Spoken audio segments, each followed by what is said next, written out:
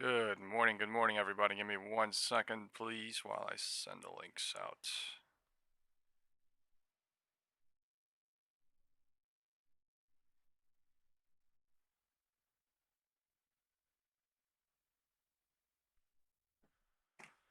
Good morning, everyone. Today is December 9th, 2025. What we will do on this live stream is best analyze the intraday stock market using cyclical analysis, time confirmation, fundamental analysis, technical analysis, and more to find the wind direction, trend direction, and the traps and the real direction. Time is 9:21 on the board. Market is opening in 9 minutes. Let's get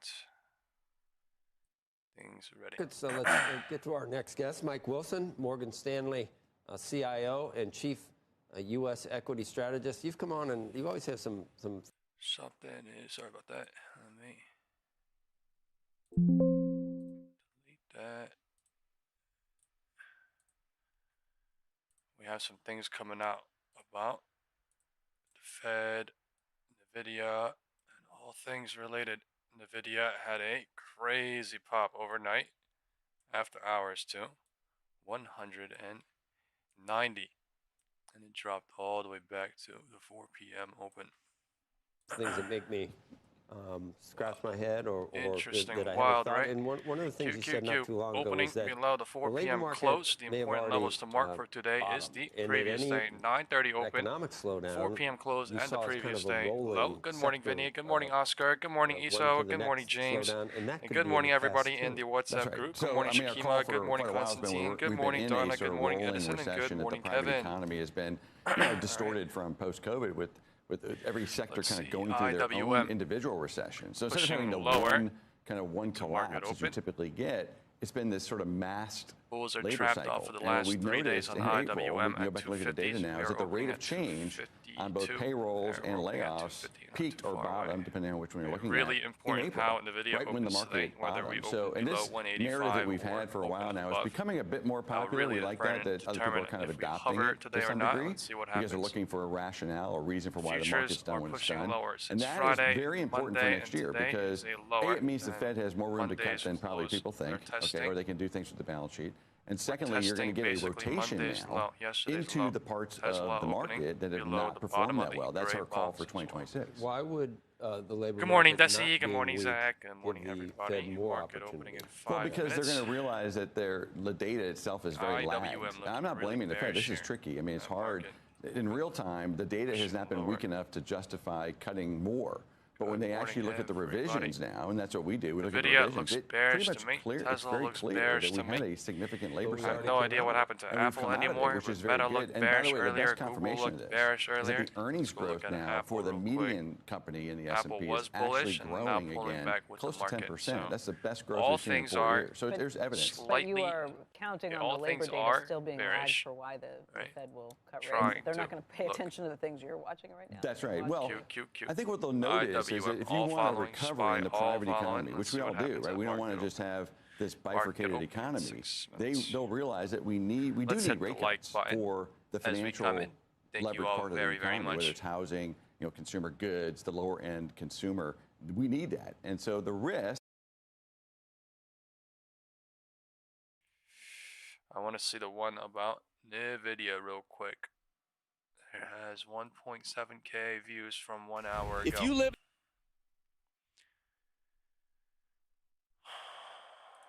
Showing this Fed rate cut coming up, or the expected Fed rate coming up. It seems like it's all but certain, but certainly we don't know for a fact that it's going to happen, just 90% chance according to the CME. Is it going to be a hawkish cut or a dovish cut, and how much does that matter for the market, at least from now until the end of the year? Yeah, I think tomorrow, it's very likely. I think there has been a lot of back and forth from market pricing for the last couple of weeks. But given that the market is pricing in about a 90% cut and there hasn't been any kind of pushback, certainly not in the Fed's interest to surprise the market. So I think it's fair to say that it's very, very likely that tomorrow we will see another rate cut. I'm loving this Now, open. It really in looked terms bad of what's last night. ahead, I'm of course, not the gonna market's lie. going Look to at be this really looking at the pumping, dot plot. pumping up on Nvidia. Last dot plot showed just one cut in 2026. So it'll be interesting to see how that happens. Look at this Now, shit. we're expecting a bit of a Overnight hawkish pop, cut, I guess. fake out, One drop. pointing to the idea that the Fed has Insane. to take a step back from here. Actually insane. Maybe just Oh my appraise the God. situation, see Look how at the the fucking economy is daily. evolving, how the labor market is Pre-market performing, was and of at course, 190 how up here inflationary overnight, pressures and it are dropped moving. off too. But we are still Literally the dollar anticipating at fell. least 2 cuts next year. Let's see what happens. As the Let's see Fed if it tries to pops take up rates today down at closer market to a open. neutral rate Let's see if territory it hovers. and Market provide a bit of a heading boost to the economy. lower. I don't think Let's it see. needs much, but certainly a little bit of help for some of the income groups, some of the pockets of the economy that have been a little bit strained. You know, Seema, you're talking about this cut coming up. You believe it's going to be hawkish. And I really only asked you about the end of the year because, of course, we get a new Fed chair next year. I want to go back to the dot plot, the summary of economic projections. Does that hold the same weight with the idea that we're more than likely going to get a new Fed chair that's going to be considerably more dovish, and perhaps the entire FOMC is going to take a more dovish turn? You're absolutely right. So I think, looking to next year with the new Fed chair coming in, one which is expected to be a little bit more dovish than what we've had from Chair Powell. It does. I think that's one of the reasons actually why the market has been pricing in a few more rate cuts, even as there's maintained fairly positive and constructive economic outlook. So really suggesting that you could see rate cuts even if the economic backdrop doesn't necessarily require it. So, I think the market will read into the dot plot. Of course, there's always going to be interest, but I think expectations almost moving beyond that and trying to read into what the new look of the Fed is going to be, and certainly even the rest of the Today members about to will be they try and dangerous. be a Today little is bit more FOMC, hawkish guys. to All right, offset the new FOMC chair. So started. there's, The I think 2-hour there's on a the lot of MACD on navigation for the IWM is market crazy bearish. to Let's see think what about happens over here, the man. coming months. All right, let's get actually back to the stock market for a second. We saw a very notable voice in the market, Ed Yardeni, say he's underweight the Mag 7 earlier this week. And then we get this Nvidia news. They're allowed to sell not their most advanced chip, but second to the most advanced chip currently right now in China, with the U.S. taking 25% of those sales. Does that change your view on the trade for the Mag 7, the idea that there might be more runway in China than we previously thought there could be? Well, we've maintained a pretty positive outlook for the Mag 7 through the volatility. We continue to expect that. Now, this latest deal is good news for Nvidia, certainly. Nvidia It certainly wilding out suggests now. that, at least from an earnings perspective, they will continue to deliver it. So it provides that All right, further we're doing a quick upside. legal disclaimer. But actually, I do think legal that the disclaimer. market I am is, not a of course, financial focusing on advisor. your earnings Please consult results your as they come personal through financial quarter to advisor quarter. before But you so much of the make any Mag 7 and decisions the regarding AI your trade personal is really a financial long-term situation. perspective, This trying to video is understand for the productivity information and gains. So this is educational important, and it purposes certainly only. helps shore up that Time positive is story. 9:28 and the But market is certainly from our opening in 2 perspective, this minutes. is a long-term narrative, which there'll be moments of stress inevitably, just like we've had in the last month or so. But we do think the narrative is going to persist. All right, more broadly about AI. Wells Fargo out with a note earlier today. I'm just going to summarize it. Basically, it's all about AI and the savings for companies. They estimate 1% savings in labor costs due to AI translates to about 2% tailwind for the S&P 500 EPS. They see healthcare as the biggest beneficiary. Do you agree with that thought that the idea of AI is not only going to boost EPS, but it's also going to give some upside to some sectors that we have some concerns about? Healthcare, consumer sectors, obviously. Industrials, not so much, but those two in particular, we continue to be worried about the consumer and just about the margins in healthcare. Yeah, I think, up till this point, a lot of the focus, of course, has been on the Mag 7 companies. How is technology going to be performing? From here on, a lot of it, the narrative is going to be focusing on what are the second round benefits, which are the other industries 20 seconds. Which are going to be doing well and seeing those productivity gains. And healthcare really does sit at the forefront of a lot of those hopes in terms of what AI can deliver. There are other areas, of course, and as you mentioned about the labor side of it, what is the impact? What is it going to do to labor costs? But overall, bouncing from we do believe that a little bit above the previous day's low on SPY and QQQ. Really starting to see those productivity Nvidia benefits. The timing of that is difficult to call. And I think that's one of the concerns for the market, is that they don't know exactly when we can expect to see that come through. But again, as an investor, you want to take a longer term perspective. And certainly if you believe in AI and believe in the kind of the potential for what these companies... Where negativity goes, where negativity flows. All right. Keep things positive. Today is a good day. Today is Tuesday, the first day of FOMC. Nvidia is 184.5. SPY filled the gap of yesterday's open immediately. QQQ did not. Let's see what happens here. Tesla, bullish. Nvidia, bearish. QQQ, bearish. SPY is bullish. IWM is bullish. Things are all mixed. IWM is trying to gap fill. Let's see how the market fights and forms a structure. I'm in for Nvidia for 6K here, so I am chilling.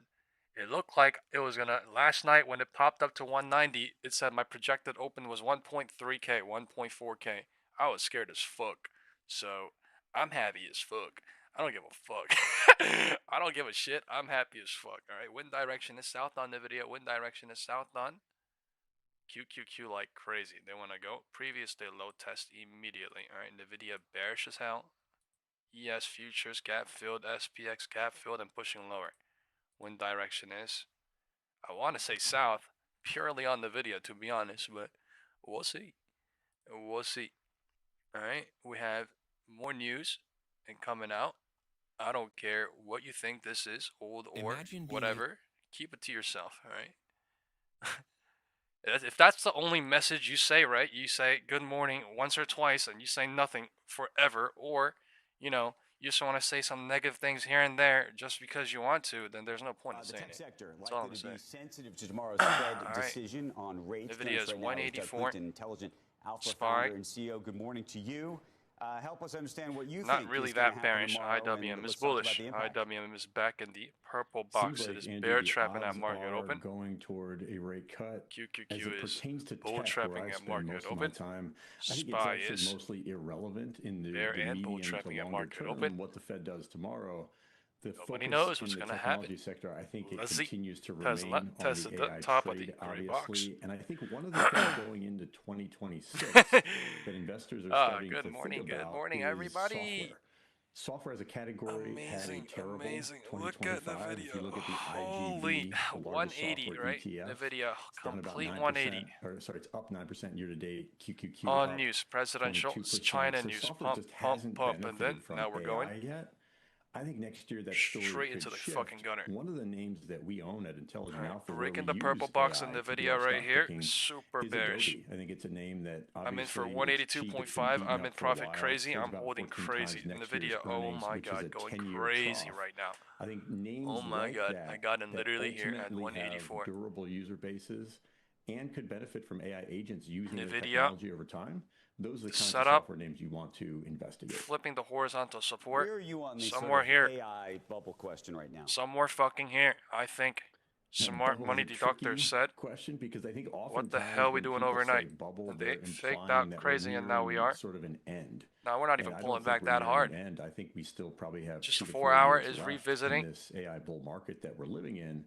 I think we're Alright, certainly QQQ inflating bouncing. something. IWM And flying. the nature of That technologically is insane. driven IWM booms is flying sort into of the gray invites box it was bubbles to playing with happen. They're yesterday. actually It is part of why we completely get these booms, in my flipping opinion, 180 right now because on you get IWM. this supposed excess capital. What it does is it Right now it's turning into a subsidizes the chop or ability something for here. new The companies to same offer time is technology to very 9:35, large so user 9:30 bases into like an 9:35 OpenAI, who showing has almost bullish 1 on billion SPY. users now. Let's see And how these bubbles QQQ allow handles for this shit. those Wind sort of direction is technologies to north really on break out. And so IWM the direct answer to your question at the is, minimum. I don't And think we're near SPY. a bubble burst. Wind I direction think we is still have a few south years on left. QQQ. But I think Wind direction is certainly mixed. a bubble is something we'll be paying attention Huge to doji for candle most of coming in on those few Tesla as years. well. If you don't get a rate cut, what happens to the market? I think the knee-jerk reaction probably It got so is silent. negative, since that's what's priced in right now. I think obviously we've been sort of trained in the market for the last 5-6 IWM years flying. to be QQQ hovering sensitive at the to floor. Fed activity. SPY When the is Fed's hovering at cutting the rates, roof. you want to own stocks. In 2022, when we had the Wind Fed direction raising is rates, mixed. obviously you QQQ wanted is to south. sell stocks, and that's exactly what SPY is happened. north. So I think the knee-jerk reaction in the short term is probably negative. From my perspective, though, I think you I want don't to know. stay involved I don't really in know in tech SPY for and the QQQ. exact I don't want to reasons we say just talked bearish, about. but I mean, I think we SPY and continue QQQ to is have clearly a different. very large tailwind behind us in terms of I'm AI. in Nvidia. We I will don't have really care. I'm continued in Nvidia. investment It's on bearish the for me infrastructure side. We continue to see demand right now. outstrip supply. So I think the narrative's still strong, regardless of what the Fed does.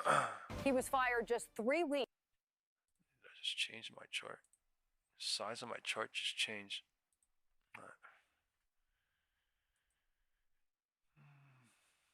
930 roof.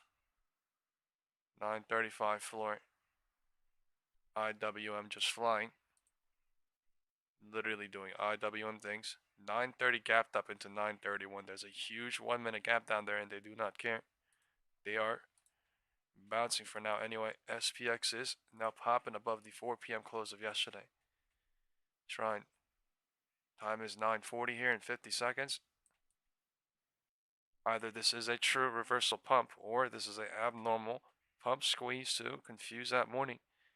Let us see. I have no idea because there's only one single cycle that created that morning. It just says 9:30 rejected, 9:30 5 bounced, and 9:30. Is that 9:35 floor? So 9:35 floor, 9:35 roof. That's literally no cycle, no confirmation, nothing. Just hovering like crazy. QQQ going south and IWN going north. QQQ's kind of being let up. IWM's kind of hovering. Yeah, so basically fighting. 9:40 is here in 5 seconds. HOD, LOD, the same time, creating an algo range. Algo range where 683.81, 682.84, that is $1 range. Okay.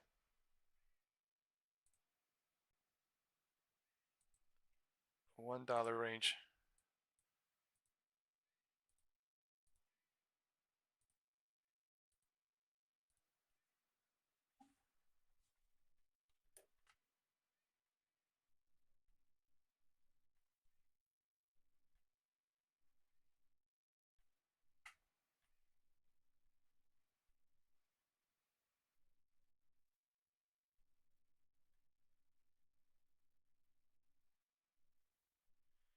Good morning, everybody.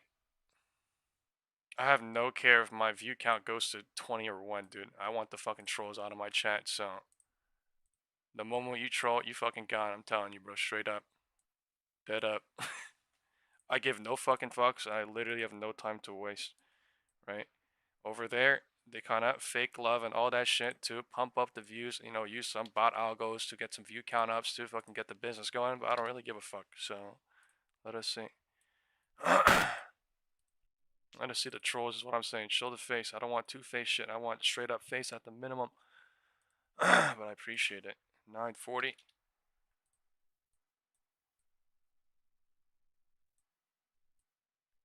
Telling you, brother, it's a waste of my time, a waste of my energy as well.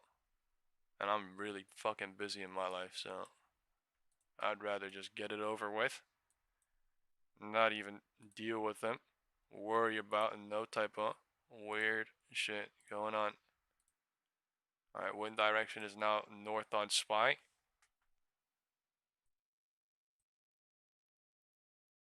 $9.40.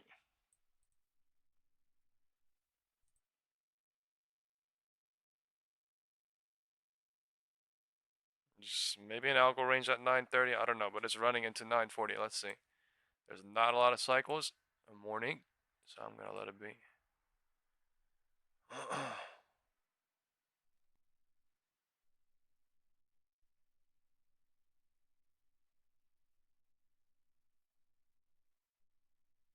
They know what they're doing too. The thing is, they're here. They never hit the like when I literally beg, and they are just completely negative. And you know, they just make fun. And when things are right, they're not even, you know, looking at the chart, caring, and all that shit. So at the end of the day, it's a waste of my time and my effort. And I'm literally doing all this shit, streaming every day for basically no cost, right? Free live stream. So at the end of the day, it's a no point hate, and they could just go waste that energy somewhere else, which they do easily. So no offense, but that is literally how it is, man.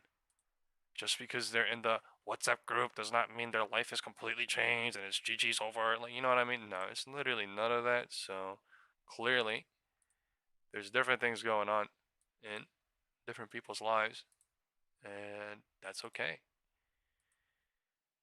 That's okay. We are at 6852. All right, we trapped everybody up top. Now we are trapping everybody below. That is literally what's going on for now. This is a 1/3, 2/3, 3/3 building trying. All right, building trying. IWM. Panicking. Gap filled. 1. Did not gap fill 1. Didn't gap fill anything. QQQ panicking. Alright, spike candle came to get the LOD on QQQ. Now what the fuck is this? Bearish as fuck. Bearish as fuck. That is.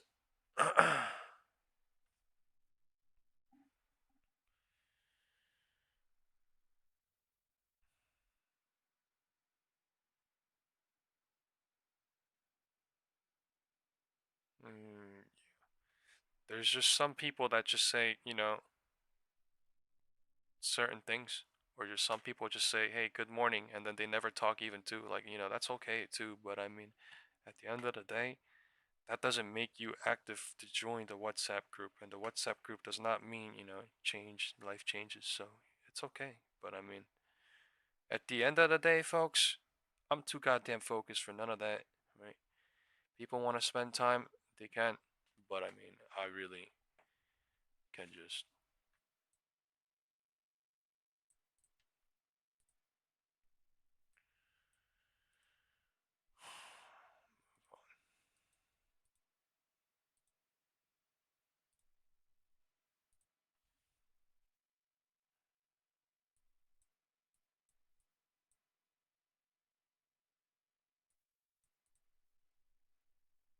Mixed as hell.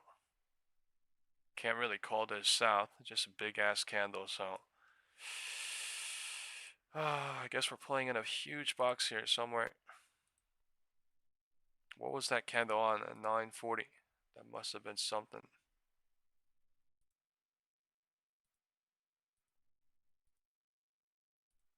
Does anybody know what that candle was on? 940?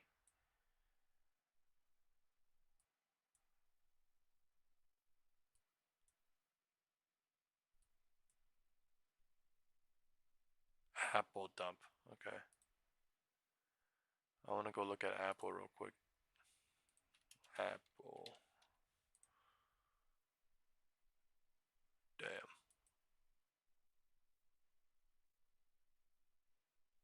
Apple was the only bullish thing too. That's crazy that it looked like to me.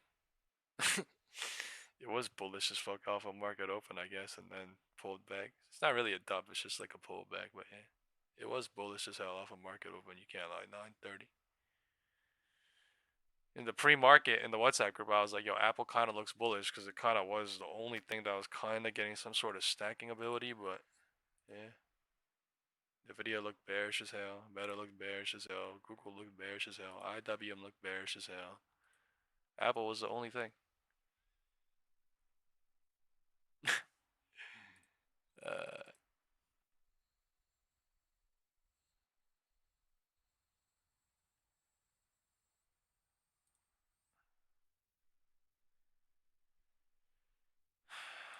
I need to get some early breakfast, man. I'm starving. I think I woke up too early. I was stressed about Nvidia, so I woke up like 4 hours early, 3 hours early. Is out, and Steve Leisman has the highlights on that. Steve, good morning. Hey, good morning, Becky. Respondents to the CNBC Fed survey showing or expecting a hawkish cut, that is a cut followed by a pause, but also showing deep divisions over whether the Fed should cut at all, likely reflecting the same split on the committee.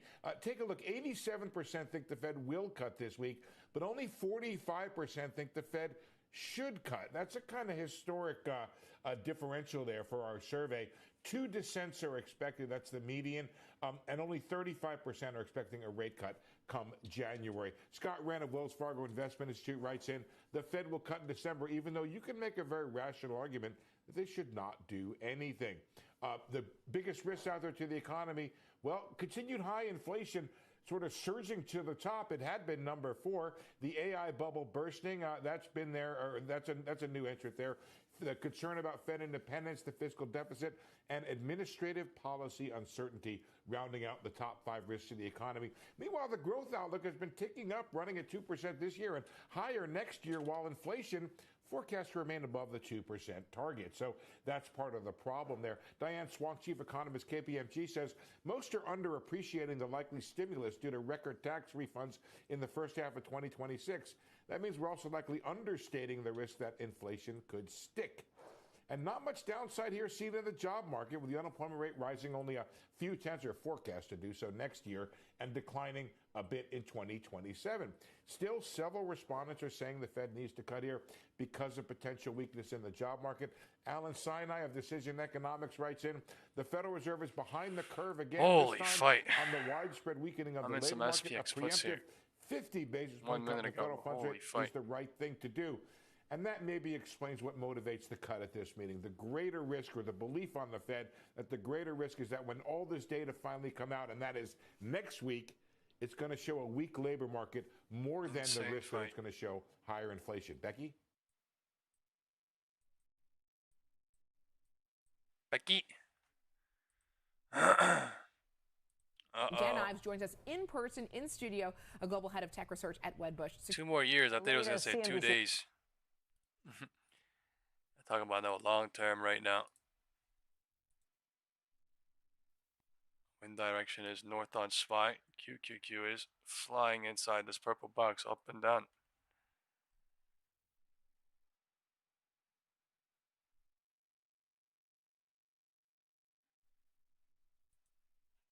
Things are about to happen fast in this box, basically.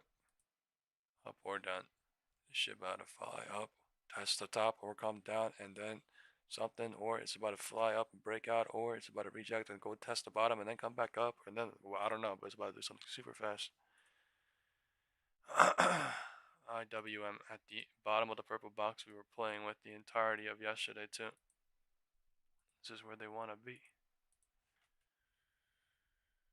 In the top of the 3/3, bullish cycle ended at 940. Cycle is creating.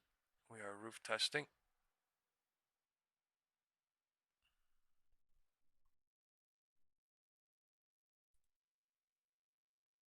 And she is wildin'. There's people out on CNBC talking about all sorts of things. We want to bring in former Cleveland Fed President Loretta Mester. She's a senior scholar at Princeton. She's an adjunct professor at UPenn's Wharton School and a CNBC contributor. And Loretta, let's talk about what Steve was just laying out. In his survey, 87% said they will cut, 45% said they should. Where do you come down on both of those questions? So I think they definitely will cut. I mean, they signaled that quite clearly in President Williams' speech, New York Fed president, before the meeting. So I think they're going to follow through with that last cut. I do hope that they signal that, you know, they think the economy has gotten to a place where short-term push off the bottom of the gray box are going to slow down the cuts, because I am more concerned about end of the the day, inflation Monday. risk, the stickiness. Really but you know what gets attention are the things changing, and we've seen this weakening or softening in the jobs market. So that gets the attention for a while. I do think we'll get weaker data, because I think we're going to see government jobs in the new data being weak, because that's the end of the furlough or the delayed firing of the government employees. So again, we're going to see some weak reports on the labor market, but it's still imbalanced in terms of supply and demand. You said this last cut, so you don't think they're going to be whether it's a reject or bounce, the market does not know. It's stuck at 950. For a while and really assess where the economy is going. And I hope that at the press conference we get a good sense of where they're seeing the economy going. I think this counting, you know, dissents and then thinking about, well, do they have enough to cut again or not, doesn't really tell us how they're thinking about what the outlook for the economy is, and that should be driving their policy. This should have been Apple, but Apple dumped off or something, so it's kind of weird. We pay attention to the thing that's changing the most, and the jobs picture actually it was Apple. Right, so. right. That's an argument for cutting. No, it's not, in the sense of you really need to look at where inflation Either Apple's holding the market or Apple's making the market bullish, I guess. It's just weird. Candles breaking out higher. Going to put downward pressure on above this little doji candle. QQQ is playing inside of it. The goal. And it's not just all tariff-driven. There's stickiness in the non-tariff affected parts of inflation. So they're getting very close to neutral. Why? Because 940 standings basically has a huge algo range in one candle. They think they're already at neutral. There could be a huge so rejection or a no rejection and then come back. Or I don't know. Not just moving it back to neutral or a little restrictive. We've had some conversations around this morning. Mike Wilson was here. He's got a pretty strong outlook for markets next year. I think he was saying 6,900 maybe, or 7,900 maybe, for where he expects the market to be next year. Let's see if the big candle sticks on the 5 minute. But he said the biggest risk is inflation, that if inflation comes back and the Fed then decides to raise rates as a result of going after it, that is the biggest risk to continuing to see this.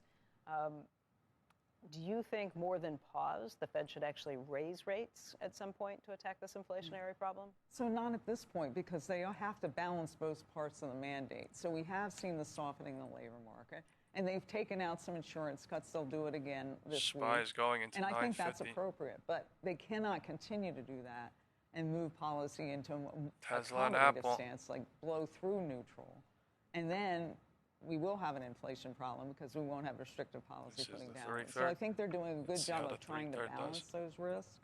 But at some point, they're going to have to take on the fact that they need to have somewhat restrictive monetary policy if inflation is going to move back down to 2%. And even in their own forecast from September, it was going to take till 2028 to get back to 2%. So I think, you know, they see the problem. The question is, how do they execute policy so they remain at a good place to address potential risks manifesting themselves differently in the labor market than they're expecting versus making sure that they're going to put policy in place to get inflation back to 2%. Something's cooking. It's been above 2%. It has. But right, almost 5 years, and that's a problem. Weird. We have it's going north. A lot of conversations. I think it's cooking the fucking dump on SPY, but like it's so weird. It's going north. Corporations are incorporating AI into their businesses, and then kind of waiting for the efficiencies that come with Apple that. going higher. Tesla went higher. Expected to come with that. SPX broke out. So this is a 1/3, 2/3, 3/3, basically off of 150. So you have to take into account there's certain things in the economy that are maybe trending on SPY. in a way, right? Productivity has been going up. So they're going to take that on board and say, okay, we're not certain IWM it, is confused. but we have to forecast that we think that we're going to get productivity gains. That's what I want to hear from the Fed. How are they thinking about that? How are they building that into their forecast for the economy? And then once we kind of have a view of their outlook and the risks around Time that, is 9:55 and market's going higher and higher and higher, basically with no cycle here. Or is the data it's going coming higher in and higher every saying, minute now. This is 9:55 HOD. They're going to have to adjust that. And that's what if you're doing forecasting, that's the proper way to do it. You have an idea of where the economy may be going. There's risks around that, of course. You have some alternative scenarios that you think maybe IWM coming in crazy now. What the shit? And then you're ready to adjust policy if it turns out the data is not coming in as you expect, consistent with your forecast. IWM, Tesla, Apple. So far behind at this crazy point. Shit. Questions about how accurate some of the data is. Well, I'm at 6845. I have 2 SPX puts, and I'm still in all my Nvidia. This is fucking insane. I'm not gonna lie. Labor market representatives. SPX is grinding lower a little bit. Nvidia is going higher. It is fucking crazy, bro. It doesn't even make any fucking sense. I'm telling you, I feel like something's cooking in my fucking head. Like something's fucking cooking. It doesn't even make any sense. This makes no sense. Something's. How does this fucking make sense? They're only doing this shit because of the doji candle. If you live in a New Jersey zip code and have 0 DUIs in the last 5 years, listen carefully. I was an insurance agent. It says the news is markets are nervous ahead of FOMC rate decision, bro.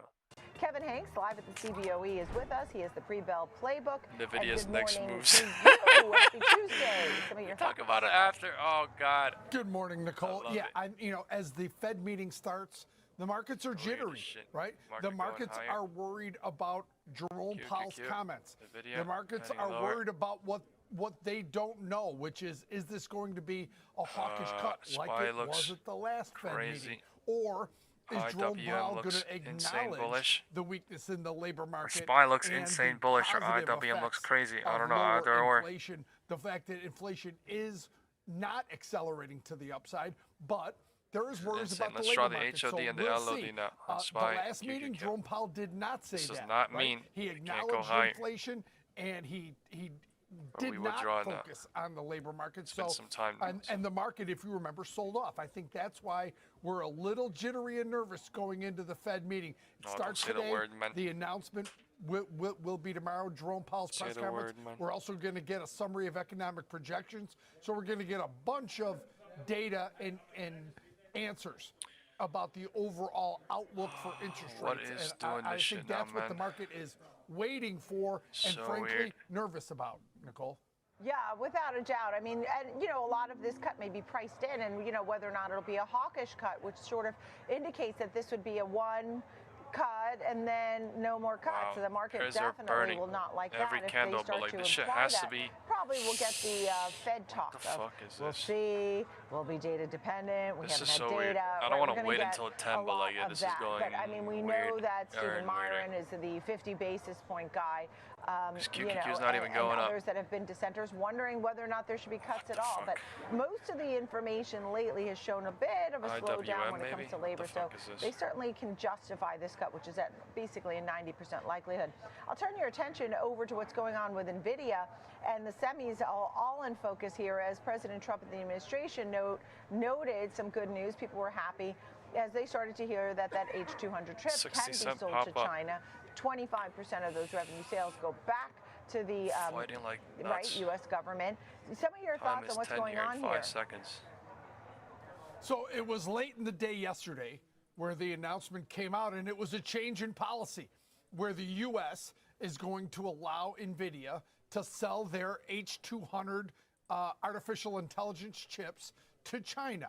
Now, they were selling their H20 chips to China, but those didn't have a lot of demand as they're significantly behind some of the technology. These are a much more advanced chip, not the most advanced, but they are much more advanced. Holy shit on and Apple. So the holy the Trump shit on Apple right now. Look at Apple. Something hefty going on here. Something fucking hefty going on here. What the fuck is this shit? That has to be a dump. Tesla holding strong. No confirmation rejection at all. No confirmation higher at all. Market just literally big boyed right now. All things are. Someone said H200 chips ain't with an X. Bro, that's what it be. That's what it be, right? What do I always say, right? Does the setup help the news? Or does the news help the setup, right? Let's get in chat, folks. Does the setup help the news? Or does the news help the setup? Because that's a clear fucking example of the news helping the goddamn setup. Not the other way around. Not the setup helping the news or something. Unbelievable. Kind of looked like it was going to squeeze up like Tesla and stay for like a day or two high, but like actually unbelievable. Alright. Opening bell. The news helps the setup. Yeah, I really used to not think that too. I used to be like, oh, I'm going to catch the news. I'm going to be a part of the news, blah, blah, blah. But like, honestly, at some point, I just realized those are still trying. At some point, I just realized Tesla is still trying. Let's get the opening bell and the CNBC real-time something crazy. At the big board, it's Crypto SPAC 21 Capital celebrating a listing. Cycle grading. Confirmation happening within 10. Within 10. No one knows what's about to happen, but it's happening right here. Right below 10, 955. Bears are still getting burnt. There's no cycle confirmation here. Alright, Tesla flying out. Tesla flying out here. The big Salesforce client. Going back where? I have no fucking clue. I left most of my shit down there. Literally 85%. So I have no fucking idea. But Apple is dumping.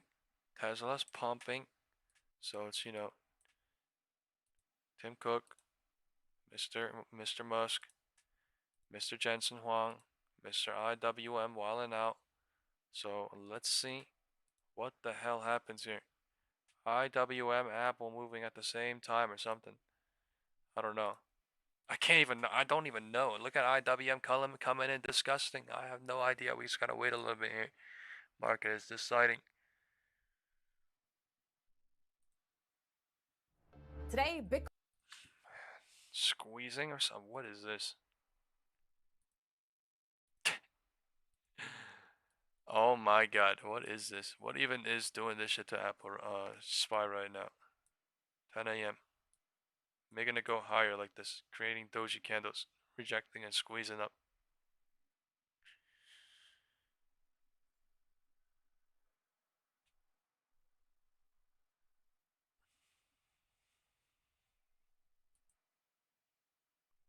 QQQ. Going back up, someone said true. It's at the midpoint and now testing again the top. SPY is literally breaking out higher and higher and higher. This is going on 3/3, going higher and higher and higher.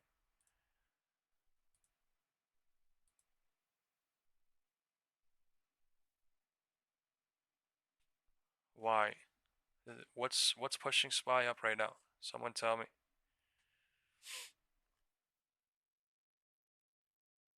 I'd appreciate that.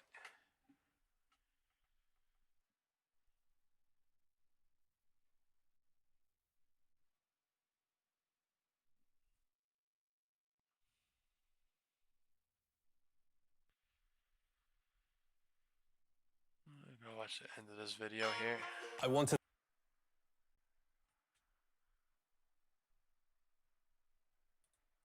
Strategy, of course, for the Fed to Morgan think about Stanley is, do we have an asset bubble then, right? Because if they cut into that good earnings cycle, do we get kind of an inflated stock market? Our view is yes. Asset inflation, and people are still worried about popped up on IWM. We're playing inside. The overall term inflation, people are still we're 3%. The lagging numbers there, it would indicate what in your view, that it's not a problem or it is a? Well, I mean, it's sort of a feature. Okay, quite frankly, like in other words, and we said this last time, if we don't get inflation next year reaccelerating, then our call is going to be wrong. In other words, accelerating inflation is good for company earnings for the companies that have been lagging. But it's bad if the Fed is raising rates. 1K on my this 2K. time around, right, we have a insane Fed that's on my not going to be SPX raising rates. I don't know how much DTs. they're going to cut next year, but it's unlikely they're raising rates, and they're probably going to add liquidity to the balance sheet at a time when accelerating inflation is driving better earnings growth. That's a very good setup for equities typically. And you know what else Hassett was on yesterday, and he said the way administration handles the affordability issue is by wage gains. I think they've given prices that, energy prices can come down, food prices can come down, but in general, inflation doesn't come down unless you get serious overall problems in the economy. So how do you deal with the affordability? Wage growth has to be faster than the inflation and productivity. Market about to move crazy fast. And you think that's possible? Well, yeah, I mean that's what the policy change is trying to do, right? Which policy? The BBB? All of the fiscal policy. Let's think about this. So they're trying to reduce consumption, okay, increase investment through the Big Beautiful Bill and through tariffs. That reconfiguration of how what are these economy spike grows candles, should lead to better productivity. Big doji candles. The big one that there's debate on, which I don't think is really that debatable, is immigration. 940. Right. So this, legal immigration, unfettered immigration, has really suppressed real wage growth. To your point, for the middle income, for the lower income workers. And then if you think about AI suppressing wage growth, perhaps at the upper end, that's a nice rebalancing potentially on the real wage. Look, this is not a fork. I mean, it's not going to guarantee. You guys see this shit, right? Big candles coming 940 as a way to rebalance. Big candles coming 950. It's a BBB. Big candle came 10 to 10:05. BBB. Something is crazy going on behind the scenes. Saturday. I'm not talking about rainy Saturday. I'm talking about big. You know what they say? Big whales. Oh my fuck. Big motherfucking whales are at 10:05 is deducting here. Let's see what happens. Oh my god. Next year, with what type? Oh my god. 17% earnings growth. I'm adding. Think about that. I'm adding 2 contracts. The PE stays the same. The PE stays the same. It doesn't have to expand to get another 10 to 15% earnings growth. What's 6,900 times? No confirmation rejection here. Because you're going to price it off of 2027. Okay. So 2027 will grow another 10 to 12%, assuming we don't have a slowdown. The risk in this strategy, 4.6845 is now 2.5K. Inflation does come back to a point where the Fed has to react. Like, I don't care who the Fed chair is, okay? People can make their stories about this one's more dovish. Yeah, but inflation's here. Inflation's here. You cannot ignore it. They will respond. The question is, at what point do they feel like they have to then insane they're doing this shit. IWM was crazy bearish. Look at this shit. The bull market, the 2 just hour. like it did in 2020. Look at this fucking shit. If you're thinking of selling your house, want to know how much more you could be getting by using this brand new way to sell? It's fucking crazy today, right? Yesterday, yesterday was crazy, blah, blah, blah. Today, fucking crazier. Today, fucking crazier. I'm telling you. Watch this shit today. Fucking crazier. HOD set at 10:05. Time is, they're fucking dumping already, bro. What the fuck is this shit doing? Come on. It is crazy, bro. Come on. Time is 10:10 in 54 seconds. There's no confirmation at all. I mean, most likely than not, 95% chance it's gonna bounce right here, but it's something abnormal. We might see a ghost candle. Spike fucking down candle. I'm hoping right now, I'm not gonna lie. We might. There's no rejection cycle confirmation. All they did is bounce up, fake out, and then pull back. So something might be cooking still bear side, but I mean something is crazy. 10-10. It might not even happen right here, right now. All right, more likely than not, 75% chances and cycle is gonna happen before anything. But this shit is so fast. Cute. Broke out N. IWM broke out N. Time is 10:10. Fucking weird. Now this is lit. Market is wilding. Bears are hoping. Bulls are hoping. Candles are deciding.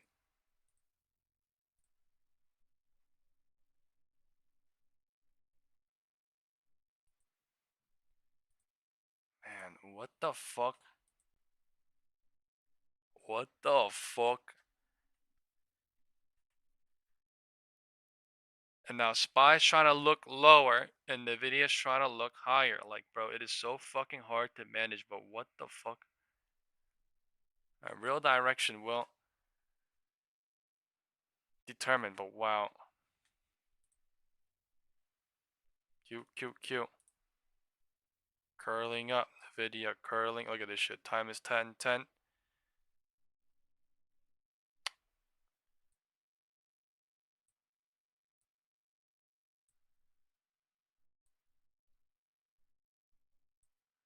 Wind direction is trying to set the HOD off of 10:05. Reject into 10:10. And then they might create a cycle before they decide what to do. Either go lower or higher here. Apple dumping. Tesla rejecting the top. SPX pulling back to SPX dumping. SPX dumping. IWM dumping. QQQ dumping. They're pooping. Sorry. They're pooping. Alright, time is 10:10. And they're going lower into 10:09. 10:10 is still 10:10. 10:11 is still 10:10. 10:12 is still 10:10. And then 10:15 will be at 10:13. It might bounce in any of these candles. I have no fucking clue. The market might cycle. That's not really up to me. Let's see. What the shit it does. Time is 10:10. There must be chasers, but they're going lower from 10:05 to 10:10, and 10:10 is deciding. So we doing 6852. Revisit it again. Either chop or reject or fly. Still, everything is in the. Look at IWM right now.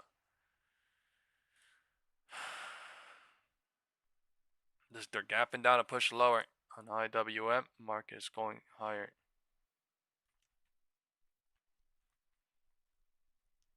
Looking fucking crazy. I don't even know why SPY is going higher and higher. QQQ going up. So I guess they're going up and down at different times. IWM going down at the 4 p.m. close, saying we're about to go lower or bounce or chop, but not really bounce that much yet. There is a 1 minute gap here, which we could. QQQ saying let's go higher. SPY saying let's cycle. Alright, this is cycle happening now. Time is 10:10. 10:10 bounce.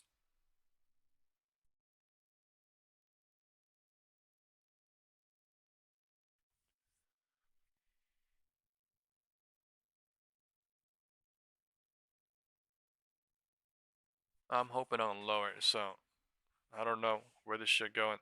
I don't know if it's going to be fast. I don't know if it's going to be slow. And then I don't know, but it's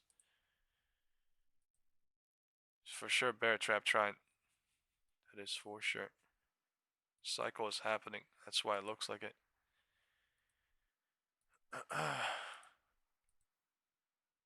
There you go. Little green, little red. Nobody really in control. They're figuring it out.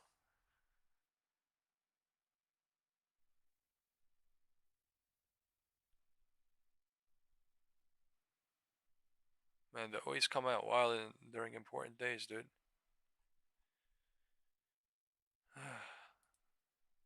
Dan eyes. This is what they always come out wilding on the most important decision days. Every single day is a decision day. A global head of tech research at Wedbush Securities, and Arjun is also going to join for the conversation. Dan, fantastic to see you in the flesh. Thank you for stopping in. Well, let me kick off with a broad brush question as we head into 2026. I think many would describe you as a perma bull on the tech sector in the U.S. Anything change heading into 2026? Or still pretty bullish on the space? Look, the reality is it's still 10:30 p.m. at AI right party that goes to 4 a.m. Because look, in my view, when you look at this AI revolution, it's now going into second, third, fourth derivatives. Software, cybersecurity, infrastructure, power. Software. And look, I think the bears, they're just going to continue to watch this party from the outside, looking through the windows.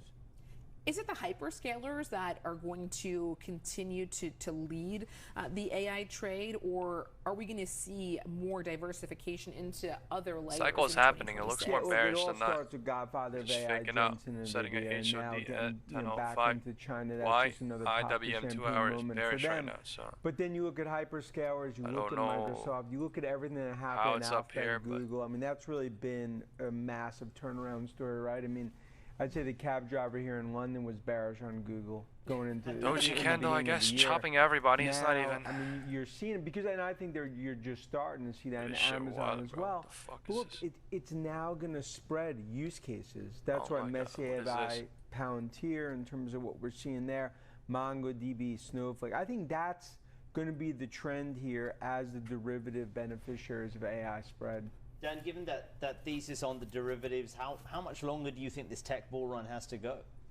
2 more years. 2 more years. I mean, and I think that's I believe we're going to be talking about I love how he just straight up. As the derivative beneficiaries of AI spread. Dan, given that thesis on the derivatives, how much longer do you think this tech bull run has to go? 2 more years. 2 more years. I mean, and I think that's conservative. Yeah. I believe we're going to be talking about 2 more years. 25,000, 30,000. Something going on here over the next, 12, 18, 24 months. Look, this is a fourth industrial revolution. And there's someone like myself that covered tech stock in the late 90s. You'll hear all the comparisons. It's apples to oranges. We're talking about humanoid robotics, autonomous. The consumer AI revolution hasn't even started. That's going to go through Cupertino. I think that's why you're seeing Apple make those major changes. And it would signify something, but not right now. In US and 940 China, top. That's bullish in terms of this AI trade. Dan, in terms of 2 years, previous HOD turned into resistance and or support, basically. That bull run, what derails it to some extent, in these cycles that we see in markets? Yeah, look, we're going to have these white knuckle moments. I mean, you're talking about DeepSeek moment. Liberation Day, U.S.-China, in terms of some of the sort of back and forth. Nvidia, can they go into the U.S.? Can they go from U.S. into China or not?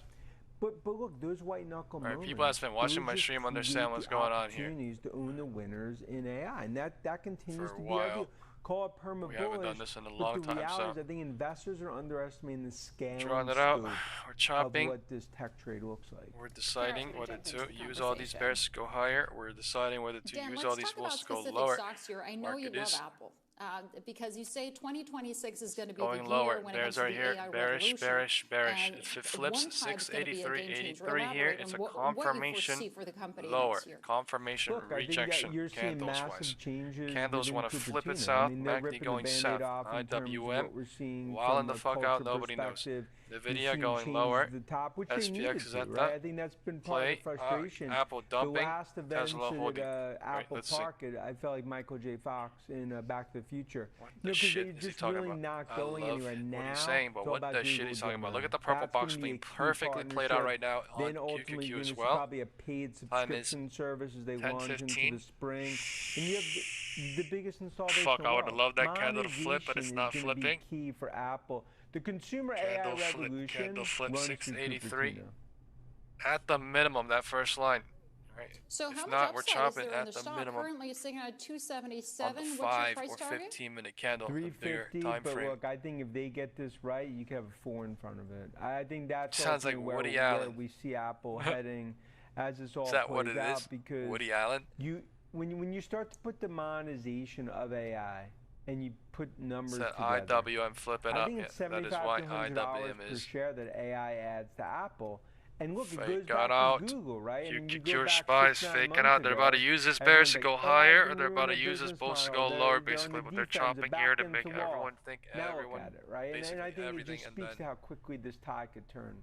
In terms of that tide turning, some people are saying that the launch of Gemini, the latest edition of Gemini, the latest launch, was actually a bigger moment than the DeepSeek moment at the start of the year because it really put Alphabet on the front foot again, and it's suggesting that they've leapfrogged the other leader in this space, arguably OpenAI, and we've heard that OpenAI has now, initiated code red at the company to basically step up their efforts and not let Gemini get ahead and lose market share. When we spoke last time, you said OpenAI could be looking at $1 trillion valuation if they were to come to market near term. Let's hit the thumbs up on the video, folks. Thank you very, very much. Yeah, look, it's all in OpenAI's world. Everyone else is paying rent. No, look, Alphabet, they have made massive changes. We're seeing a lot of success coming out of there. It's a bear trap trying. Bear trap, bull trap, bear trap, bull trap. Nobody knows. It's basically the same thing like this happening again. The reason they're taking stakes, just until direction is chosen. Nvidia, you're building out the stock across the board. I don't view it as a circular IWM, QQQ, SPY, perfectly coming in at all times to reject the bounce, literally here. And you're not just going to have one winner. You're going to have many winners. Unless they want to fly. It speaks to our view. But I don't want to say they're doing that unless they're doing that. So to other areas of they're rejecting and flying, chopping at the previous high today, turned into resistance and/or support. It looks like the bulls are winning. It looks like the bears are winning, and all it is doing is creating a cycle, and the cycle is winning. Think about 3 to 4 trillion being spent next few years. 4 to 5 trillion being spent over the cycle trying to be bearish now. 6 years. And look, for the first time in 30 years, flipping every fucking minute. When it comes to tech, every fucking minute, but not Tesla, Apple. That's very important. Except IWM. For many years, U.S. is way behind now. For the first time, IWM, the only thing holding up. AI revolution. Then from AI, IWM was the only thing that looked crazy bearish at pre-market. Such as Gemini, really at market open. But there's also the application of AI, and when we think about that, we often think about Tesla with autonomy, with the promises on robotics, driverless cars, etc.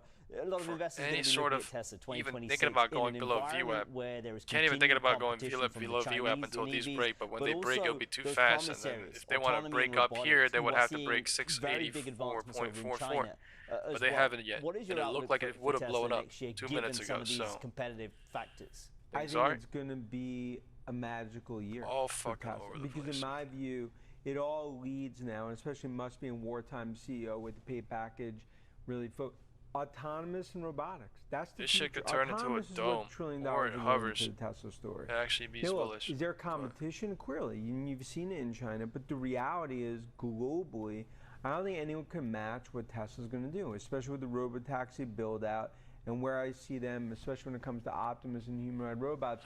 So, look, I think Tesla, along with Nvidia. What I need is Nvidia to fucking dump off here. QQQ would go, and SPY and IWM would just follow. They would not be able to hold this shit. If you live in New York, New Jersey, or California. Right, Nvidia, honestly, might be Nvidia day to wedge down, but.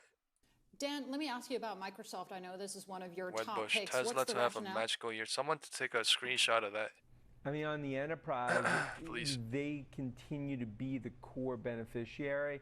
on Someone Azure, take a screenshot of that. Look at fucking Nvidia, how literally it went up crazy yesterday, right? How it literally said pump, dump, pump, dump. I said that shit as a fucking joke, and they pumped that bitch, and I was like, oh, pump, dump, imagine, but like, bro, what the fuck? And then they dump, pump, dump, they dump, pump, dump, pump. Underestimating. I fucking love it. But like, holy, is it crazy? Like when it comes to AI. That's all I gotta say. And I think monetization. Look, Nadella is playing a different game. Jensen's playing a different game. I mean, you start to look at some of these CEOs, what Karp's doing to Palantir. That's the separation. It's an advanced level bull trap, man. Really look at the fucking chart. Like, how the fuck does this shit look bullish? You know what I mean? It does not. It just looks like it was bullish. Bullish off of 150 of yesterday. What are we playing in the 3/3? Prices already went higher and higher. What happens in the 3/3? It goes higher, higher, higher, higher, higher. 10 a.m. it went higher too, and then we're rejecting too. That's not really bullish. That's like kind of fucking terrifying at the same time. You might not say that's bearish.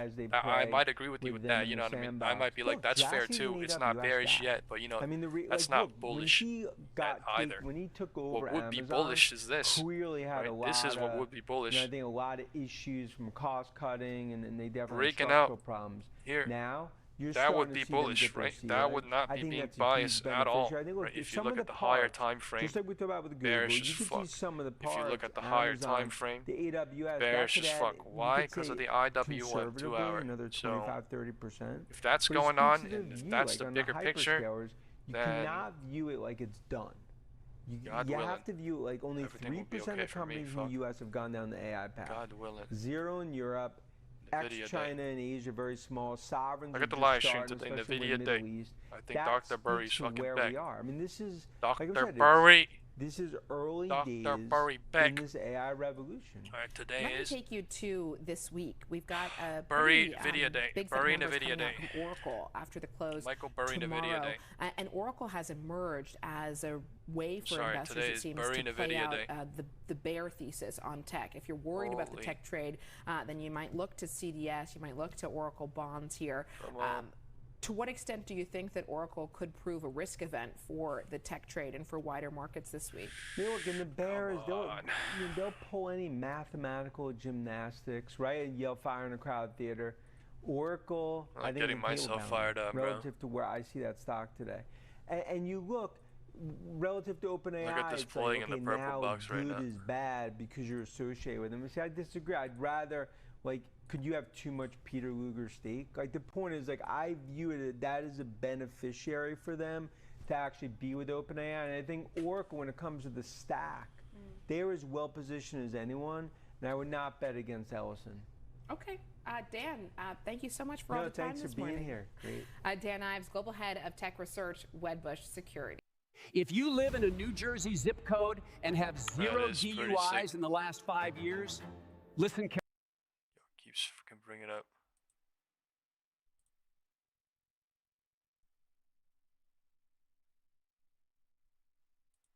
Just Capital out with a survey measuring how Americans feel about AI. While corporate leaders and investors are positive, the public does remain skeptical. And joining us right now to break it all down is Just Capital CEO Martin Whitaker. Martin, thanks for coming in today. Thanks, Becky. Talk about who you surveyed for these results. Yeah, so let me give a little context. So Just Capital, we decided this year to do basically a full restructuring around live stream name has changed to Burry Nvidia Day. All right, FOMC begins. AI is everywhere all at once, so we wanted to get a handle on how notice that's the live stream AI of the deployment fucking and day. what key stakeholders felt about it. Michael Burry has came back. A quarterly pulse Michael survey Burry X Huang, someone said he's back. As proxies for workers and consumers. They thought he was gone. They had him in the first half, but he's fucking back. And we just released the first results of that.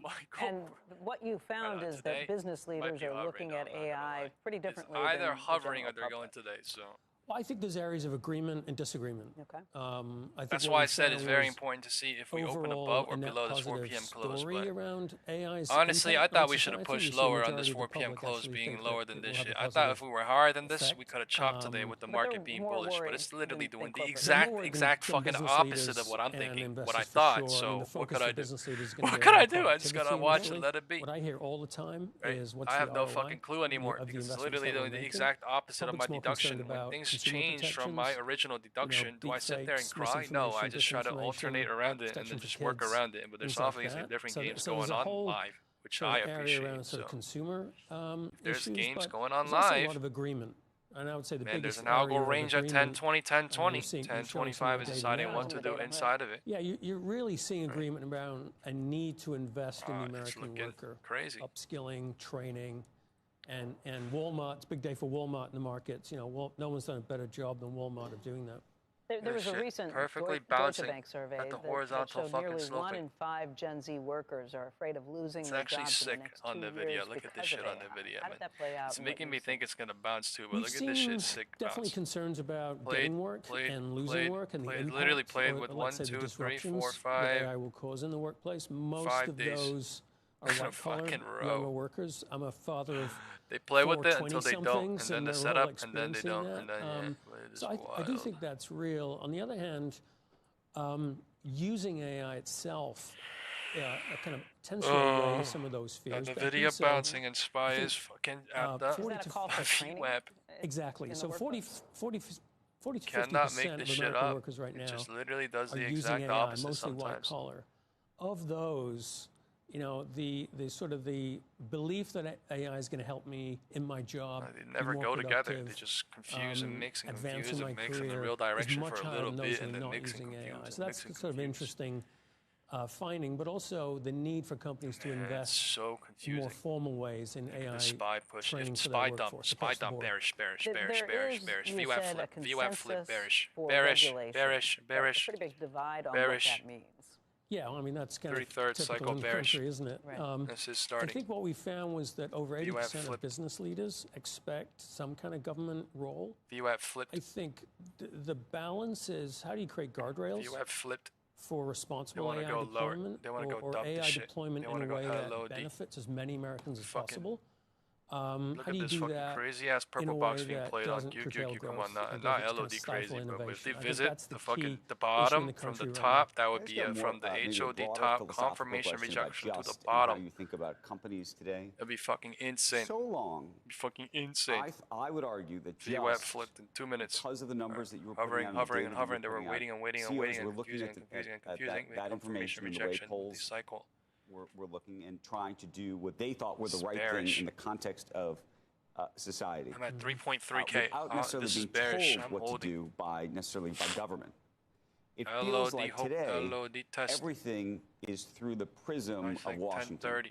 Meaning everything runs through, to some degree, 1600 Pennsylvania Avenue. And how you think that changes even what you do. The shit to drop. Apple. I don't know what the fuck. And I say that I don't know if that's apolitical or not. I just it's sort of just a thought that I've been thinking about. Here's an interesting finding from this could be a pullback too. It's a bounce, but yeah, 81 or low 80% of the public really important what are happens looking here. for The business leaders to lead on kind of responsible AI deployment. All right, so I think there's a trust issue there. I think it just tested on the one. Trusts business and CEOs, so that's an opportunity. Holy in our data, fuck. which you referenced, you know, our just index, our key index has outperformed the benchmark by, I think, 11% since inception. The just 100's up over 40%. That is crazy. And you mentioned workers.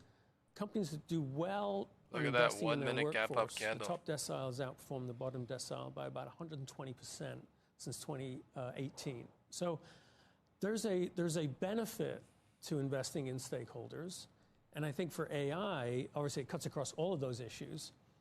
And the trick for a CEO or a business leader is how do we do this in a way that creates value for as many of our stakeholders as possible. But you've had a rough couple of years. The whole ESG, DEI, the woke, whatever you want to call it, stakeholder capitalism. It's all. If it had been a stock, I would have. I mean, you've come back. What a abnormal fucking cycle, dude. Fucking bear trapping for 1 minute. Certainly, this shit is actually, this one candle. If you guys want the...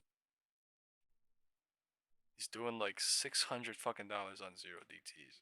It's fucking crazy. I'm at 6845. Nvidia's testing the top of the wedge. Absolute insanity here. Absolute insanity here. IW and gap all the way down here. That shit's gonna feel more likely than not at some point today. I just don't know when. Absolutely wildin' today.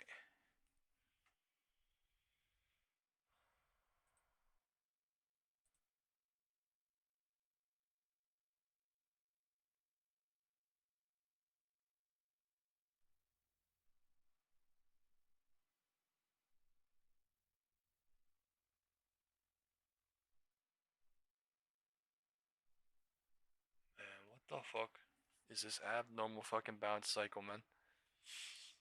Too many chasers or something?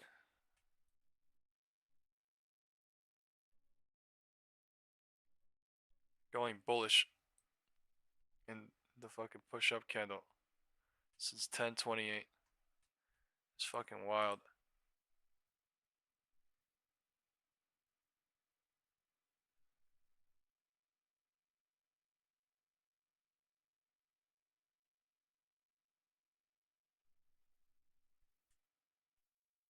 That is wild too. Ultimate confirmation here too. 10:30. Breaking out above the algo range that they said earlier too.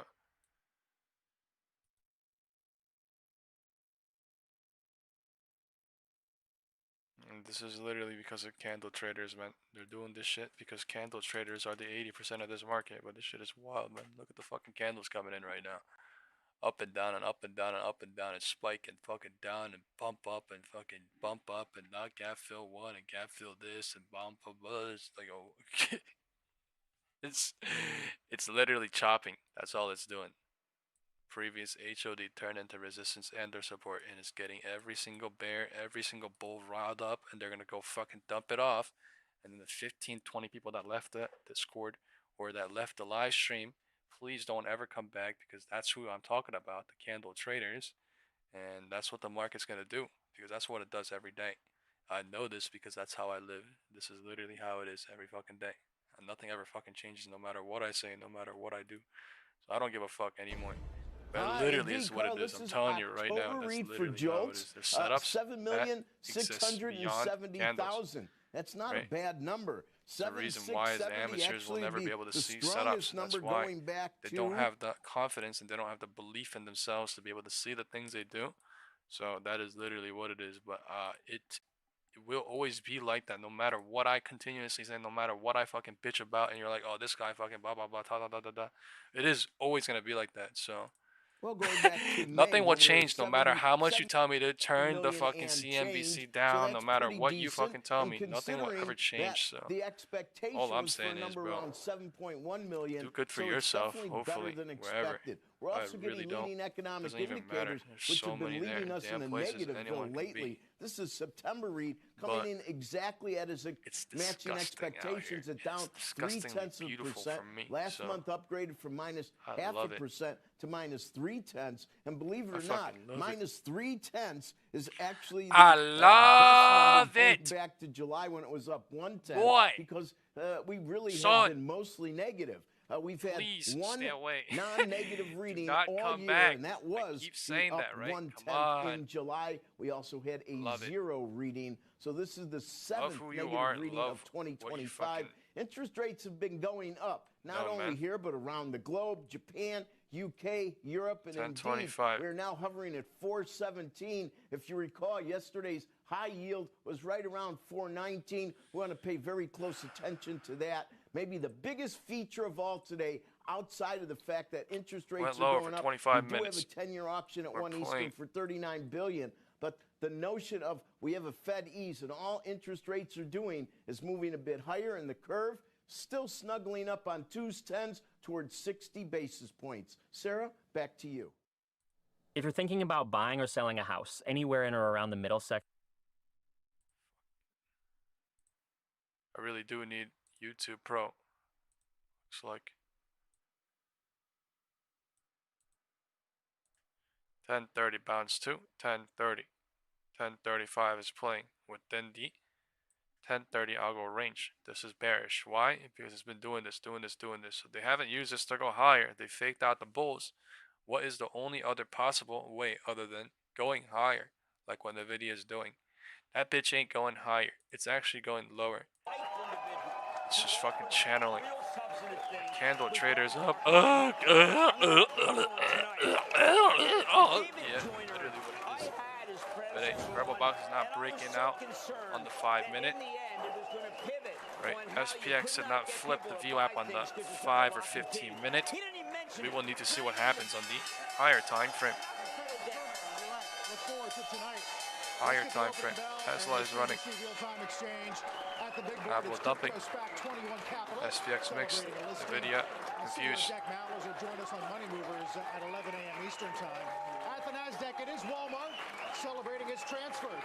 VWAP flip. Come on. Market open kind of mixed. VWAP flip.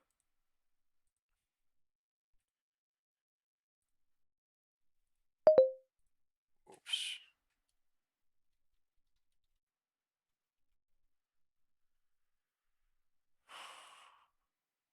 I'm Nicole Pedal. Flip. Nicole Pedalini.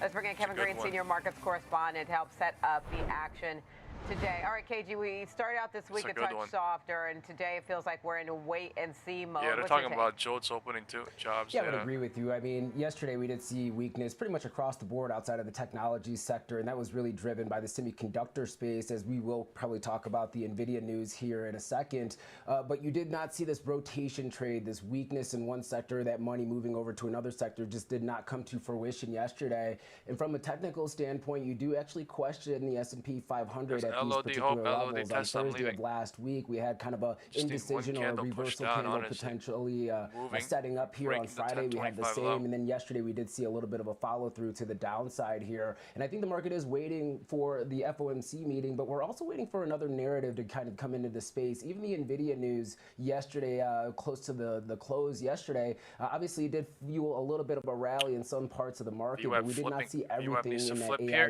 basket really higher candles, higher time frame. I think we still are kind of, once again, in a wait and see. We have some economic data today. I think the 10-year bond auction will be very interesting, Diane, because this will be the first one where we do not have quantitative tightening policies from the Fed impacting this. It's going to be around $39 billion worth of bonds being offered here. And then also in the back of global yields kind of moving to the upside. So as the demand shit, it's like hovering right at it. Yields, especially before the FOMC meeting, I think that could be another big driver for the market today. So let's say a little bit of a churn, a little bit of a pullback, but if you're looking at it from a bearish standpoint, you can make the case that we can see a pullback here post the Fed meeting, given the fact that we may see a hawkish cut in the next 24, almost 48 hours from now. Things you talked about yesterday, KG, speaking of Nvidia, was watching certain levels on that one, and now it seems like we have a catalyst. I've fallen out of the habit of checking True Social every day, but back to it. You have President Trump posting about Nvidia there and the H200 chips. Take us through the latest here. Give me a flash down on Tuesday and hover and go commenting back green, on the H200, saying that he's giving the permission to actually export that over to China. Flash down, boy. Companies at this point in time here, which kind of aligns with maybe some of the China commentary coming out this morning here. But this is a little bit of a reversal from what we have seen in the past. Now, this news item, Diane, is something that has kind of hit the wire maybe 2 or 3 times over the last month and a half or so. But now we are getting does this look bullish or does this look bearish? This just looks like it popped up in a gap fill. That's all it looks like, right? The export of these H200s here IWM looks going to carry a 25% let's say tax on them that the U.S. government is going to take in. Now we do not have the full structure on how that's going to play out, at least for now. Crazy bearish, something that is in crazy bullish. And this once again is a how the fuck does that shit even come in like that? Somebody U.S. please government and President Trump is willing to try to give an olive branch over to China, going back to and being probably mixed. in order to secure the rare earth metals and minerals as well as those soybean purchases. That's why I hate IWM sometimes. A very dynamic news cycle that we seen over the last 24 hours. We are seeing Nvidia up about 0.8% in after-hours trading here. You could also make the case, Diane, that this is kind of a lackluster response compared to the news headlines should we do the first poll of the day? But it is trying to test that 50-day moving average, and from a technical standpoint, you want to be able to close above that level Everybody on vote. Large volume here, and maybe that could be that rotation If you trade think where new people HOD find is their coming, say new favorability within HOD. Nvidia If you because think of the VWAP flip potential is coming, expansion you see of LOD revenue test growth coming, say within that China LOD market. test, all right? And it feels like there's a little bit of a footnote at the end of this post on Truth Social. He says the Department of Commerce finalizing the details. The same approach will apply to AMD and Intel. I think LOD test will come another more thing. than I wonder if this is what's causing, kind of not HOD a big test, move, because it feels like there's a tightrope act here, because you've also got the Financial Times reporting today that Beijing is working on limiting access, and they're, again, as President Trump mentioned, requiring approval. There's but no way. buyers would have to justify why they can't meet their chips through domestic providers. So it's interesting. It feels like there's a lot of tension here. Any final thought on that before we jump into the latest issue with antitrust around Google? Yeah, definitely. Saw that headline this morning. It kind of aligns with what President Trump did announce, though. At the end of the day, companies here in the United States are going to have to have approval. They can only export them to certain countries in China as well. Seems like that also aligns with China's policy. China really wants to build out their domestic production of advanced chips here over the long term, and there's still a perceived risk that we might see some geopolitical tensions between the U.S. and China in 2026 as well. So obviously, they're probably not going to let their guard down at this point in time and still try to force domestic consumption of these AI chips. And that's something that's not out of the norm. They do that with a lot of different industries within China. Now there's 7 people saying HOD, 12 people saying LOD. When the candle was on VWAP, there was 12 or 6. There was like 12 or 11 people said LOD. And then when the candle started coming green, there was like 5 or 6 people who voted HOD all at the same time too. Now, what's also going to be very interesting, this 25% tax or tariff or whatever they're going to consider this to be. Is that going to be demand destructive in China as well? Yes, they are advanced chips. They're about 2 generations away from the current advanced chip from Nvidia. No volume of the candle coming in crazy at 10:40. Really kind of discourage a lot of these China buyers as well. I think that's going to be something that we'll see over the next couple of months here. All right, let's talk about another member of the Mag 7. That's Alphabet, Google.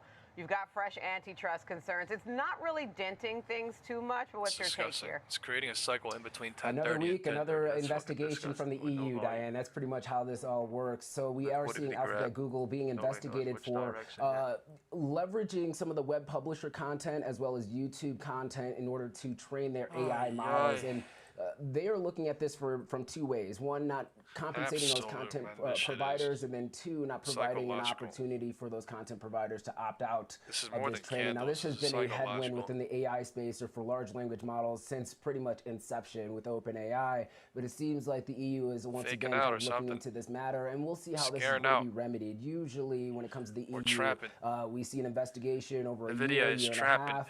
It gets adjudicated, and then you usually see either a fine or a settlement from Alphabet or some of these mega cap names here. I would not be surprised if this goes down the same route. What is also interesting, though, Diane, you can't back out training a model. So the model's already done.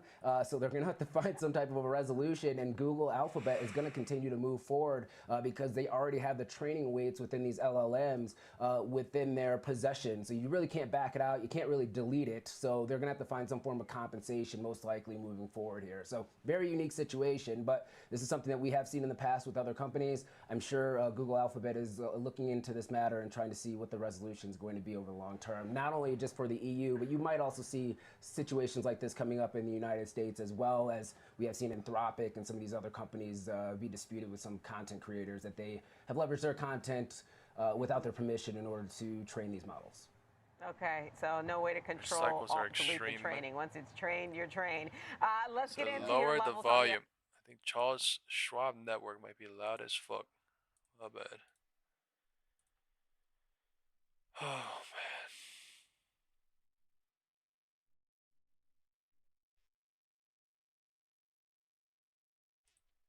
I lost $50,000 because I didn't buy a domain name. My advice, head to Wix and grab...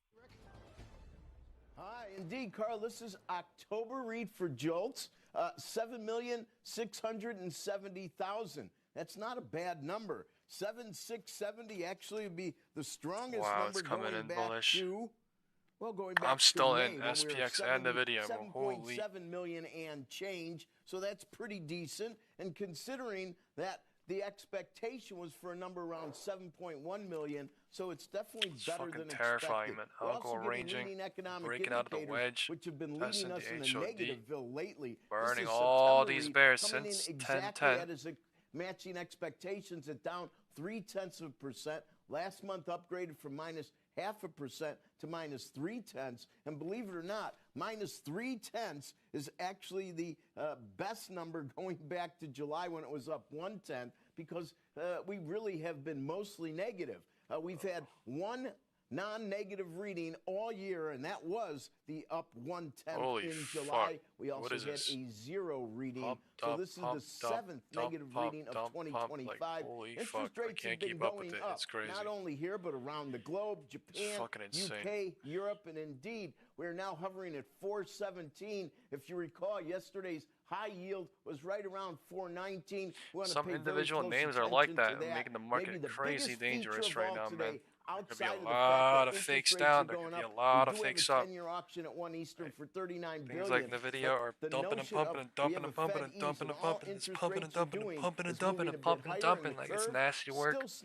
You gotta understand what the fuck is going on, and even on the way it's doing it, it's looking fucking crazy. And you gotta just look at the higher time frame and realize there's something bigger going on than little things like little candles.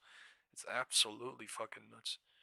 People that understand what I'm saying literally understand what I'm saying, but you cannot fucking make this shit up. Pump, dump, pump, dump, pump, dump, dump, pump, dump, pump, dump.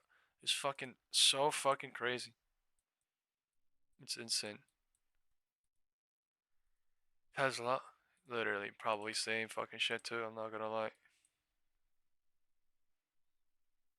Okay, this is a fucking insane absolute reversal. Counter rally or some shit, but wow, that is literally using the gray box. I'm most likely thinking this shit's gonna come back down into Thursday, Wednesday, and Friday, but like, look, imagine this shit coming down somehow. Like, nobody would fucking imagine looking at this candle. They're gonna be like, oh, Tesla, crazy bullish into Friday. Oh yeah, let's see what the fuck happens into Friday. That's all I'm fucking saying, man.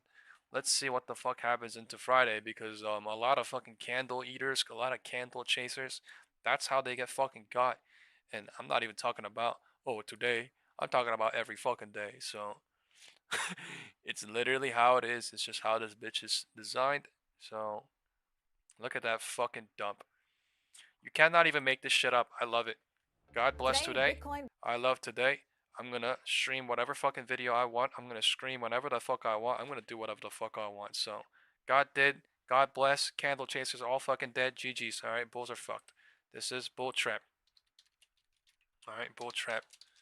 Bulls are fucked.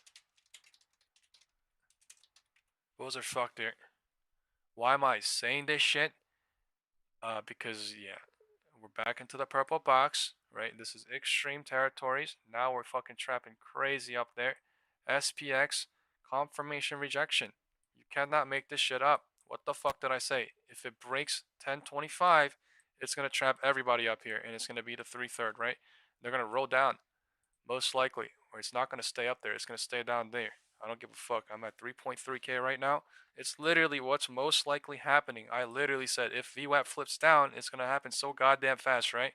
And what did they do right before it? They pumped it, making it look crazy, not bearish. So I fucking love it, man. I'm telling you, I fucking live like this. I fucking die like this. I fucking breathe like this. All the fucking candle chasers, you need to not come back to the live stream. Do not come back to the live stream. Please, I say this from the bottom of my heart with love, because it's not good. It's not good for anybody to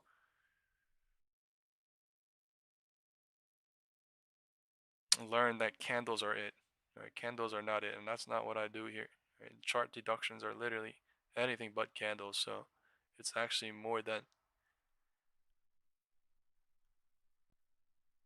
It's disrespectful as fuck, bro, when you guys, you know what I mean, talk shit and leave and come back. Like, it's only 10 people out of 150 people realize that too, but like, it is literally what it is. I want to grow my community, bro, in the long term. I don't want little here and there, little, oh, today, no. I don't give a fuck about none of that. I really don't. I care about this bigger shit. I care about all this crazy ass shit. So things are happening mad fast. Let's see what happens. This is a 1045 HOD rejection into 1050. 1050 is bouncing, creating a cycle because there is no cycle confirmation lower right now. Right? The bulls are not out of the woods. They're creating a cycle. But if they reject here, this will be the last time that we will probably be hovering up here for today. Or that could be the ultimate bear trap while I'm talking. Right? That is also true too. SPX visited, or SPY visited, previous day 4 p.m. close. Bouncing like fucking nothing, creating a cycle. I really don't know anymore. I only knew for 3 minutes, 2 minutes or less, but now I really don't fucking know anymore. I'm still in, right? But now it's creating a cycle, so all these fucking people in.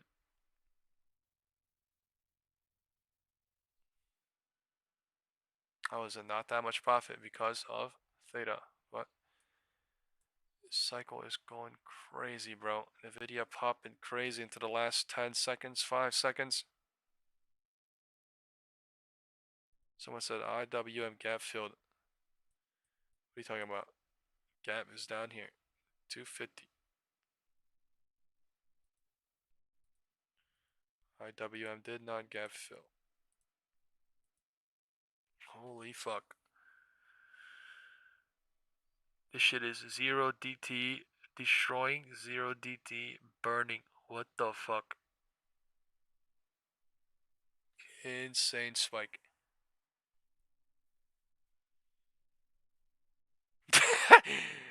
Someone's saying, QQQ just crushed me. Oh, never mind, I'm good.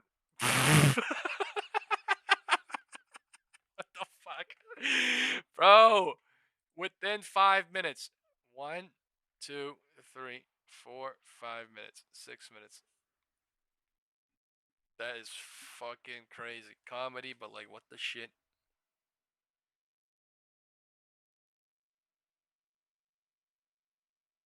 Are the bulls strapped? Are the bears strapped? No one knows. We are going crazy down, crazy up on the poll we did, right? Look at the poll we did. Look at the amount of fucking people that voted. New LOD, new HOD. Everybody. 24 people, 25 people, and they're swindling everybody. They're swindling everybody by showing new LOD, and then they're swindling everybody by showing new HOD, and then fucking crazy ass ejection, crazy ass bumps, and we're channeling chopping. It's fucking absolutely disgusting. I'm not gonna lie. It is. I'm getting fucking chopped on Nvidia, but I mean, I'm hoping on the higher time frame to push me lower into here at some point. But like, this is absolute 183. Holding. Fucking crazy, dude.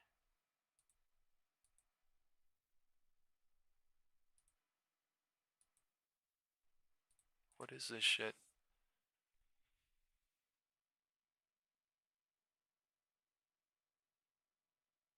It's like no fucking directional pump and dumps, literally.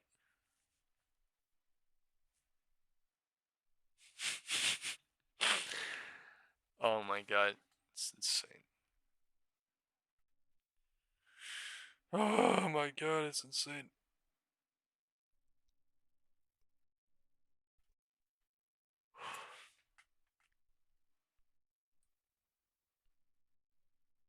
The cycle looks disgusting here too. It's like small cycles happening within bigger. I don't even want to try. Up from here to here, down from here to here, and then up from here to here, chopping.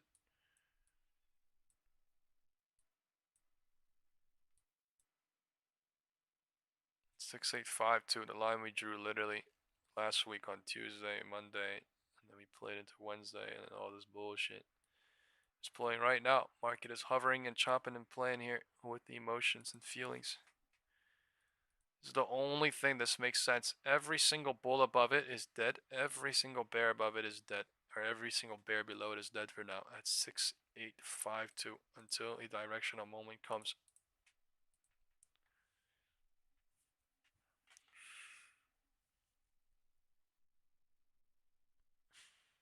$6.852. That means we're chopping here until a directional move comes, building liquidity, building momentum.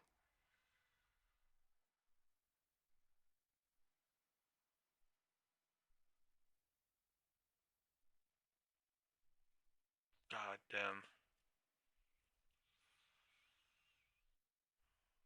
What the fuck? This shit is fucking cooked. This has to be the cook on the bears, but what the fuck are these candles, bro, man?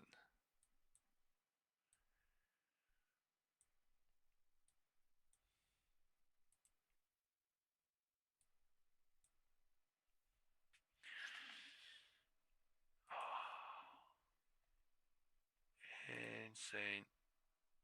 What are these fucking spikes? Insane.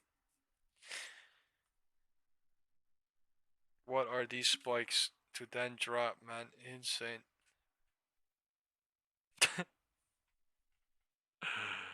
Oh my god.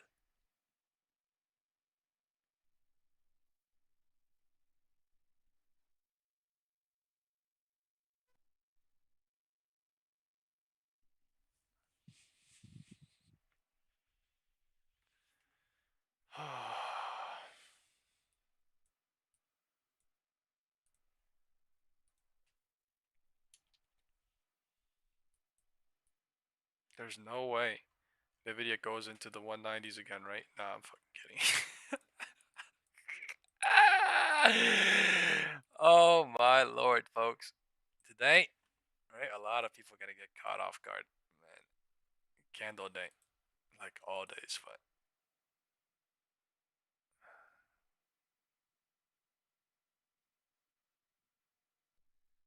holy fuck, that spike. Insane. 1055 into 1055 spike. I would have never fucking seen it. I literally was waiting on lower and lower, but I would have never fucking seen that shit. Unbelievable chop. That's what it is. 684 or 6854 right now. Tesla going higher and higher into the 450s now. Going somewhere here, I guess. Downward trend line regaining. Fucking unbelievable. 435s too. 447s. This bitch is so crazy when it goes one directional. $12. Unfucking believable. Unbelievable.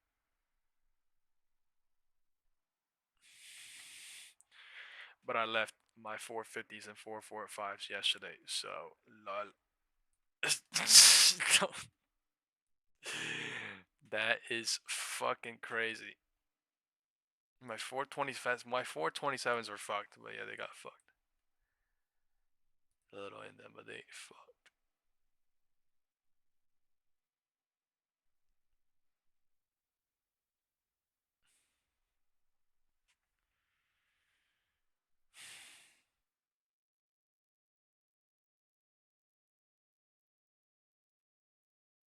Man, this shit is data fucking burning.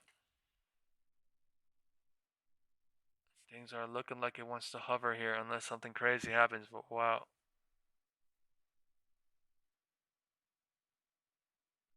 I'm 10 points away from 6845 and they're theta burning this bitch crazy.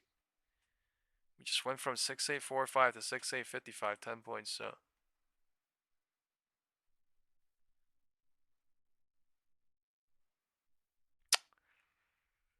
Man.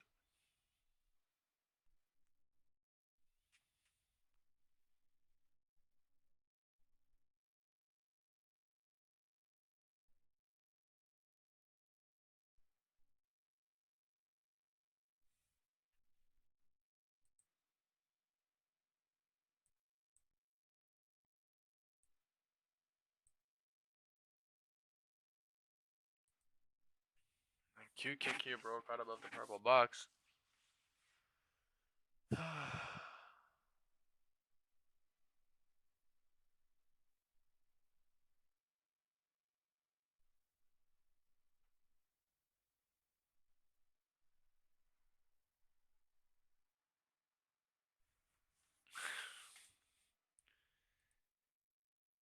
Is this going to finish off the bear trap or is it going to give hope like this? What is going on? IWM.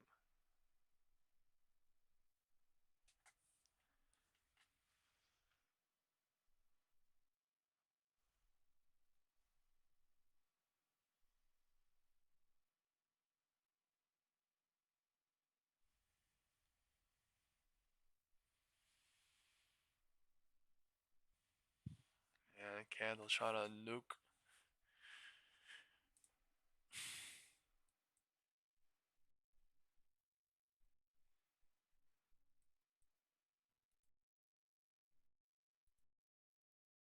Trying or fake it, man.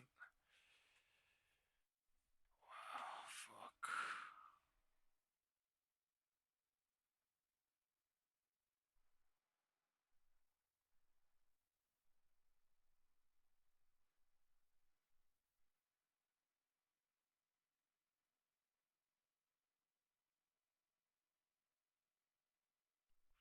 That's a 1.5K difference from 10:30. That is fucking crazy in 10 minutes. In 10 minutes.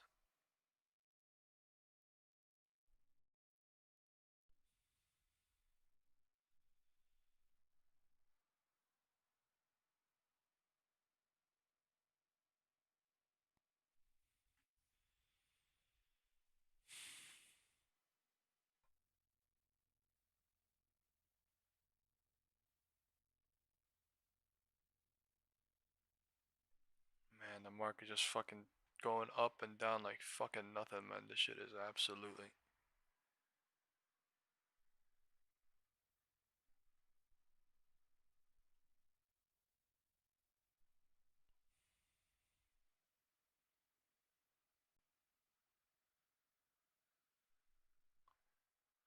That's a $1 range and it's doing crazy. $1 range on SPY.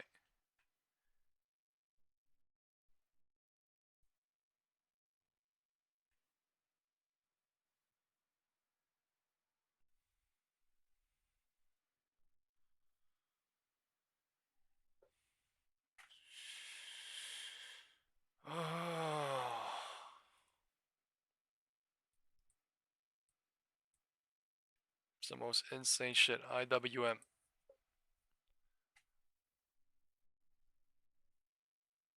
Fuck is this on the video now? Fuck me. Come on.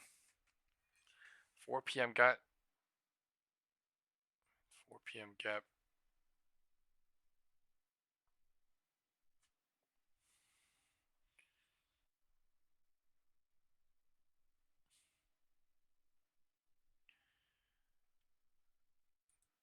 Tiny ass fucking move, but it's fucking doing hella chopping.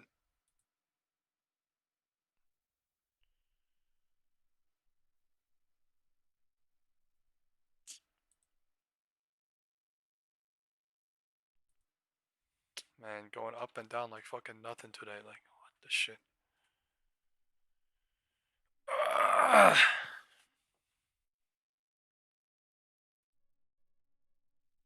Nvidia. Nvidia. Lower first and then back two. Deciding whether to. What to.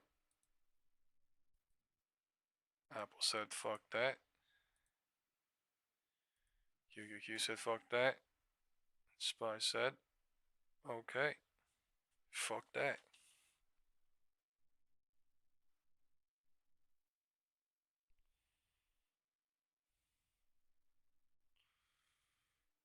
Time is 11:05.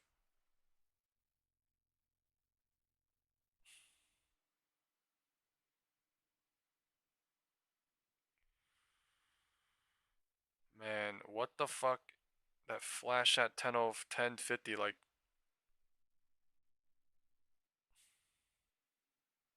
I could have expected lower to 10:55, but that could have changed everything for a little bit or something.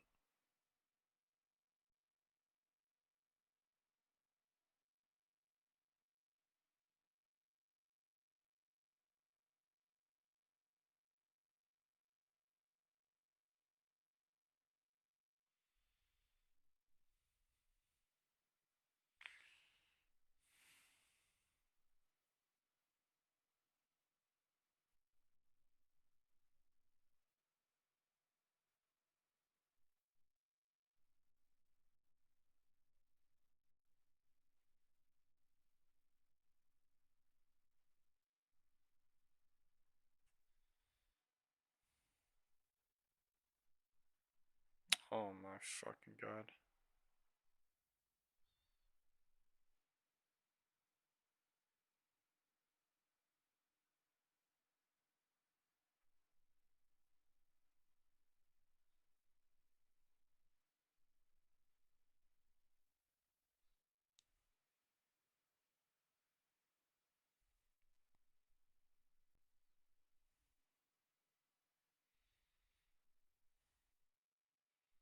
Man, this shit is fucking bear killing candles.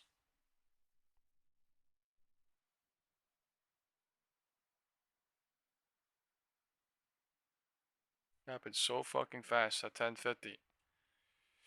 Wow. Looked crazy bullish into 10:45 and then reverted and made it look crazy bearish and then reverted that and made it look crazy bullish, and now we're fucking crazy. Look at the video. Oh my god. What the fuck is going on here? Oh my god.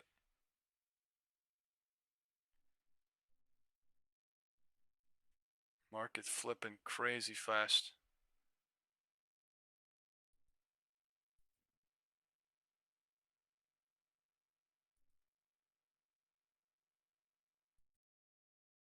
Chop zone.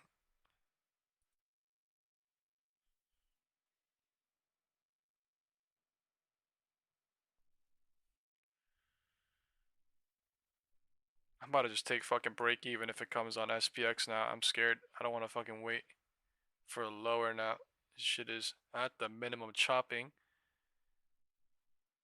I don't want it to go north, but I don't know about no south now. I mean, they could do it after all this shit, but like, what the fuck now, bro? Fuck is this now?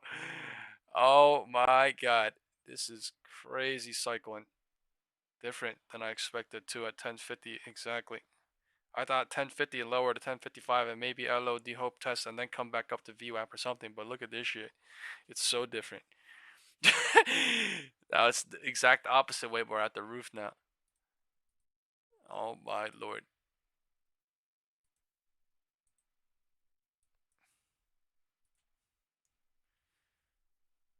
Fuck.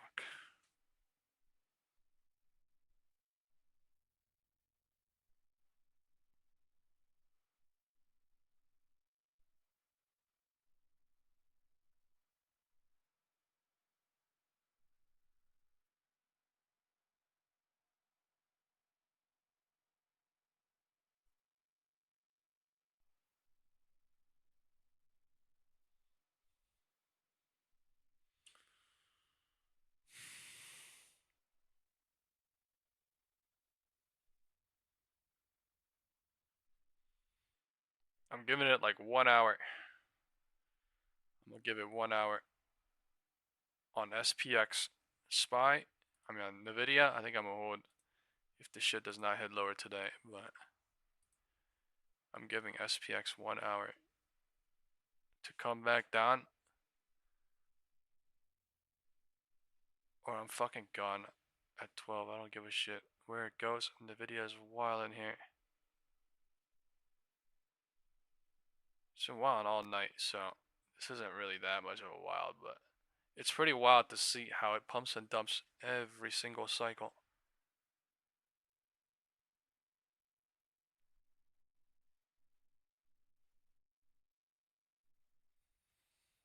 On the way up, on the way down.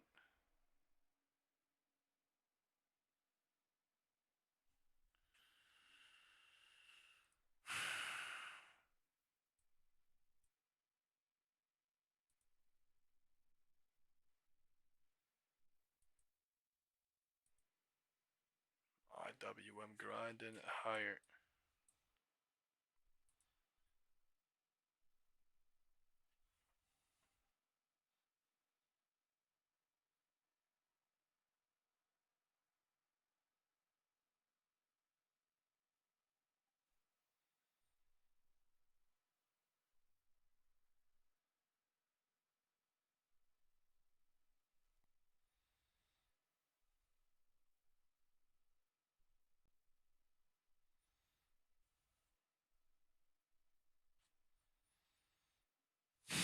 Look at that cycle they created from 10:50 to 11, bro. The 11:05 to 10:50, and then from 10:50 to 11. Like, what the fuck?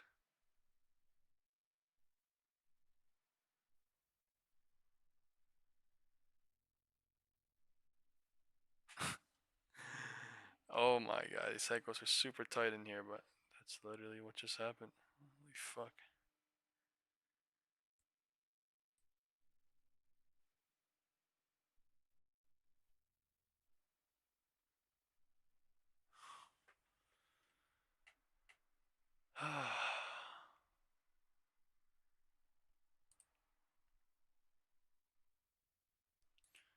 Market always at it.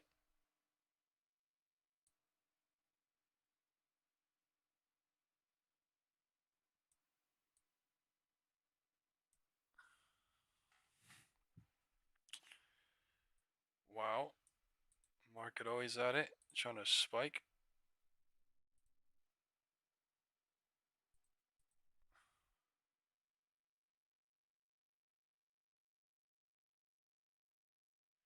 I got into SPX looking at Nvidia, I'm not gonna lie. And now I'm stuck in a cycle. Because I wanted Nvidia to go lower, and it's just...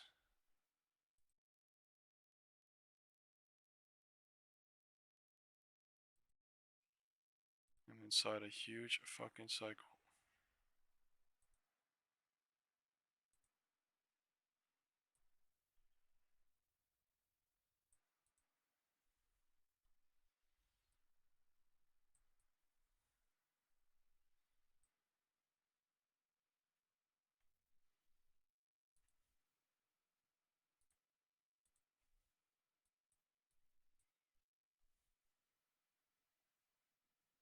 So methed up.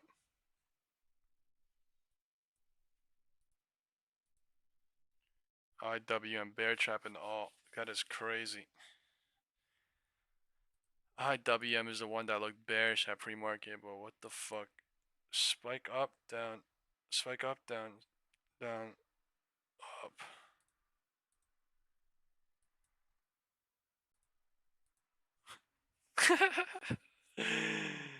Oh my god.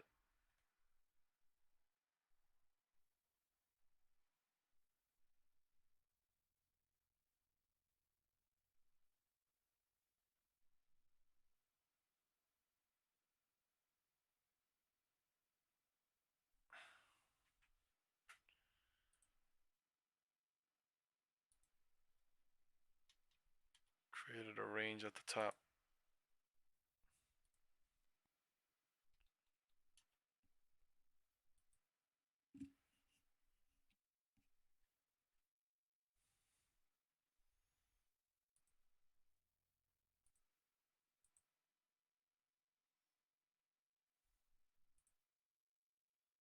$10.50.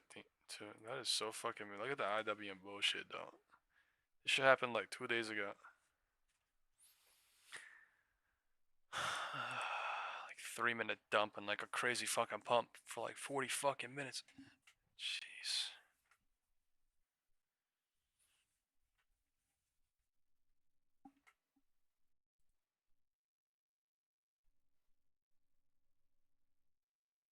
$252.74 is not the all-time high. It is very close to it by cents. But that is why it is right there.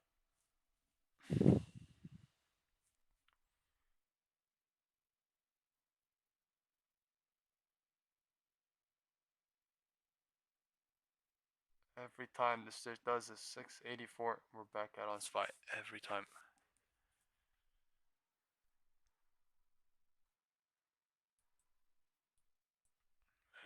Creating a head and shoulders too. Holy shit.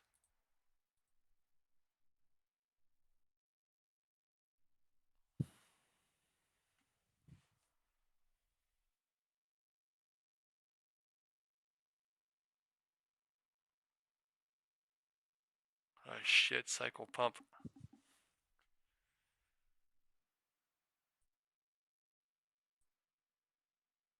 What the fuck? What the fuck just happened on my...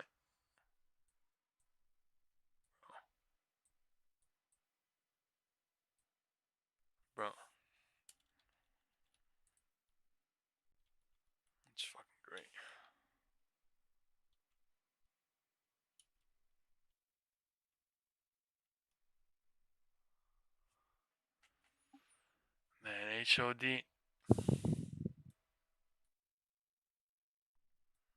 Just no brain pumping since 10:50. No brain.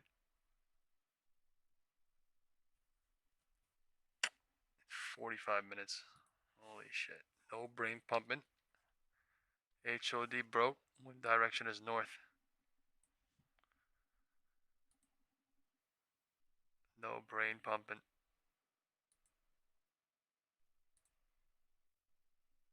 Since 10:52.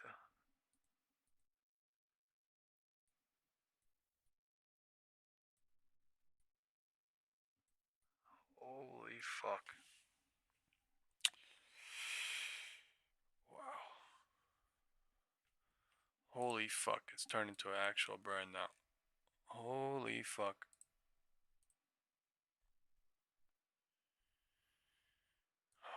That is so cooked, dude.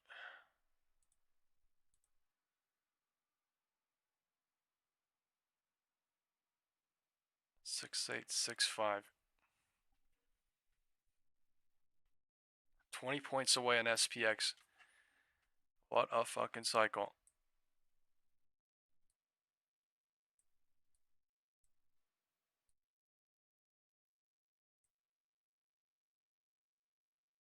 Market constantly fucking pumping to something. Pumping, then figuring it out. What the fuck? Alright, now cycle being broken. It's 3/3 going higher. Man. 6, 8, 4, 5 today in this fucking setting. Highly improbable. Unless something happens at the new HOD. Or even higher from here.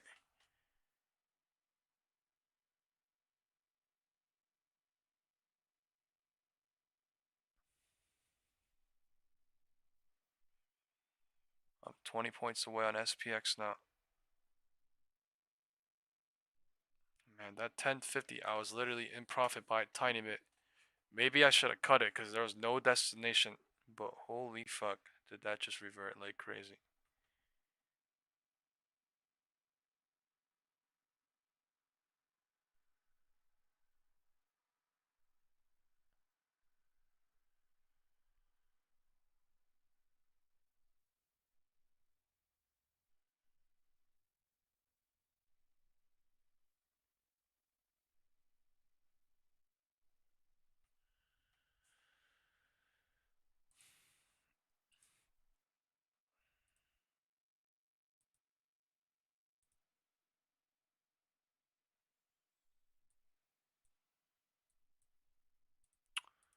Tuesday bullish for now into 11:20. IWM is actually all-time highs now. 252.83. Breaking yesterday's high now. Higher than high, high, high. Just from the true fucking all the way down there. Holy fuck.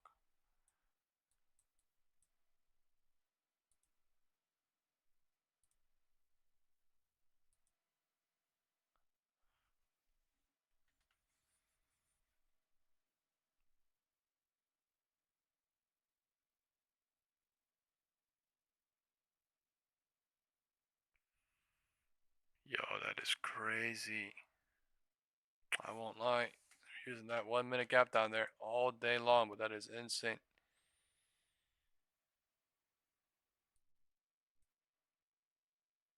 Market just allowing it to go higher and higher and higher. And then now broke out.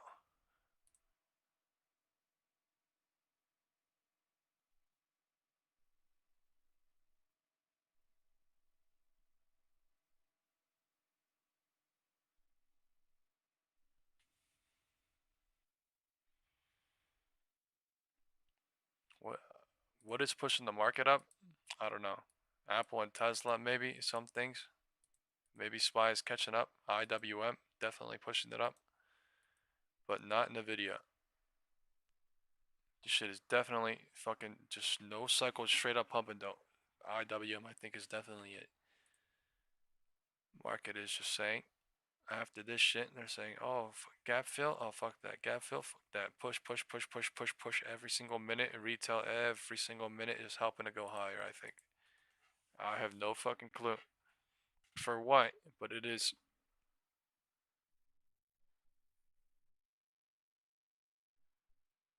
I do not like the fact that I'm in 0 DT right now, right? This shit is literally 0 DT burning. More likely than not, I would like to be in 1 DT from up here, but I'm not doing it, but because I'm in Nvidia right here. But 0 DT kind of scary, I won't lie. Right, only way this bitch getting relieved is basically if they pump this shit like crazy, and then they're gonna use this as a top 3/3 to go somewhere here, 684 somewhere. Then maybe I'll be relieved in the new 1/3, 2/3 bearish cycle. But that's literally if they create a roof and they reject with the roof. But there's probably a lot of people shorting here, so chances of that happening is like 15-20% too. All the people trapped from 10 to 1050 as well on that weird ass fucking, I don't even know, man. It's just fucking chopping, led down on purpose, led up on purpose. It's just fucking crazy, dude. It's just stupid. Sometimes it's stupid.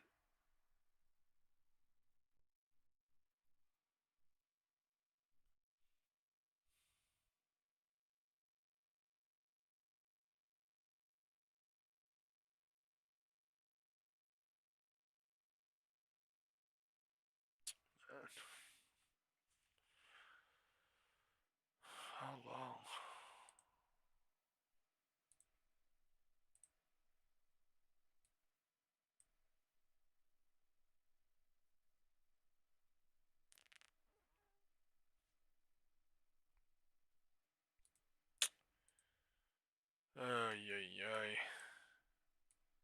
Saying tech rotation, so it's really hard to tell what's going on with the market too.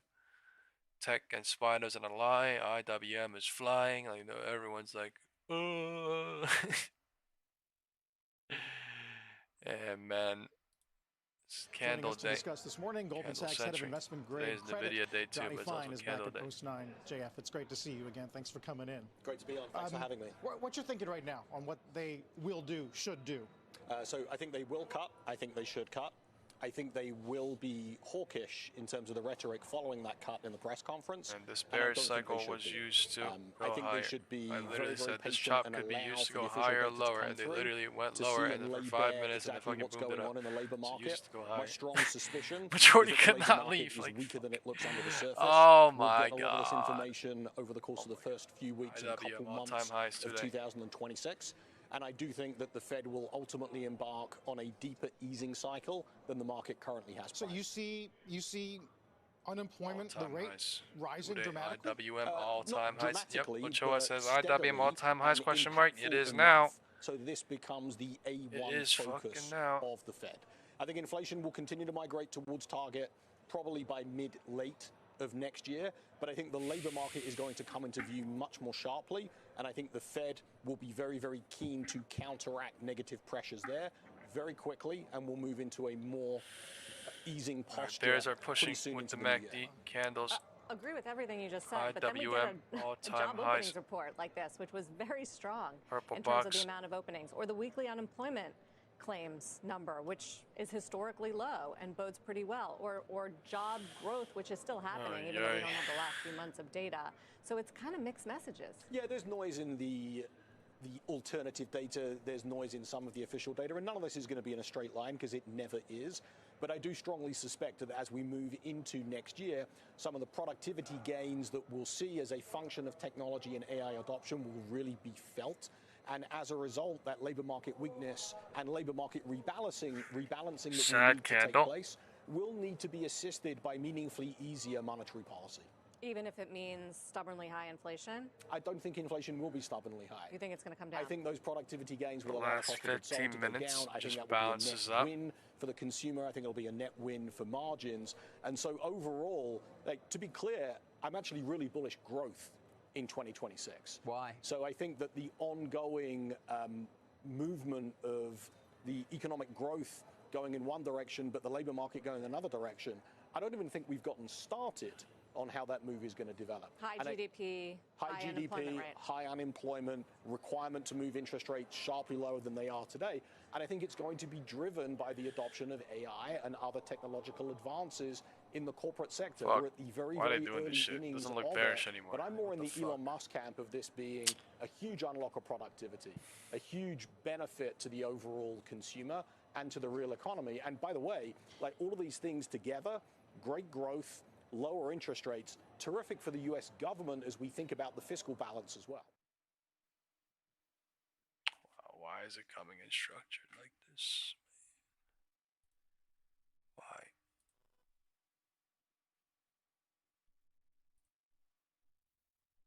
$62 every month for my car insurance. Now, check out how. Let's bring in Melius Research, Head of Technology Research, Ben Wrights. Does China want Nvidia chips or not? Do they want it? A lot of the gating issues here in terms of do they want the chips? Yes or no? BH200 in China. What's your view? Bears are coming here. Well, I'm not putting it in my model until I'm absolutely sure. Do they want the chips or not? There's a lot of demand out there anyway. And look, Nvidia has a lot of choices. I think the big thing that people don't understand is the world is still short of compute. People are desperate.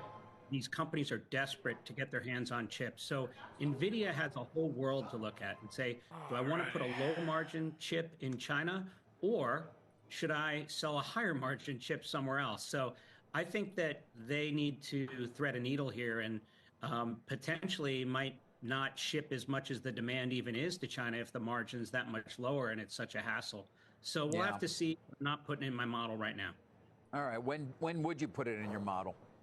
When they tell me, when they say, I'm sure this time. I've gone through this rigmarole. Do they want the H200 chips or no? And like, come on. If you're on the sell side in my every seat, single day, same goddamn thing. Yes, no, yes, no, yes, no. Like, come on, you're gonna take it or no? Take it or no? Take it or no? Come on. China, and I view it as gravy. And then you know it's hard to know the incremental of it. I mean, look, it could add 10 to 20% to revenue and a similar amount to earnings, a little less, but. You know, it's hard to know how much to put in because the world could, you know, look, China may be accessing some of these chips in other ways. And it's hard to know what fucking dump here. I will not be relieved until they dump, I guess. I can be bullish a lot of other ways given this I need somewhere down here now. 6, 4, 5 I'm in, so they're running crazy and they're going higher and higher and higher from Broadcom via Google, incremental competition from Amazon at reInvent. Does that shuffle your priorities in terms of favorites in this space? Well, look, I mean, we recently wrote a report several times about how here. Broadcom can double. Broadcom's doing the TPU, as you know, and has up to 7 customers going custom ASICs. And we've always said NVIDIA's share will shrink down to about 60%. This actually, the analogy here is probably a little bit like Apple, where actually Apple invented really. Look at how they do this shit when they go up on IWM. They spike up fucking nuts and then they dump off crazy. There was a lot of feeling that Samsung. I'm not saying it's gonna dump, but like they just spike it crazy. It just shows up so insane. Every year. They had the best software developers. Support and prevail with a minority share. I don't think that Nvidia goes to minority share, insane. but it's perfectly natural that they would lose share and still generate the majority of industry profits. And we're going through that now. But there's a shortage of compute, and Nvidia is the top dog. It's actually, in my experience, I've seen this happen a few times. The share can go down and then stabilize, and you still generate a lot of profit in this kind of environment. If you live in a New Jersey zip code and have 0 DUIs in the last 5 years, it literally be like that, man. But holy. Let's talk about the market reaction to all of this. Joining us this morning, Paul Hickey, co-founder at Bespoke Investment Group. Paul, it's great to have you back. Good morning. IWM, the most important watch right now. I'm good. Meantime, Hassett's on the tape as well. Do not expect mass layoffs from AI. How would you judge the market's ability to sort of game out all of these crazy long-term cross-currents? All right, after today's over with, I want to say something in chat real quick. We're talking about there's no official employment data. This plays out the way it does. Conversation you were talking about with the jobs. Jolts numbers today were better than expected. Sure, the quits rate was low, but it was October. We're in the middle of a government shutdown and a lot of uncertainty, so you can understand that. But other data, too, that we've seen. We saw an ADP National Employment Weekly update today, which showed the first positive reading in 4 weeks. The NFIB employment-related numbers today collectively showed the best improvement since last November. And then go Jobless out claims crazy. last week saw a sharp decline. Yes, it may have been holiday-related, but even if you adjust for some of those distortions, it was still pretty good. Continuing claims also fell. So I think on the whole, the labor data that we're seeing points to improvement. And as you were talking about the pressure on the lower income consumer, this improving employment-related data should translate to a better outlook. See, it happens this time, but honestly, that's what happens every single day. Interpretation. Just look at some of these consumer-facing stocks, what they've been doing lately. You see dollar stores, you see department stores, you see apparel stocks. All these stocks have been ripping higher. Auto stocks, Ford and GM are right near new highs. Even used car stocks, which have been under pressure, have been rebounding. So it's insane. I think So much volume up here. Should we do a poll? Like, data, man, but the I don't market even know. is sensing something here because these consumer-facing stocks are IWM doing well. hold or yeah, IWM and to your point, pullback. I mean, I think since the shutdown, I don't even know. Market most going without IWM here. Beaten, and the argument yesterday was that's what took the 10-year to 418. I wonder how much higher you think it could go. The MACD volume RSI coming in bullish into 1120 because of IWM.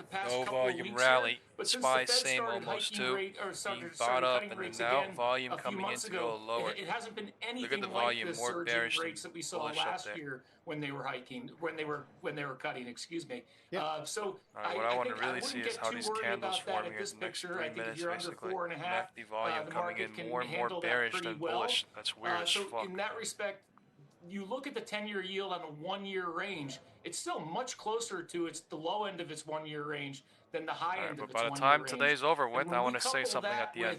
Oil right near 52-week lows, and the dollar near the low end of its historical range. About to play out when the you way see I think all three of those together, we call them the three-headed monster. When they're all at the low end of their range, the forward returns for the stock market historically have been exceptional. So there are, sentiment, you can say has gotten, like, strategists are very bullish on the year ahead, but I guess there's reasons why at this point that they are bullish. I guess it's good news if yields are rising because the outlook is improving, but is it a problem that the Fed is cutting while yields are rising? We can, whatever I say about the Fed will cause people to question things. But I think it's been well telegraphed at this point that they're going to cut tomorrow. So I don't think you can really change course now. But again, Sarah, last year when they were cutting rates, the 10-year yield was going up so much more than it's been going up during the last after the first 2 cuts during this period. The uptick that we've seen is only just in the last couple of weeks here. Hello, my name is Adam Ferrari, the Chief Executive Officer of Phoenix Energy.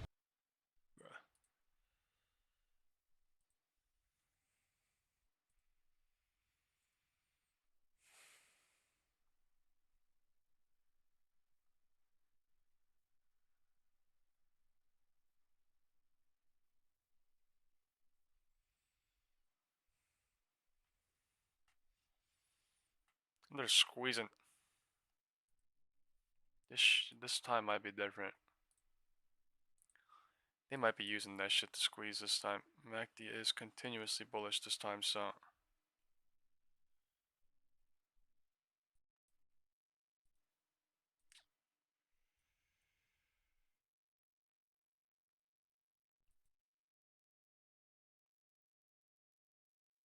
Damn.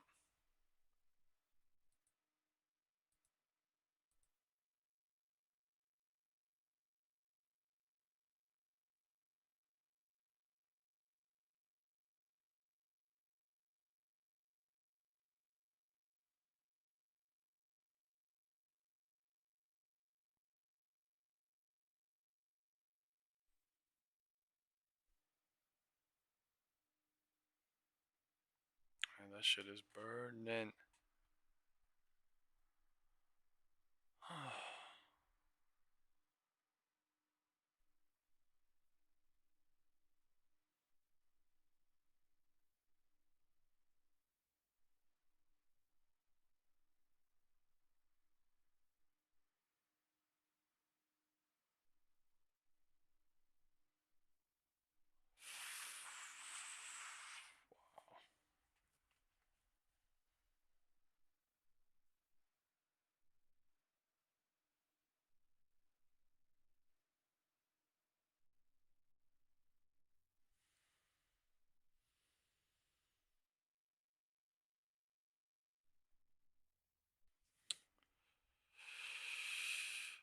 They're done doing it. IWM is holding it.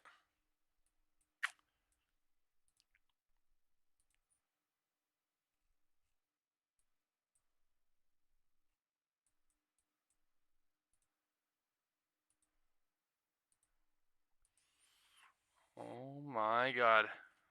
Time is 11:35 midday.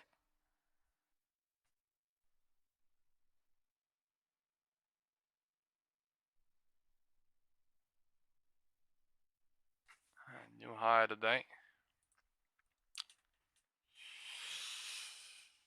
There is no divergence at the roof. There is a divergence at the floor because of the ghost candle at 940.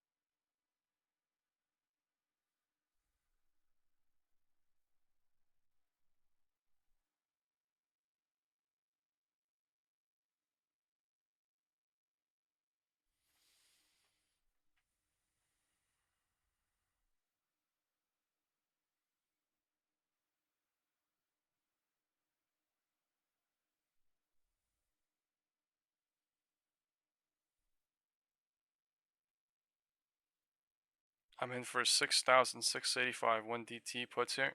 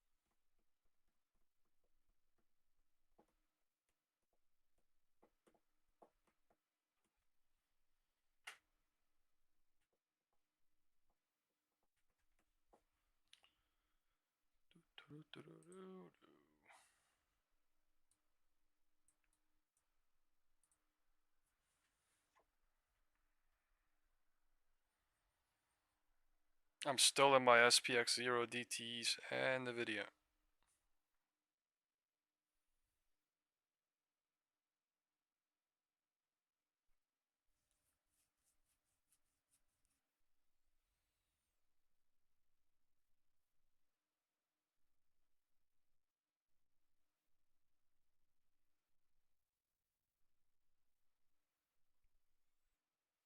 They're bear trapping for now, for sure.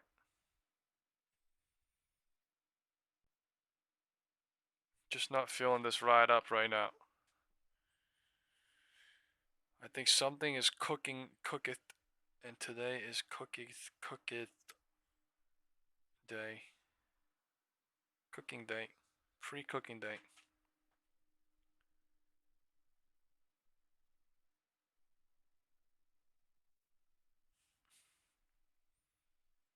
That's the new HOD. 11:35. There is no divergence at the floor, or at the roof, sorry. 11:35 on QQQ as well. IWM. Trying to dump. Literally, IWM fucking faking out crazy. Right, every single fucking time. It looked different this time, but nah. They can't. There's a real direction on IWM is south. I'm going to go hit the bathroom real quick. I'm on my phone looking at my contract, so I'll be back.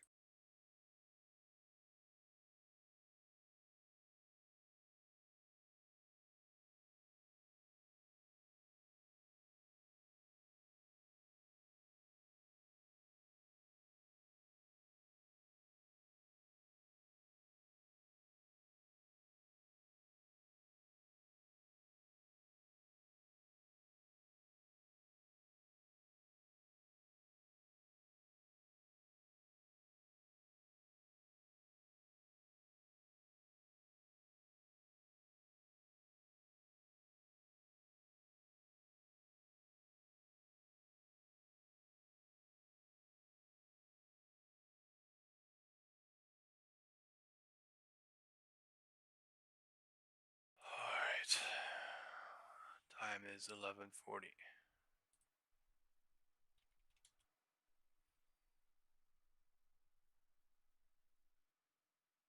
There's no way. I took literally 6K 1 DT puts at the fucking pure top right now. Does this shit fucking hold is the question. I hope to God this shit fucking flips VWAP right here, man.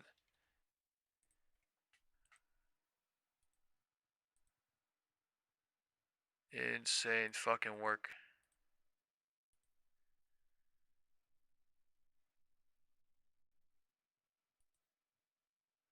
VWAP is a 2080 MA.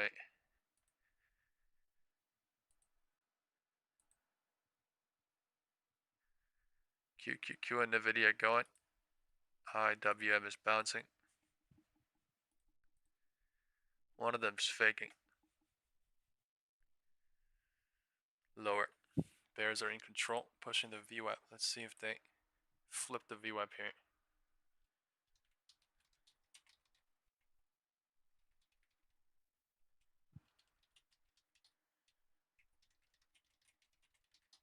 Zero DTs are in danger all sides. So huge advanced level cycles. This is fucking humongous cycles. Zero DTs are fucking in danger. I'm talking about all the fucking wild ass calls up there. I'm talking about all the fucking wild ass puts down there. They're all in fucking danger. Nobody knows if they're just gonna go rip the LOD, rip the HOD, go near it, and no one knows yet. It's using intraday cycles to extend cycles to create humongous cycles to use it for something fucking crazy. And I think candle traders are fucked here. I'm pretty sure.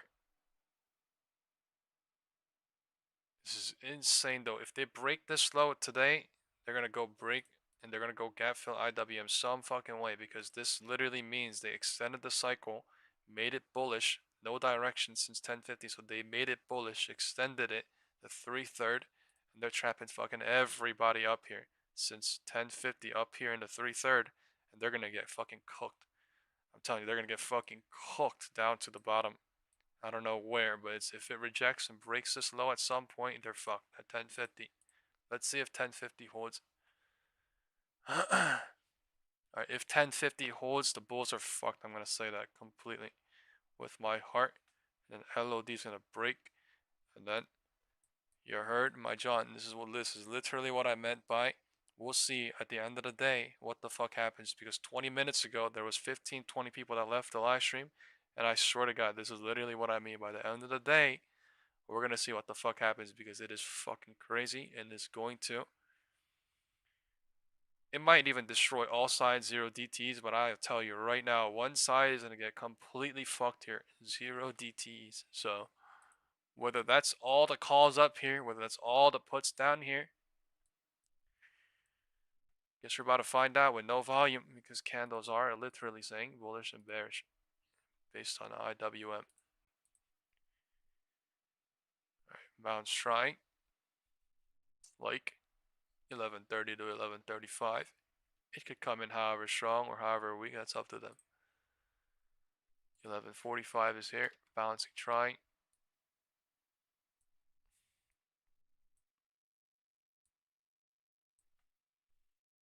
All the previous algo ranges are being used or touched or whatever it is right here. We are at the midpoint of 1052, 1135-ish. We might visit. Almost there.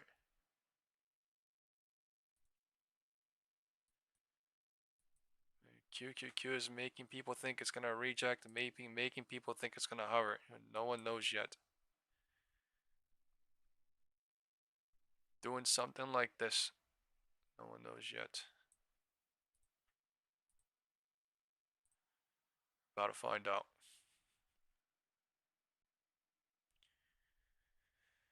I see you, Jeff wants to be. I'm not talking to people like you, man. I'm not talking to a lot of the supportive people, man. I'm just talking to people that kind of ruin the algo as well for me, and also never hit the like button, and also literally troll in chat. They're like, ha ha ha ha, blah blah blah blah blah blah, and then they never are happy when things are literally happy, and they just find negativity in everything. I get it. We are all humans. I used to do the same thing, but I mean, at the end of the day, it's distracting for me too, and I don't want to deal with it. So. Just gonna have to find somewhere where they don't have to deal with me. Stock has long been the primary source I'm not really being negative Elon here. Musk's I'm being real as fuck. wealth. Of course, he's the CEO real as of fuck Tesla. With everybody, so. Now another name in his portfolio appears to be in a position to fill that role. Whether you like reality or not, you know what I mean? That is not up to me. Morning. I like David, reality. Good to see you. It is a private company, in fact, and that is SpaceX, which is now the main rocket fuel for Elon Musk's personal wealth, according to reports. Tesla's stock has long been the primary source of Elon Musk's vast wealth. Of course, he's the CEO of Tesla. Now another name in his portfolio appears to be in a position to fill that role. Robert Frank has the details for us. Morning. Here. David, I'm scared. good to see you. It is a private company, in fact, and that is SpaceX, which is now the main rocket fuel for Elon Musk's personal wealth. According to reports, SpaceX is planning that secondary share sale that would value the private company at $800 billion. So, John Smith said, who has the financial resources to push Bitcoin up $4,000 in 2 hours only? It's because of setup, bro. They're only doing this shit because IWM 930 to 1130. Very coincidental that fucking Bitcoin ran from 930 to 1132, right? Everything's fucking coincidental, but they only go because the other thing going. They only, set up, blah, blah, blah, blah, blah, blah. Now, if the SpaceX deal goes through, it would bring his total net worth to over $620 billion. That would make him the first person ever to reach the $600 billion mark. You might remember he was the first to reach $400 billion last year and the first to reach $500 billion back in October.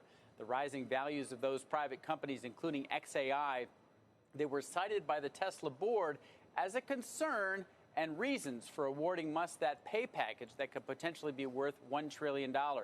The Tesla proxy saying, quote, because of a majority of Musk's wealth is now derived from other business ventures, the compensation was needed to, quote, prevent him from prioritizing those other companies. Tesla shares down, of course, 3% yesterday. Yeah, I mean, you mentioned the compensation package that's still under litigation in Delaware, 2018. Right. That would raise his, if they win that, which they very well might, that would raise his net worth a lot as well. About $100 billion or so, something like that, based on today's share price. And so, man, Elon on a rocket right now, guys. Tesla value to slightly above SpaceX. But it's notable that, and this is a sort of microcosm of what's happening between private markets and public markets. You see these private companies becoming as valuable or more than the largest public companies, and creating even more wealth, because when they're still private, the founders, of course, are not as diluted as they are when the companies go public. But what does he use to actually fund his lifestyle then? Is it back to our conversation with Dan Goldman? Is he just borrowing against his Tesla holdings, and or could he borrow against SpaceX? Remember, back in 2021, he sold $14 billion worth of Tesla shares. That still goes a long way. That can carry you a few years. A little while. A few years. Guys, we're doing the ultimate pull. Since IWM is popping and pulling back, QQQ and Tesla is popping at different times. Everything's popping at different times.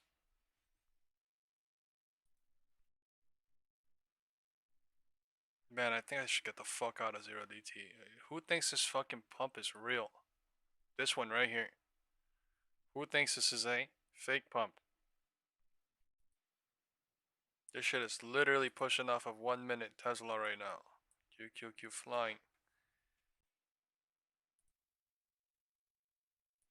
QQQ, 1 minute gap and flying. These motherfuckers coming in crazy, bro. Oh my fuck.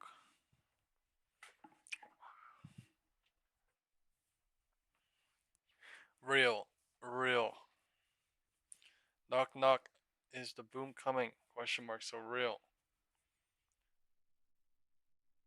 Things are popping at all sorts of fucking different times, but they are popping.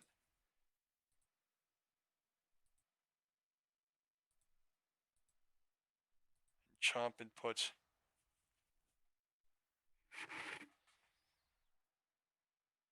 This counter push up since 11:45 until 11:50. The MACD went bullish or neutral since being bearish. Wow. Cycle is being created here.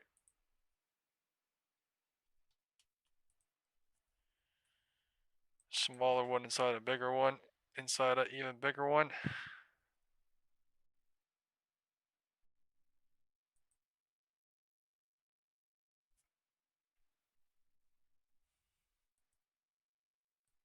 SPX says we're trying to not make this as the high. 11:35. IWM.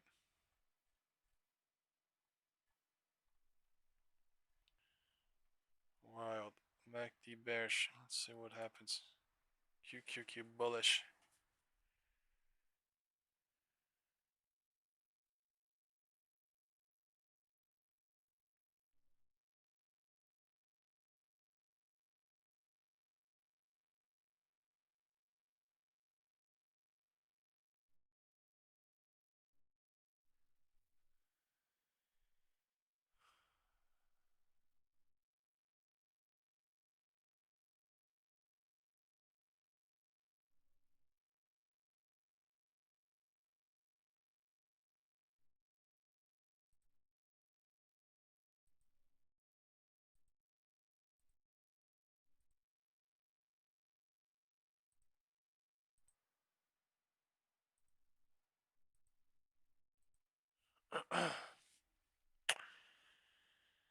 $11.50 rejecting to 11.55. 11.55 is not really saying much yet.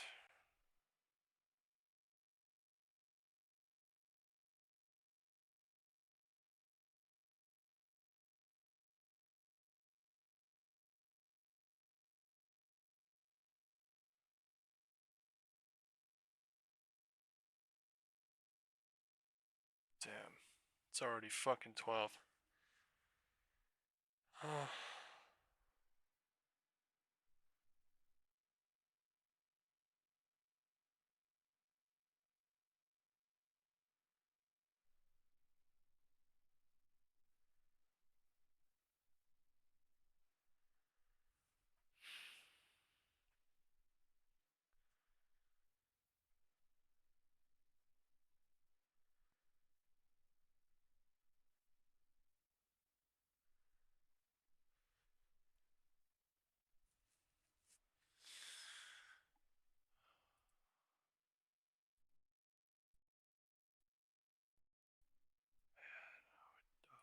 Fuck.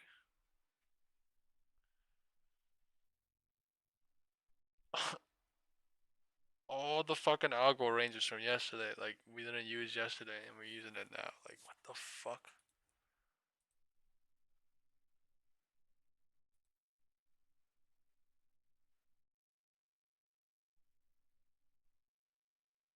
I think 0DT burnt.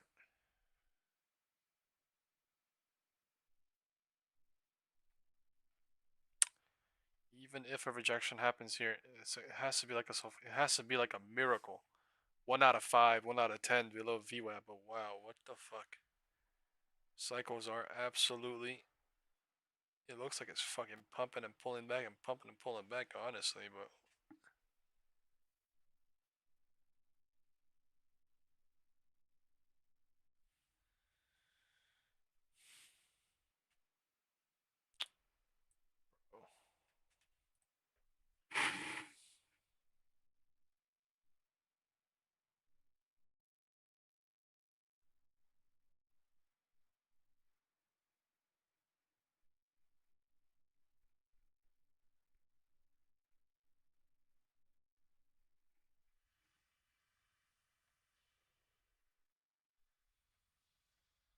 I need a miracle work here on Nvidia, man. Just dump fucking $10 out of nowhere. Fucking to market close. Let's get some dumbass news on something. This is incredible too. 435 to 448, 440, 450 in one day is absolutely incredible. They destroyed all the puts that people got into yesterday, and then every single call destroyed too, but still every single put destroyed going into today too. That is absolute. They just fucking Uno reversed it. Just motherfucker said Uno reverse, pulled the card, and then said Uno reverse, Uno reverse. Like IWM fucking in the pre-market today. Uno reversed it. Oh my god.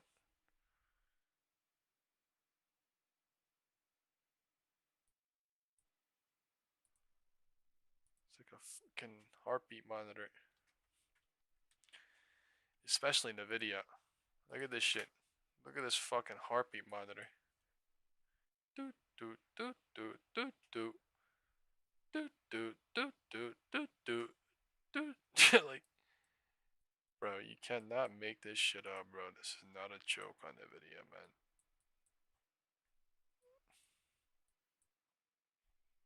Pump down, pump down, pump down, down, up, down, up, down, up, down.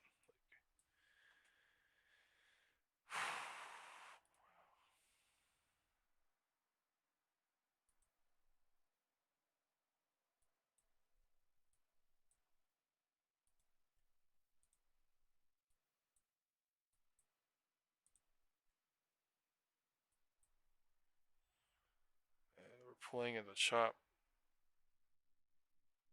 Broke down the chop yesterday, and now we're back in it. Some sort of chop here.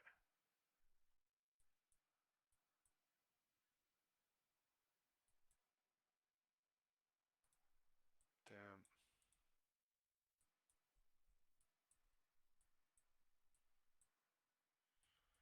When this shit gonna trap? Tomorrow? Today? Day after that? Fuck, it's such a bad fucking way to think about it, but I'm thinking it's gonna be faster rather than not because of IWM and Nvidia. Honestly. I'm just talking to myself, folks. I'm just having an internal thought, but yeah.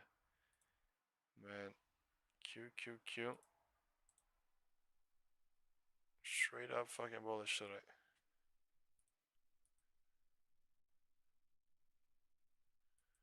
QQQ straight up fucking bullish today. So Doji candle.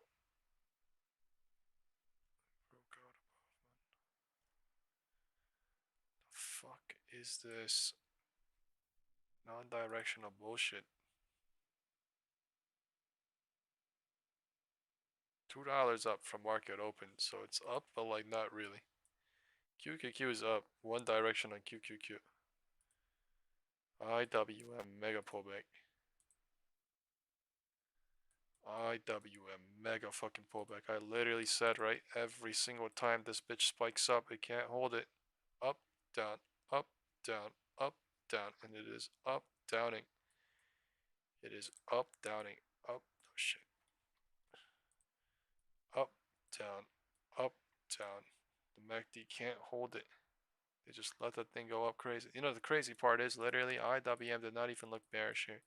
Right here, it looked bullish as fuck, right? Everybody was literally thinking bullish. 1132, 1135, 1132, 1135. Oh my god. QQQ fucking bullish as hell right now.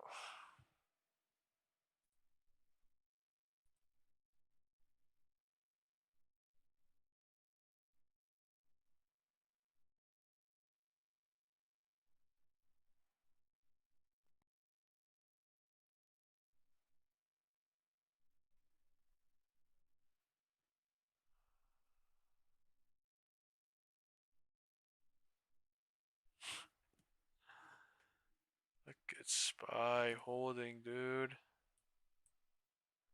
1 minute gap on IWM.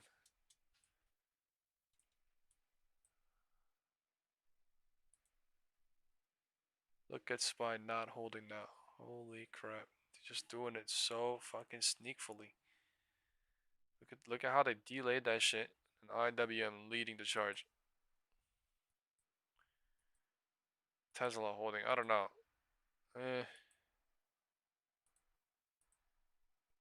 Dude, it is so sneaky. Look at the purple box too. 4 p.m. close, gap, horizontal sloping support, everything.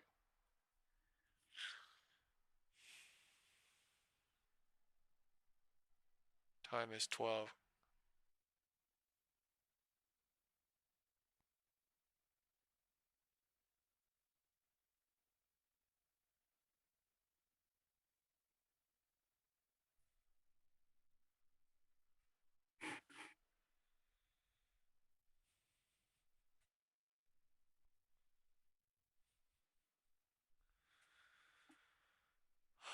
MACD and volume is really trash. But, I mean, it's either hope or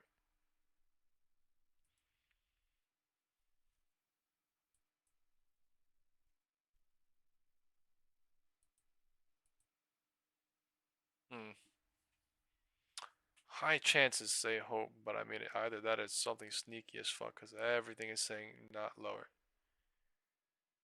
MACD volume, candle.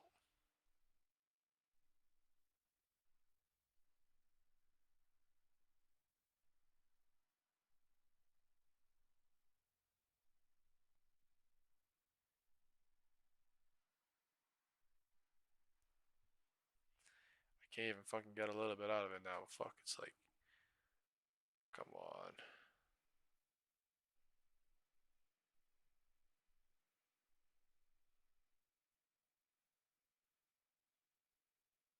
It's $2 above where I need almost. It's crazy. 685.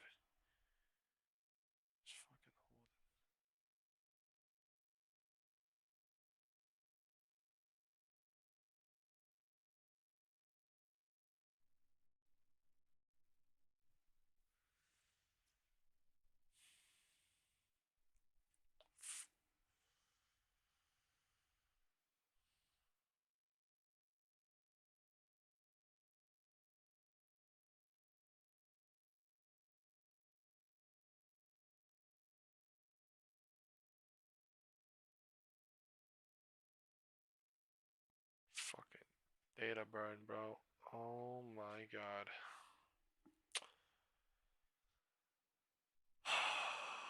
That little push down didn't even do anything.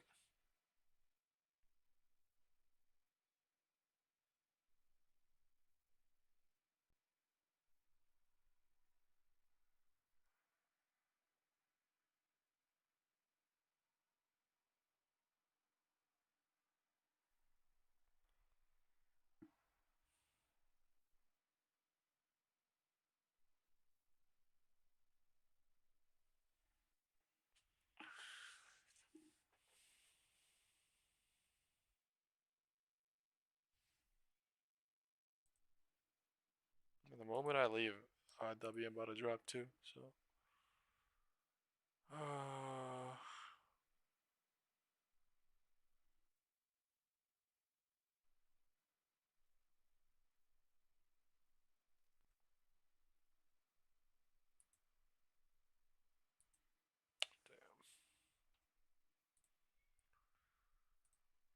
Getting tired. Fucking waiting.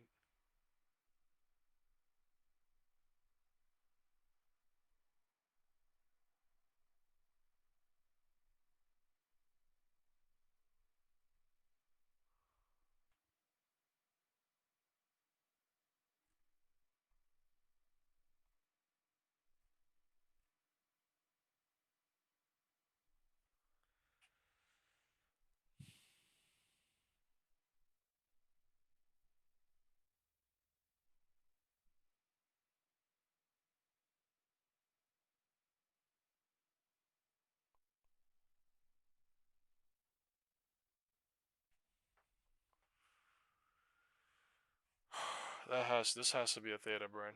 Like, cause holy fuck.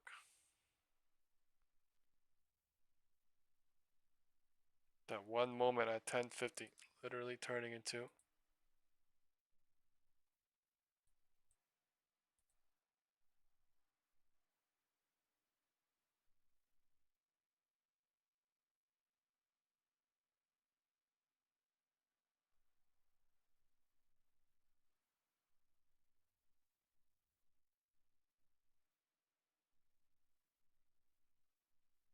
Something crazy.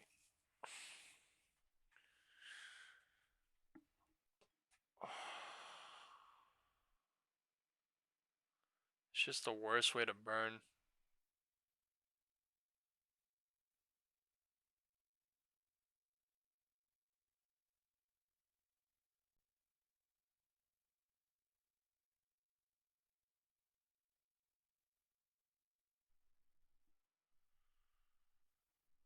New HOD, new HOD, new HOD.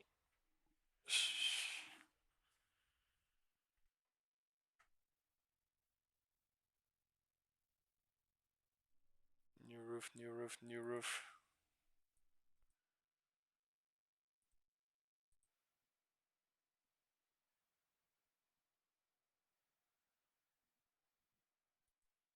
Magical candle coming in. IWM. Oh.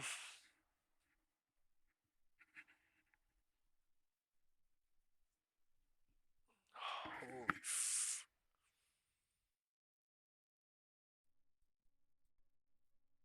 Tesla just pumping to away. Totally stop.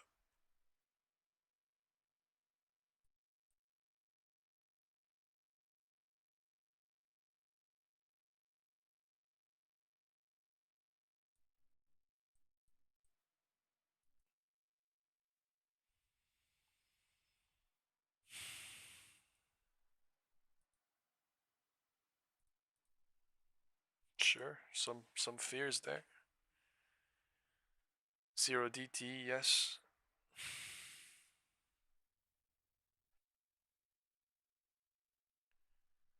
But not a lot of fear when higher time frame deductions and setup kinda says possibility. Deduction part, there's not that much deduction at this as of this moment right here. But I mean, this whole thing we're chopping up here with the IWM thing, I think that's a whole ass cycle setup. Can't really say certain about Nvidia here too, so it could be setting up into tomorrow here continuously. So.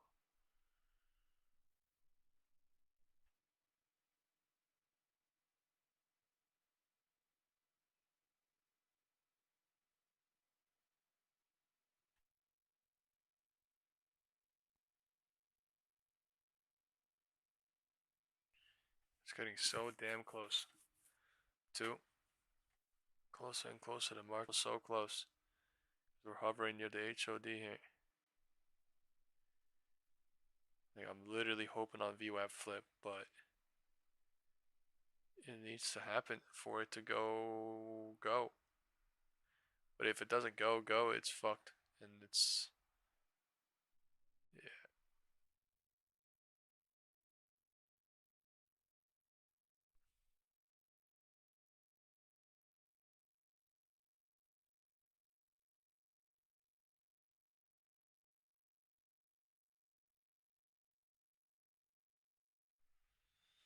Make or break. Make or fucking break.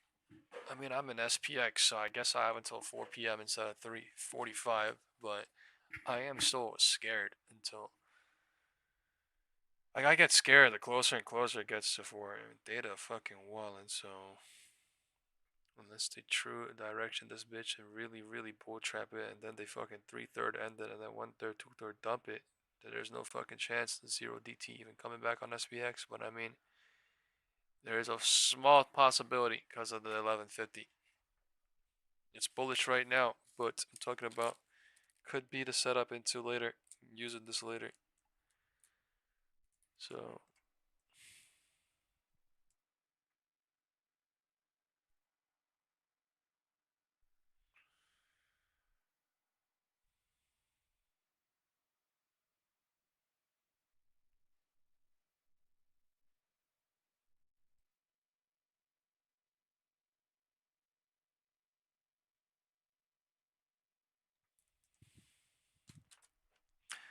SPX kind of got cooked wild, dude. I'm not gonna lie. All these fucking bounces are doing it.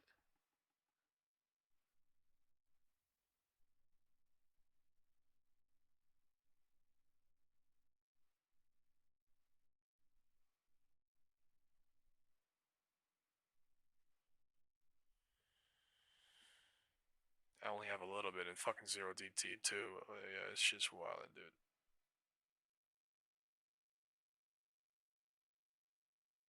Like, what the fuck? In 1 hour, it's like a fucking 1.8K difference. Like, what the fuck?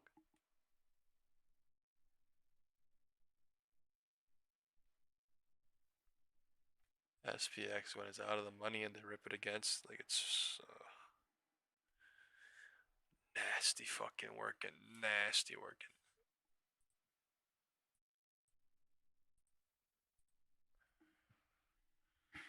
Man, they're literally playing where I got in yesterday, man, on the video. I'm still waiting with everything.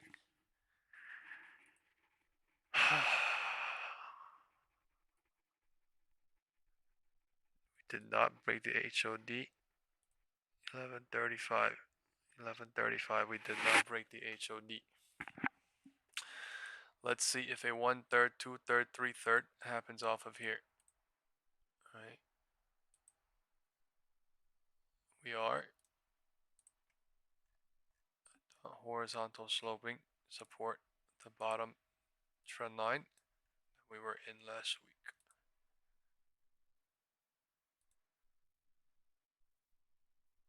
The Russ 2000. The Rusky 2000.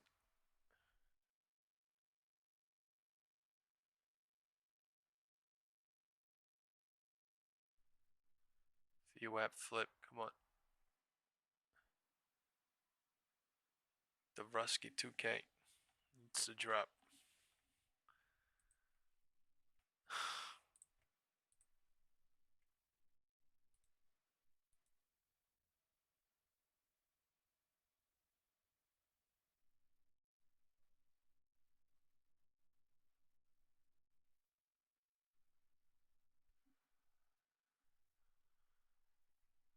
SS.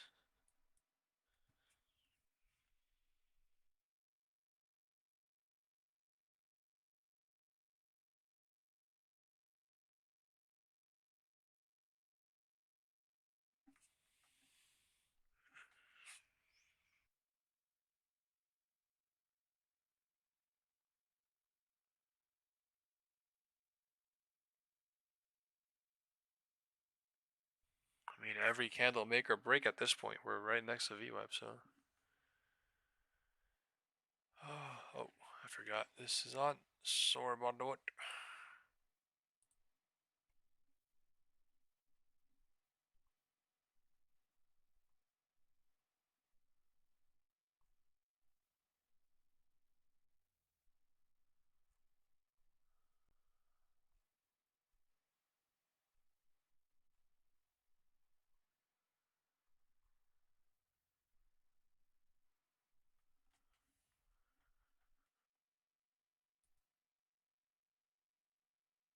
Do it.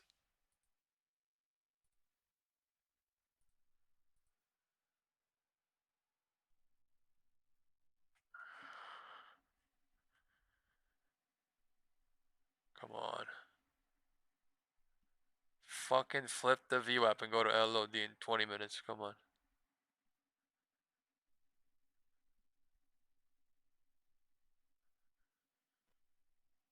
With IWM needing.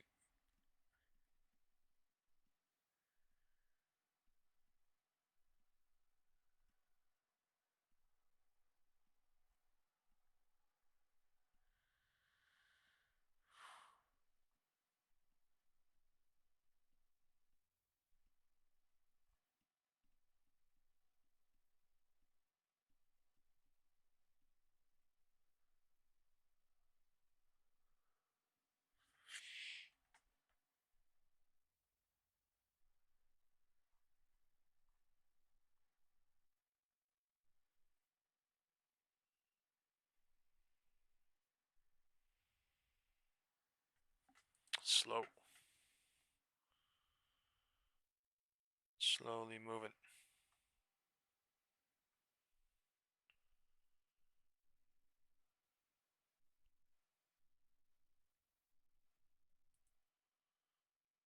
You have to go, you're ringing the bell, and you've got some things you have to do upstairs. But very quickly, can you just give us kind of a heads up of where the consumer is right now? What are you seeing? You all have talked about how you've seen people who make $100,000 and more coming into the stores. What do you see at the lower end? Yeah, as we said when we released our third quarter results, it's been really consistent for us. They know? We're benefiting from some share gains. People with higher income levels are shopping with us more often and have been for a while. There's pressure at the bottom end. Inflation being low single digit right now helps a little bit, but it's on years of price inflation in some categories. Gas prices being low is helpful right now. So people are behaving pretty consistently, but there's pressure for those at lower income levels. Are coming off I think in the store, you've seen 1.3% inflation versus closer to 3% for the rest of the nation. But that grocery store inflation, 25%. Right now, we've got over 7,000 rollbacks in Walmart US, and our team has done a fantastic job of figuring out what to change, whether it's in food or it's in general merchandise, to try and keep prices down. In the apparel office yesterday, they were giving us examples of how we've been able to improve quality, change country of origin, move a factory, and end up with a better outcome. Lots of flexibility on their part, and they managed our inventory so well. You know, when this year started and we were facing this tariff situation, the biggest concern I had is that we would get over inventoried. But they've navigated that. Our merchants have so well. Can't hold on to it. With your margins, what are they now? It's tight, like 4%-ish. $905 billion. I hadn't looked at it in a while. You're going to be $1 trillion retailer. That's QQQ trying to go bearish now. IWM is not. That you can do that. The business model's changed with income from membership and advertising and some of the other things we're building. The composition of the income statement looks different. Doug, you have been a phenomenal leader, not just for Walmart, but I think what you have done at the Business Roundtable and kind of speaking out for American values. And we want to thank you. Time is 12:20. I can't wait to see your next chapter. What are you going to do next?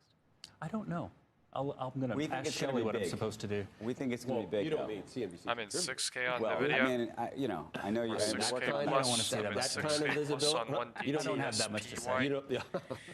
I'll leave it to you. 3K Seriously, I've learned a lot from you guys over the years. In the pandemic in down particular, you were very helpful to keep us all educated, and I'm grateful for the role you got grinded down to $700 at HOD. You're thinking about what to do next. You're not going to do anything for a It'll be some combination of business and philanthropic stuff, but I'm going to take a few months. I've never had a blank calendar, and I've now seen what one looks like in a few months, and it's kind of exciting. I can't even fucking. And then we'll see. Well, we hope you enjoy your time off, you and Shelley both, and we can't wait to see what you do next. We hope you come back. Uses setup to fucking boom up crazy, holds like a motherfucker, uses the environment and the weekly setup to look at this shit on IWM, bro. You guys cannot tell me, bro. People were looking at IWM, right? The shit did not look like it was gonna fall. Please, somebody fucking, please, I'm not tripping out here, right? IWM literally looked like it was gonna hold, and now it's fucking dropping, like, bro.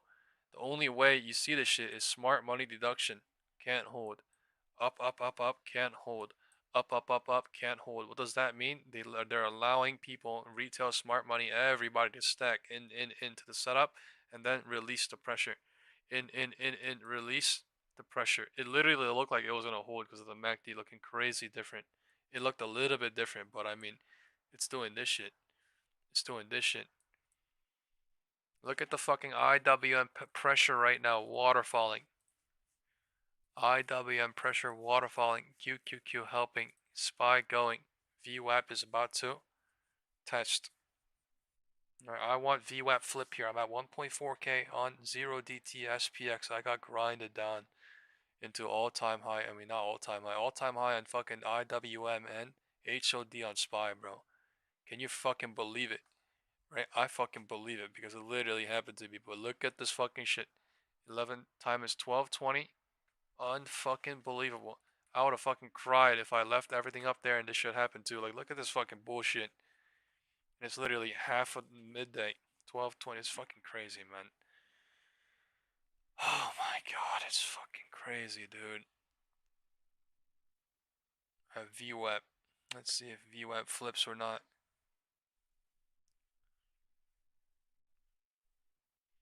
If VWAP flips, next support is the right here at 684.15. Previous high today turned into resistance and or support from the morning. Why? Because we already broke down 1005. We already broke down the ones before. That's the next one. The one that we were playing with earlier. Chopping, chopping, chopping, pump, dump, pump. This is the next important level. 684.15. I think, in my personal opinion, I don't even want to say it. I will see. There's a lot of bulls trapped up there. All right. That's just the reality. Unfucking believable. Tesla holding, believable. Apple. It's on trend line too. This shit is absolutely believable. Trend line of what? The entirety of last week. This shit is not a trend line it just created out of fucking thin air. Trend line that it created last week. They just touched it at 10, didn't reject, and they pumped it. It went at 10:05, right? I literally said no directional pump, right? This, I guess, was directional setup, and then now that it has reached there, it is literally deciding with everybody there what the fuck to do. We're above VWAP. This is bearish. This is bearish. Alright, the bulls are trapped at the top. Let's hit the thumbs up on the video, please. Thank you all very much. Time is 12:20. Thank you all very much. Please hit the thumbs up on the video. CEO of 21 Capital, Jack Mallers. Time is 12:20. Good to have you. Thanks for having me, guys. It is not 1 p.m. It is not 2 p.m. It is not 2:30. It is not 1:30. It is 12:20. Bitcoin treasuries. There's a lot of time left still. And how did this all start? They want to go lower. There's a lot of space lower on IWM. IWM is pushing lower to where? Somewhere down here. Tether and the IWM 1 minute gap is they're going to go fill it today. We're not a treasury company. They're going to be so goddamn bearish. They're going to go fill this shit today, most likely, or fill it tomorrow. I have no idea. We're building an operating company. We're bringing a lot of Bitcoin now products this is to market turning with the intent bloody. to have cash flow. And so we find now ourselves, we think this we is can turning build into a perfect world between what is a moment, Coinbase right? or a From the Robinhood market and a strategy. to all the and candle traders, all the candle chasers, and all the hopers. They're a crypto business. And now the market is saying on Bitcoin, but doesn't have any products we're at the and doesn't midpoint. have cash flow in the industry. We want to live in the intersection of that, and we think, Tether and I were very confident in our ability to deliver. What would that mix look like? The part of the business that does give you cash. No directional. Listen, push up. Tether is obviously the largest stablecoin issuer in the world. Fibonacci. I'm the that founder is of not Stripe, a coincidence. Remember that in the world. for the future. Bitfinex, a sister exchange. And we're deciding what to do at the 0.5 we see Fibonacci. many opportunities in brokerage, exchange, credit, and lending. Here. I mean, to us, the opportunities are endless. Again, this is something we've been doing for over a decade. Is producing I don't want to say products, bearish high still, margin, because their cycle is creating here. It's not really bullish. That's what I want to say. It ain't really bullish, no mo. We want to give the capital it was bullish as fuck earlier. And I'll say that much. But they were holding, pushing, popping, we think that the markets are going to really love that. So you popping, want to do brokerage Tesla like popping, Coinbase, but strictly right? We were literally Bitcoin? talking about it yeah, listen, in the these fucking things chat. We're like, is this shit real or what? Sooner rather Based than on later. something. I'm not committing to any timelines. It is real on Tesla. But, it ain't real on SPY. We're really interested in building credit markets on top of Bitcoin, lending products on top of Bitcoin. It's a $2 trillion asset that needs credit and lending and capital behind it. There's nobody better than partners like Tether and SoftBank. And then our experience in the brokerage and trading space, we think that there's evergreen opportunity. And really, the thing is, our tagline is a Bitcoin company. We're not a stablecoin company. We're not a crypto company. We're not a prediction market company. We see Bitcoin as the forest through the trees. It is the opportunity, and no one's seemingly focused on it. And that's the part of the story of this equity is to focus solely on Bitcoin, deliver value to shareholders through primarily Bitcoin. Who should buy your stock? Why wouldn't they just buy Bitcoin then? Well, because they don't have Tether, SoftBank, and the cash flows that we'll produce. So, I agree with that. We do not want the market to think of us and price us as just a treasury asset. That is not us at all. We're going to acquire as much Bitcoin as we possibly can. I mean, I think it's crazy that we own over 4 times the amount of Bitcoin Coinbase does, and this is my first day in the public markets. But, we also want to build massive businesses, and I think the markets will appreciate, so goddamn bearish. Tether's no gap down, but it gap filled it. Has the recent volatility been jarring to you, or is this like just par for the course? No. Much worse. Par for the course. Come on, man. Yeah, of course. I mean, listen, to own the best performer in the face of currency debasement, in this new, fiat era regime of infinite amounts of deficits and printing. Bitcoin is priced on the future expectation of fiat currency, and it's a wild world that we're living through and having to go through. And so you eat some of the volatility to be the best performer. If you can't take the heat, stay out of the kitchen. And so, Bitcoin's a winner. Oh my fucking crazy! It's fucking the leadership team, the board. It's exchanging hands crazy. If you live in a New down Jersey like $2.5 or some shit, but it is. That's what it's fucking doing right now. Oh my lord.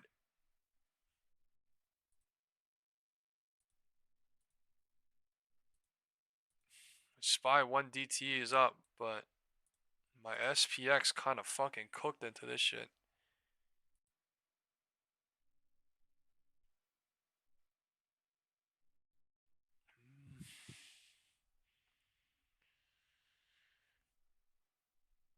What a shit show.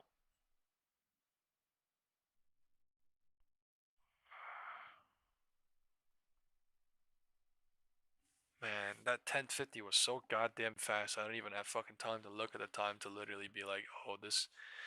Look at that shit. Like, it literally looked like a fucking 1050 rejection. It was 1045 into. Man, it's fucking wild, bro. One miss opportunity though, and literally just turning into a whole intraday fucking shit show. Extended cycle, data burning, data whacking, man, like.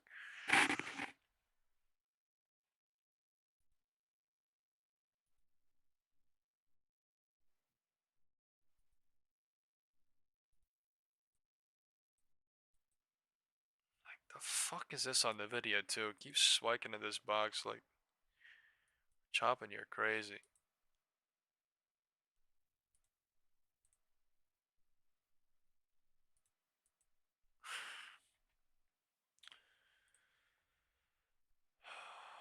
We know this is never going to pass. Legislation in Congress aims to raise hundreds of billions of tax dollars from the wealthiest Americans. The Robin Hood Act would impose 20% tax, a 20% tax on loans and lines of credit backed by their capital assets, like stock shares and real estate. Joining us first on CNBC is the bill's sponsor, U.S. Representative Dan Goldman, Democrat from New York. Congressman, welcome to Post 9. Good to have you. Great to be here. So tell us a little bit about why you decided, there are lots of wealth taxes. Democrats like wealth taxes. Why this is the way to go? Well, so as you analyze our tax system, there are a lot of different ways that you can try to tackle wealth inequality. But as you look into it, what I realized is some of the wealthiest billionaires in our country pay almost no tax. There's Jeff Bezos has an effective tax rate of 1%, Elon Musk 3%. And the way that they do that is just by borrowing against their stock, their assets. And that allows the assets to appreciate. They can have as much disposable cash as they want, and they don't have to pay tax. They die, then the stock passes to the next generation, and they get the stepped-up basis. And so rather than focus on the marginal tax rate or a wealth tax or taxing unrealized gains, all of which are very complicated and very difficult, this is a very straightforward way to target the problem that we are trying to solve, which is wealth inequality. I get it with the billionaires, Elon Musk, Jeff Bezos, fine. But, I mean, your bill targets those with an income of $400,000 to $450,000. That's very different than the billionaires. Well, that would just be the people who qualify for this tax if they are taking out loans. The reality is that's doctors and lawyers and small businesses who borrow against their stock holdings. So Isn't this going to be crippling? Margin is accepted. It's exempted. So if you are just taking a margin loan to buy stock, that is exempted. No, but if you're taking a loan against your stock to pay for payroll as a small business owner, then that's a big tax. I would venture to say there are very few doctors and lawyers who are taking loans out against their stock holdings. That 1225 candle coming in with a kiss candle. Like real estate, small business owners. What a big FU. Look, why not just raise the threshold? Your point is, I think your point is well taken, and the goal here could be so bullish today that something different happens. It does not have to be IWM with entrepreneurs who are starting new companies, have all of their money wrapped up in that new private company. They can't sell their shares. There are details that I think will have to be hashed out as if this were to go through committee. But the point here, and the vast majority of people who do this are doing it because they can take out huge loans and avoid paying taxes. And when you do see the billionaires, those are the people who are not paying their fair share. And so I do worry a little bit about saying pay your fair share when you're just looking at the top marginal tax rate, because those salaried and wage earners are paying a lot of tax, especially here in New York City. But it is the people who are avoiding the tax through these loans against their assets that this bill tries to tackle, and that I think really gets at the problem that we're trying to solve. So projected revenue, projected number of people who might be affected by this move? It's hard to gauge the projected revenue. We actually took a fairly conservative view of it to determine that basically it'll be close to $300 billion over 10 years. That can pay for universal child care. That can pay for universal pre-K for all 4-year-olds. That can pay for a vast amount of early child tax credits. All of these policies that actually would be beneficial for the economy as well. So it's just an upfront cost that has a benefit on the GDP on the back end. Speaking of universal child care, I think of the incoming mayor who wants to tax the wealthiest New Yorkers as well, not in the way that you're discussing, but simply on their What income. the fuck is this, guys? I don't support the way that the mayor-elect wants to do this. I do not think that a city tax is the right way to go. I think this should be equitable around the country. New York has very high taxes. We need to keep businesses here. We need to keep people here. We need to grow that economy overall by implementing a 2% tax on those who make over $1 million or more. We may push more people out and generate less revenue. But I do agree with the general idea, which is why I am. If it loses this shit and breaks that 1225, I can say that confidently. On the national level, I had this conversation some time back with Senator Warren. If you're thinking of selling your house,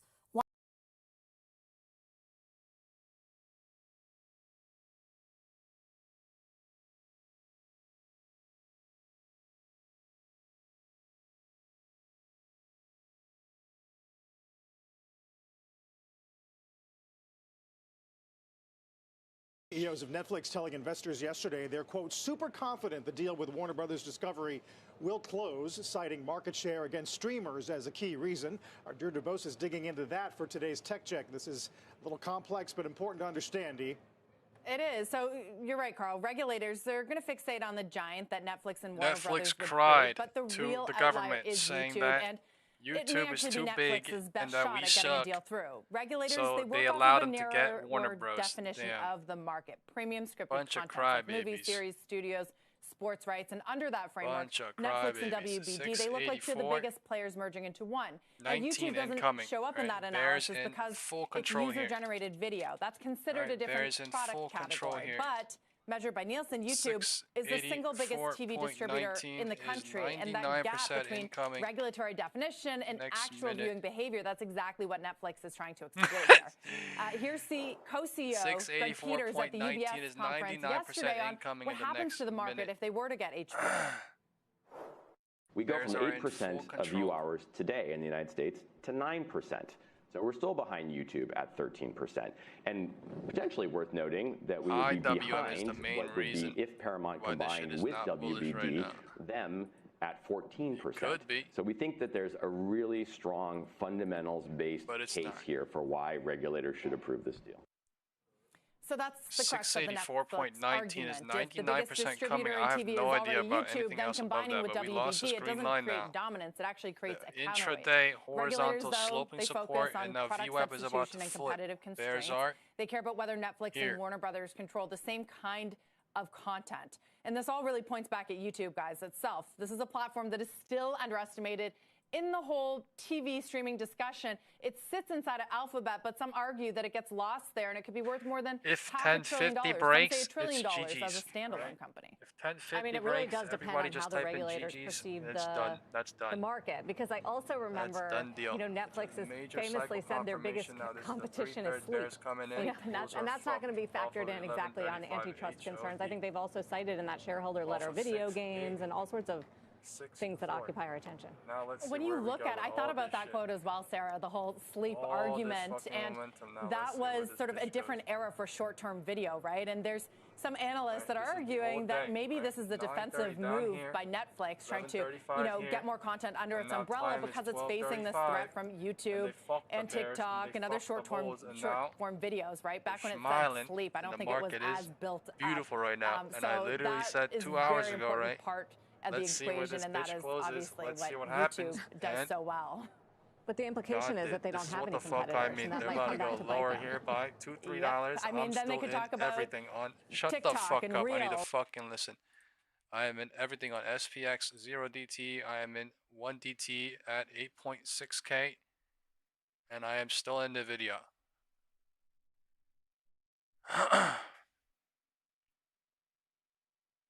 Bears are in full control here. IWM leading. I don't give a fuck. It's going somewhere here in my opinion. 251.60. Let's see. IWM LOD SPY. Test, hope, whatever the fuck is coming. This is the 1/3, 2/3, 3/3 bearish cycle. They made the roof, right? And now they're pushing lower in the 1/3, 2/3, 3/3. This is what I wanted. This was my deduction. Now, I need a little bit lower. I'm being greedy as shit right now.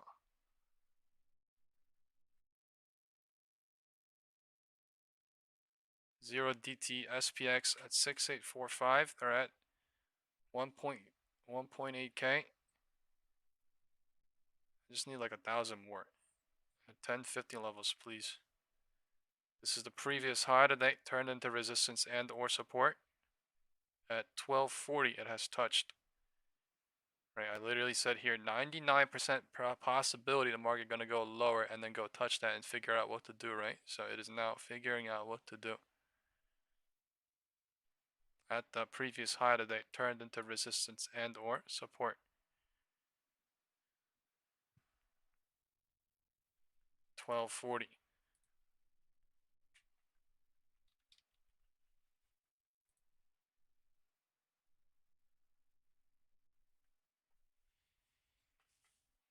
Any single cycle could bounce here. Create a cycle. They do not have to go straight lower. But the general direction is south because of not certain things. Apple flying, Tesla flying. General direction is not south. It's actually mixed in some crazy fucking way. QQQ is flying, trying. 1240. And IWM is straight up fucking rejecting into the depths of Tartarus. So one of them about to fake out again, huge to somewhere again back to the green line, or maybe a little bit lower. I have no idea. I don't want to speculate. So one of them's faking out though. I can tell you that straight up, clearly, because they're doing two different shits at two different times. And all the fucking bulls are fucked up there. All the fucking bears are fucked down there. And let's see who gets fucked. Right? And to the end of the day, who gets fucked? Let's do a poll. Alright? This shit is going to HOD. This shit is going to LOD. Alright, vote right now.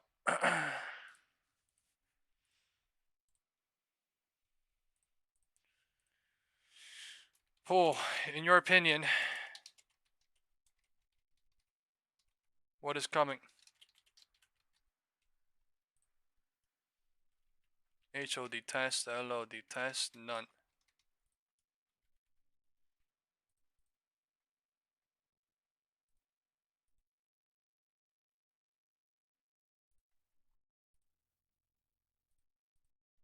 There's no fucking way. 5 people voting LOD test. No one voting HOD test. Are you fucking serious? I thought it was going to be mixed. Oh my god. 1 person voting HOD test in the WhatsApp group.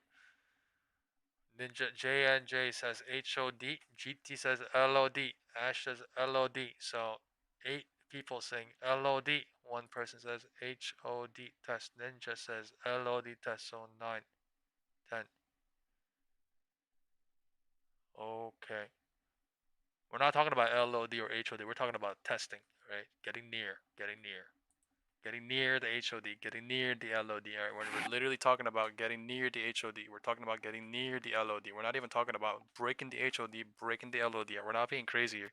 Just talking about, we just want to see opinion. Based off candles, clearly it's going south. So, I mean, candles are saying, we gotta look at this. You know, this is the best thing to do here is to not freak out and to look at the chart in the 5-minute candle and look at what the 5-minute candle and the 5-minute MACD and the 15-minute MACD is doing over the VWAP, and it's going bearish as shit. Why? Because of IWM. So until IWM releases this shit, it will not stop. What am I talking about? The Christmas tree. IWM Christmas tree. What the fuck is the IWM Christmas tree? Literally up and down, up and down, up and down this entire fucking week. So until this shit stops, market is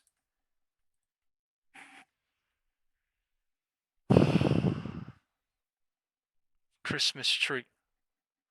LOD. Holy crap, there's so many LOD. 1 person HOD. 2 people HOD. And literally like 13 or 15 people saying LOD test. Holy crap, that is crazy. On that note, I'm leaving my 0 DTs right now for 2.1K. I don't give a fuck. Alright? I'm scared as shit, so I still have my 1 DTs on SPY. Crazy up from 12. Sorry, I think it was like 1150. I'm scared as shit on 0 DT. I think I got God bless, so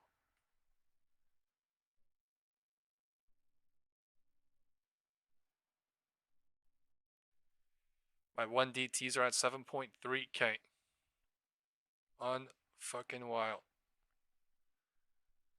Nvidia is just Nvidia. Alright, I am literally just basically same fucking price. But I'm waiting.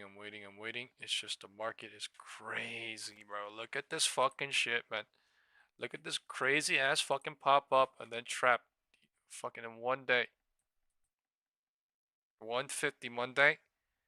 We made a high today at 12, 11:35, and then what? We 1/3, 2/3, 3/30 it, right? And I literally said, as I was going up, there's no way I'm getting released into this shit unless they decide to make a HOD, the market together, and then do something. And that only happened with IWM. When did that happen at 11:20, 11:35? When was that? 11:20, 11:35. So hopefully you guys remember this for the future, because yeah, this is literally right. This is literally right. You gotta remember this for the future. I'm telling you.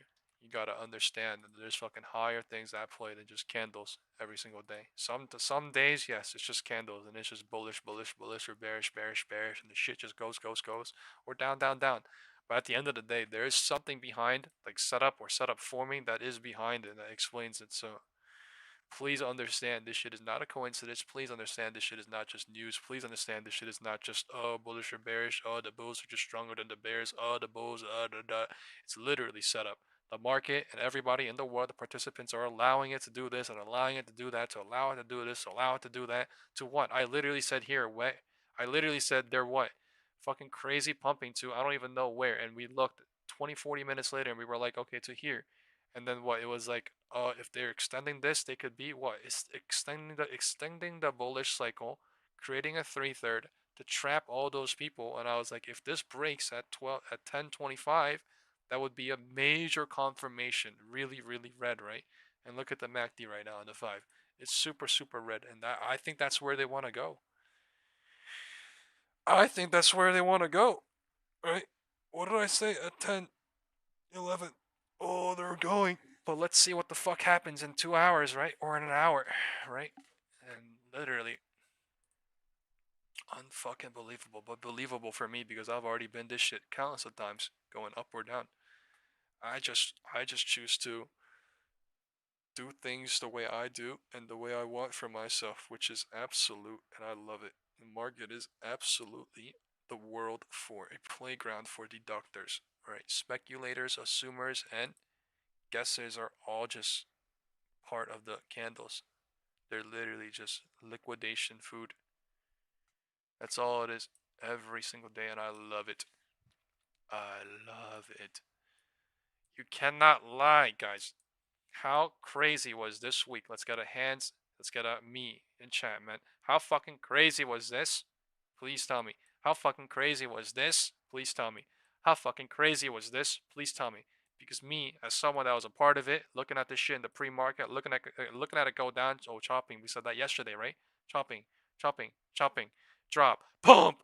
Like, bro, it's crazy. I fucking love it. I fucking love it. Hands up in chat.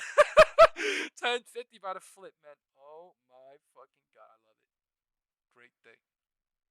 I am literally at 7.4k 1DT, man, from the fucking pure top at 685. I fucking love it. 685.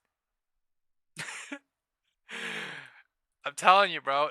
When I was a kid, right, a year or two ago, when I was an amateur, when I was a retail, I used to think, wow, oh, I got lucky. Wow, I got the real move. Oh, wow, I got the real play. One or 2 days out of the week, 1 or 2 maybe out of the month, and I'll be like, oh, I got lucky. I could do this again. Blah blah blah. But now it's like I put myself in the opportunity and I put myself in places where I'm able to receive what I want to receive basically for myself by, looking at the things the way I see for myself. And like, I just am so blessed and helpful and thankful that, it is the way it is for me now, because now it feels like it's not like luck based, and it's like, it is luck based, but it's like opportunistically luck based for me, man.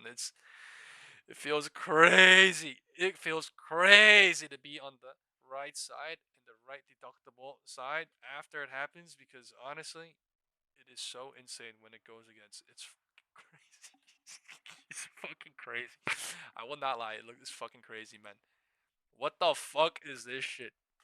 Huh? Pump up, jump off. Nobody know, bro, dude. I love it. I love it. I love it. Tesla. Who knows where Tesla's going? Right. That's number one. Tesla. I'm so glad I got in here. I think it was here, in here, and I got the fuck out yesterday. Majority. My 427s were fucked yesterday. I literally wasn't even paying that much on Tesla because they were fucked. But I literally left 85 to 90% yesterday of all my end of money shit for real good profit. And then now look at this fucking crazy. I don't even know. This, I guess, is going here. We'll figure that shit out later. But I mean, wow. Market going lower. IWM, SPX, something pushing lower now. SPY is 1240, 1250. This is the 1/3, 2/3, 3/3 real direction. The candle is just flickering and flickering and flickering lower. They want to go break the low of 1050 and extend this bearish cycle and go lower and expedite this bitch maybe, or bear trap everybody here and then bounce. That's maybe possible too. But in my opinion, at this rate, they're going to go break the fucking 1025 low. They're going to go break everything low, and they're going to go fill the 1 minute gap on IWM. And if that shit fills today, I hope everybody remembers what happened today, because yes, today is the day. Is one of those days. Look at how much QQQ is up right now, and look at how far SPY is down right now. This is, you can't even play this shit on SPY unless you see this shit happening on IWM, because it is so hard to see. It is a tech rotation. It is a market rotation. It is everything happening at different times. It is impossible to see the setup unless they see the setup. And it's too late. They'll be like, oh, look at that. Oh, candles. Oh, got the, I don't give a fuck, all right? Deductions literally are before, right? Because setups are always there. And then the news, and then the moves, and then the things come in. All right, 1250 is bounce trying, right? 1250 did not break the low of 1050. They are cycle creating here. That's what I see. I'm going to call it as that. QQQ is crazy bullish right now. So we're going to look QQQ as we look at SPY. IWM helping QQQ pull back. Sorry, IWM helping SPY pull back like nothing. QQQ, nothing. No pullback whatsoever on the Qs. Tech strong. That's why Nvidia is strong. If tech was going, if QQQ was going, if Nvidia was going, SPY and IWM would be way fucking lower than where it is right now. But people looking at candles are just going to think, oh, the market's going lower. Oh, it's literally just IWM and SPY. How do we fucking know this? Because we were literally on top of it. I was on top of it, looking at IWM and SPY compared side by side all fucking day long, while nobody in the world gave a fuck. Nobody in the world cares about it. Nobody in the world, you know, all that shit. Because literally, that's how it is. That's how it was. That's what I realized. So when I realize things and when things change for me, I'm not going to sit there and just literally, you know, be okay with it. I'm going to try to understand. I'm going to try to realize. I'm going to try to educate myself to become better for myself. So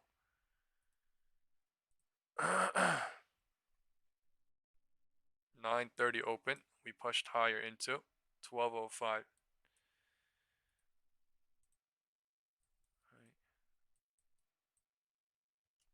Look at SPY right now. They want to flip 1050. What does flip 1050 mean? Flip 1050 means flipping this low and continuing the bearish cycle, saying every bull up here is trapped in the 1/3, 2/3, what? 3/3. And the 3/3 is a part of the, right? 2/3 is kind of a part of the trap as well. Market is creating cycles, right? What did they do in the morning? The gap filled, right? They pushed it lower and gap filled and went higher. What does that mean? They create a bullish cycle, extended until they create the top, and then 1/3, 2/3. Use the 3/3 along with the 2/3 to squish. Every single chopped person went up. If they did not leave and they were wanting higher and higher on I don't know what, they got deleted. And now the market is deciding what to do. Nvidia, not a lot of move right now. FOMC tomorrow. Market is almost waiting here.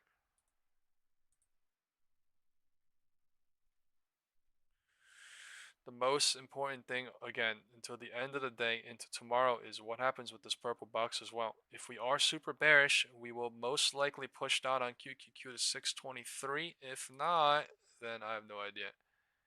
If not, SPY and QQQ, all different right now as well. So, we'll see what happens.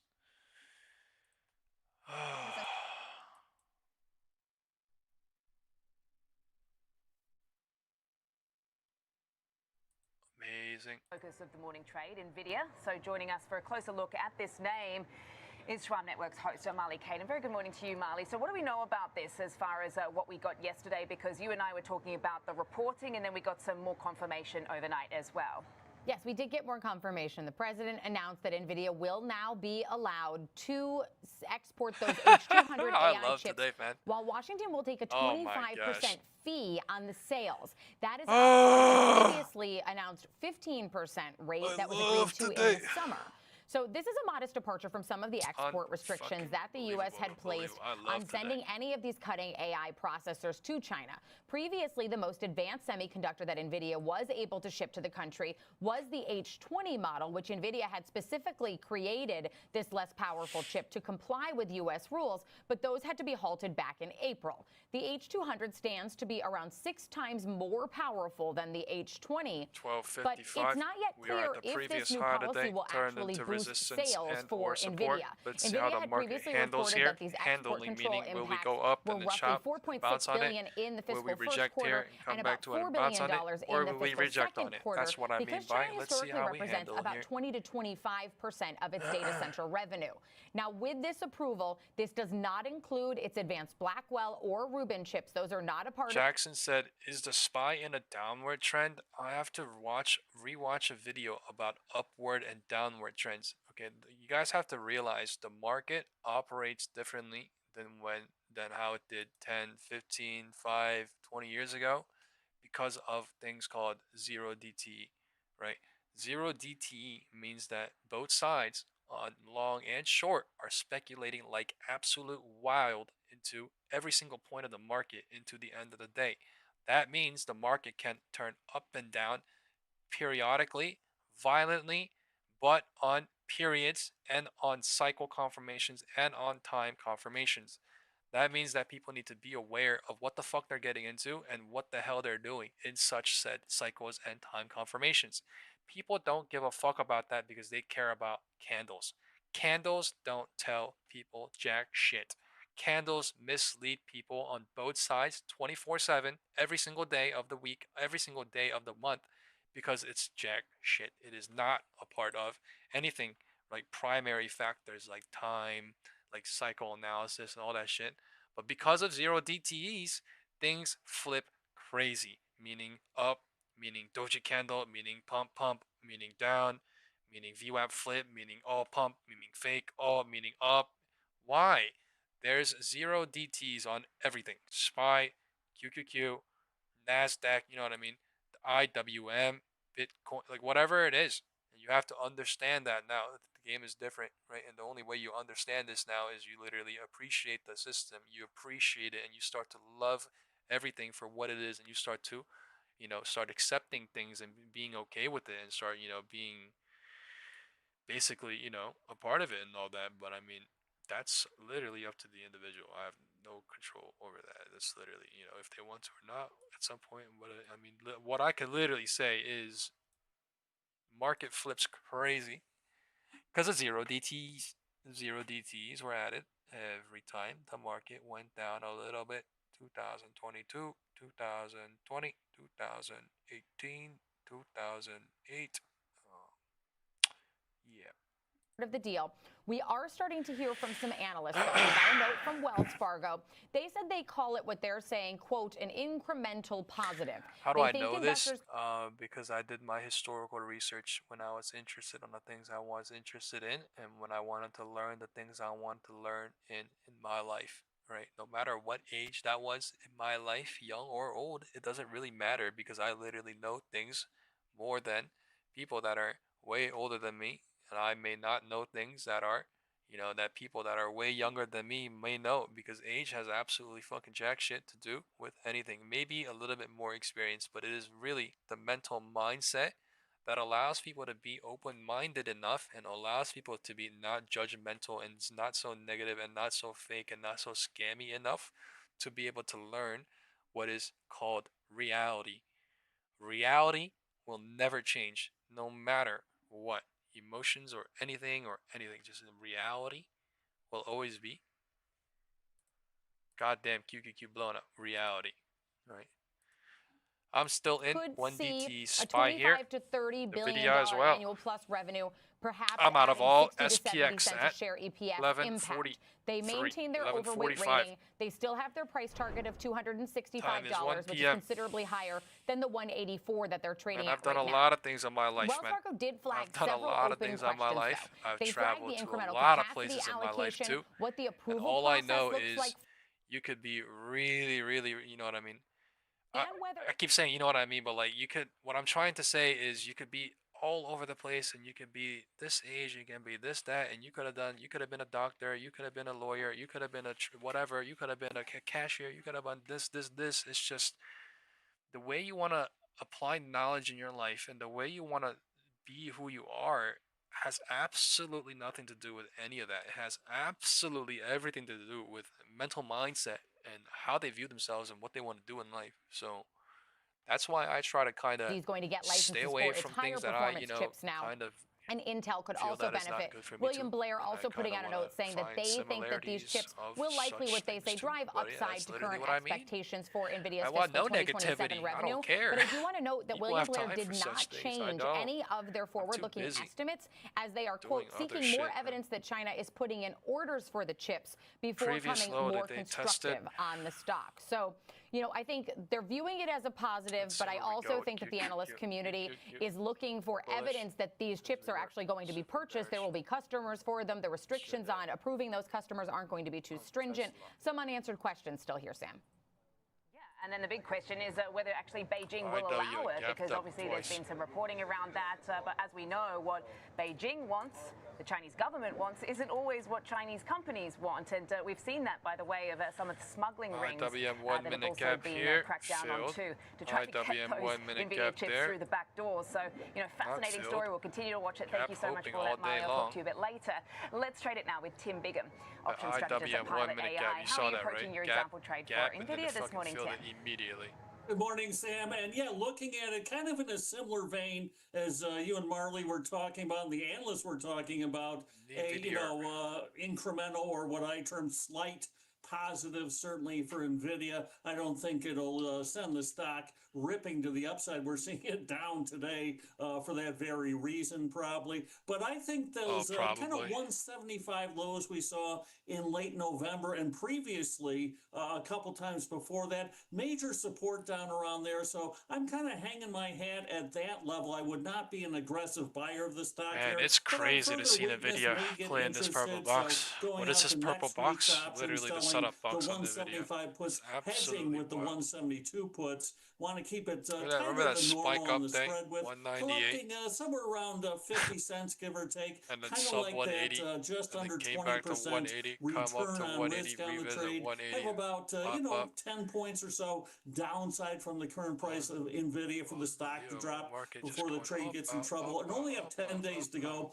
Broadcom earnings, as you alluded to, so might earnings be the on Nvidia last 10 days, really? We see out there might affect Nvidia a little bit, but I think going forward, we're kind of stuck in this trading range, not only in Nvidia, but the market overall, between the all-time highs and the recent lows that we saw. And I think it'll kind of continue into year-end, barring any kind of calamity coming out of the Fed meeting tomorrow, which I don't envision at all. Yeah, 170, certainly the area of support there. That's when we saw certainly buyers stepping into this trade.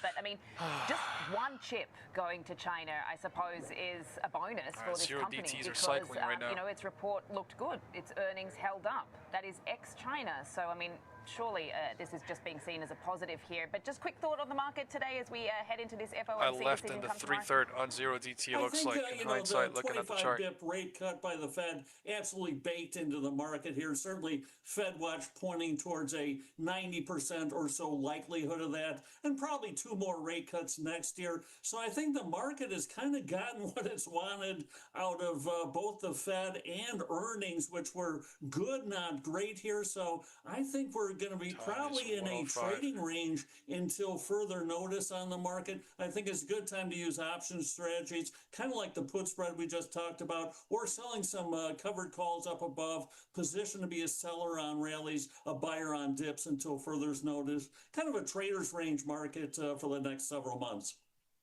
Awesome stuff, Tim. Thank you so much for getting us across that an example trade for us for Nvidia and your thoughts on the market. Tim Bigham there. Thank you so much, Tim. Strategist at Pilot AI. Thank you so much, Tim. I was up 1.2K on my 1DTs, 685 on this dip, and now I'm up $600. I am still in my 1DT SPY puts and Nvidia into Friday 182.5. Nvidia had a Amazing day. A crazy day. A pop-up in a crazy, crazy big downward trend. A pop-up in a crazy, crazy big downward trend. On August 22nd, and we got everybody wilding. The road to artificial general intelligence was already bringing Tomley, my dad. For the week of December 8th. Fundstrat Granny Shots is 3 ETFs. Let me give you the particulars of these. Tomley. We are in 14 bearish weeks. We're investing the bulls less bears, according to the S&P 500, or 14 basis points of outperformance. Guys, let's get hearts in chat for Tom Lee, please. So let me start with some macro. My and father. I want to emphasize something that we've talked about he sounds so at soft. Fundstrat in the past. All right, everybody hit the thumbs up as well. The 10 best days, or the hearts rule in of chat. 10 best days. Thumbs up in chat. Subscribe to this channel for Tom. I think it explains why people are bearish this year. In fact, if you're bearish this year, you are consensus. Currently, the bulls less bears, according to AAII. Thumbs up for Tom Lee, folks. Come on. And if you look at the weekly reading for AAII all year, bears have dominated market sentiment all year. Hearts in chat for Tom Lee. Yep. Where investors have been Scott. positive. Thank you, Scott. Thanks, Scott. Why is that? I think it has to do with the fact that people have been trying to time the market. The rule of 10 best days states that the S&P makes most of its annual gains in just 10 days. And it means don't time the market. And this year was a really stark example. Since 1928, the S&P has returned 8% a year. Excluding the 10 best days, though, it's minus 13%. It's Christmas. That means you missed out on 2,100 basis points. It's Christmas, guys. Look at this Christmas tree. If you didn't own the 10 best days in every year. Green. Since 2016, this rules also Christmas, held. and we're about to see the end of the Christmas tree. 14%. Christmas. But it's minus 9% if you don't have the 10 best days. That's 2,300 basis points a year. All of the gains basically in the market are made in 10 days. Let's just look at the last 3 years. In 2023, the S&P was up 24%, but excluding the 10 best days, it was up only 4%. In 2024, the S&P was up 23%. It's Christmas season, I'm telling you, bro. Days, it was up only 4%. Get ready to see a Christmas tree. And this year, the S&P is up 16%, but if you exclude the 10 best days, you're down 12%. Huge difference. So let's look at those 10 best days. Reloading to go lower on IWM. In total, the 10 best days in 2025 were particularly stark, the right side 32%. Of the leg. So you really had to be involved in the 10 best days. But that top 10 day was April 9th, 2025, when the market was up 9.5%. What is so Tom that was Lee talking the about? Flows. If you missed that day, you've had a bad year. Tom Lee. And excluding the 10 best days, the market's down 12% this year. Say, we love you, Santa Claus. Okay, so it's the tariff bear market that determined Christmas everything. Is here. Winter is cold. Here's the winter single is best coming. day of 2025 right Tested there, the that big candle. This is not breaking the HOD. And if you didn't own it, by the way, after that day, you also missed out on the best 6-month gain we've seen in more than a decade. IWM is so goddamn bearish right now. Okay, hopefully that makes it clear. There is a divergence at the roof. Meaning medium-term, long-term shorting is dangerous. They could clear the divergence, but that does not ever mean it is always guaranteed to clear the divergence, right? There is statistical data to say happens sometimes, happens not. The odds have moved around a lot. More higher time frame things, setups that are happening, that means there's a higher chance of it. And as for earnings, doing other things than rather Broadcom and at that time. That is why more setups exist sometimes than not. And some of them, right, when they show themselves, Tuesday after the close. That's a there a higher chance of it playing out, and the higher chance of it playing out right now is either a chop stock performance within the or a drop. Constituents. Using IWM. Let's start with GRNY. IWM is filling the 1 minute gap. Let's see what hell happens here.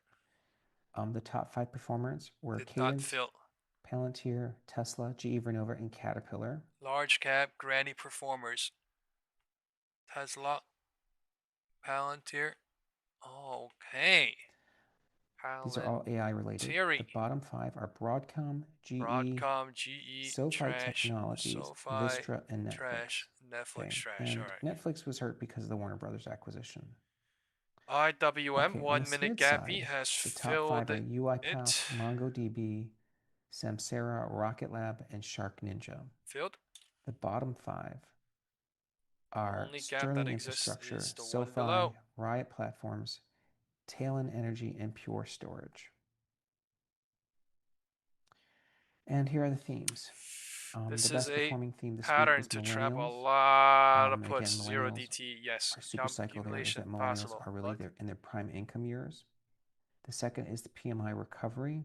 Makes sense, especially if the Fed is cutting next week. And third is the global labor shortage. Now we got all the haters and the That's it for now. Thanks for listening, and I'll speak to you soon. traders to leave. Appreciate it. Thank you all. And some people took a early break because they're done for the day. In my so ears, I'm and I happy haven't for asked you too. anyone to repeat them. But I think 15 or 20 people was a part of that. So thank you all that is still here. Thank you all for showing support and hitting the thumbs up button. Your support is shown since we have literally passed 100, and there's literally 100 people here. Thank you so much, everybody. But all I'm saying is, right, when the market was going up, up, up, and down, down, down, just because they want to be like, oh, you're a perma bear, oh, candles are red, oh, candles, that's what happens, man. But hey, that's not nothing but, you know, the no fault in the market, no fault in anyone, no fault other than the self. That's literally why. I mean, it might sound rude as hell me saying this shit, but like it's literally what it is. It's literally how it was for me, and that's the truth I came to for myself, to be able to see the shit I see for myself. So whether you want to take that in a good or bad way, I'm going to leave that up to every person's individual minds. I'm hungry as hell, alright? So I am just focused on other things. I'm trying to find some cool videos to watch as well, but I think we watched them all, to be honest. Waiting on the market because it took a long Grace time Hopper to do architecture, which isn't the Blackwell that we're currently in. It isn't the Vera Rubin that we're looking towards. It's the previous year's iterations. It is 10x superior to the H20s that, remember, cast your mind back, had also been deemed okay to ship from the United States to China if a 15% cut was given to the US government. But that was never signed into law. They were never able to execute on that. And most importantly, China doesn't want them. And I think this is the key. The Financial Times is reporting that basically already China's looking at putting curbs, licenses, basically limiting the ability for certain companies to access the H200s, even if Nvidia is allowed to ship them. And I think this is what everyone's got to currently digest. I'm hearing time and time again from some of the most powerful people in the technology space that we are underestimating how sophisticated China is at using the Nvidia chips, the small amount they already have, and some of those homegrown ones. Typically, how is this trade policy negotiated? Who typically says, U.S. tech company, you can sell this into China or to other markets, or you can't? Because it just seems like it's now at the whim of the president and his X account or Truth Social account setting trade policies. Bears trapped and bulls trapped. Well, isn't it interesting that just last week, ratio Jensen Huang was meeting with the president, but was meeting with some of the leaders over in Congress. Most crucially, he was with the Senate Banking Committee, because it's the Banking Committee, oddly, that tends to be in charge of export restrictions. And so it was that group of leaders, but many are frustrated. And I was just at the Reagan Defense Forum, National Defense Forum this weekend, and there is hand-wringing going on from Congress that they're being cut out of a lot of these discussions. Really, they should have ownership of how much trade should be allowed. But at the moment, these are coming through executive orders, and we know that the president likes to cut a deal. Nvidia, Jensen Huang likes to cut a deal. They have a very personal relationship, and most broadly, Nvidia and Jensen want access to China. They think there's something like a $50 billion total addressable market they're being forced to have to put down at the moment. He has 0% revenue coming from that country. But you've got this tussle at the top of the China hawks who are worried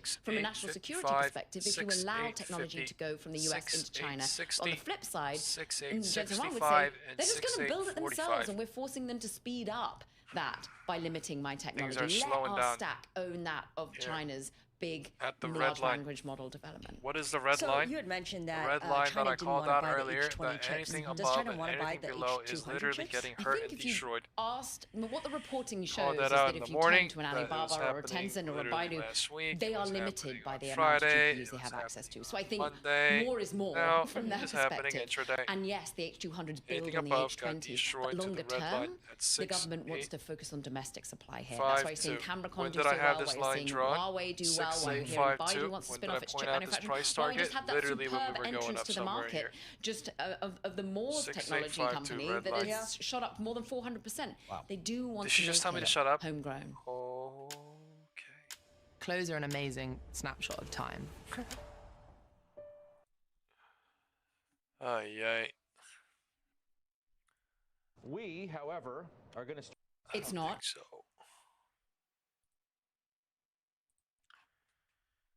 I don't think so. Previous high today turned into resistance and or support as well.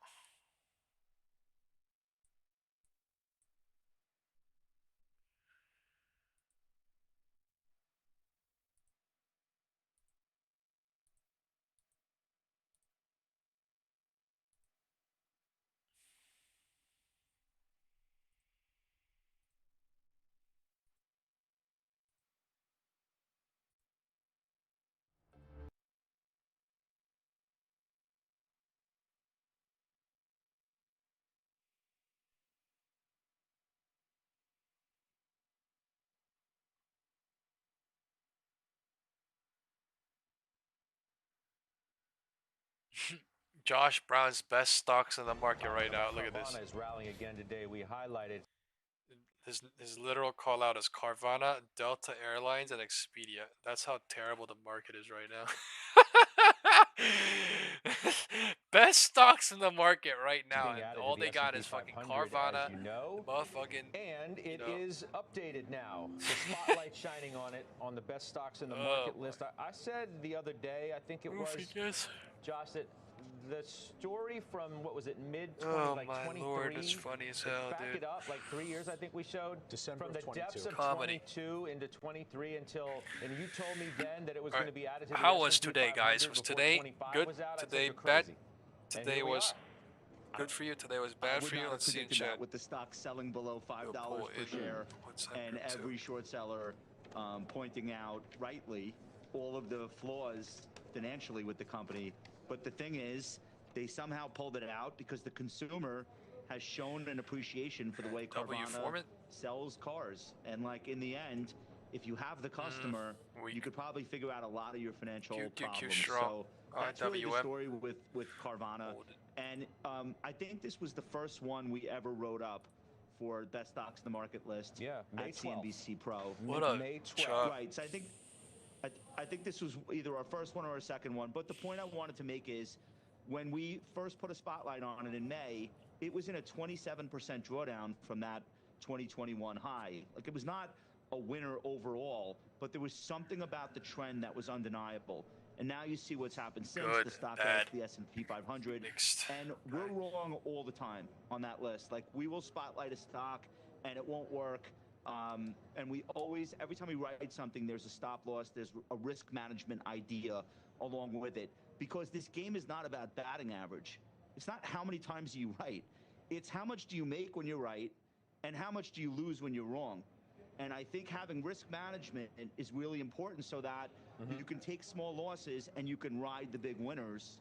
And Carvana, I think, exemplifies that idea. So we brought it back out today on the list to just talk about it.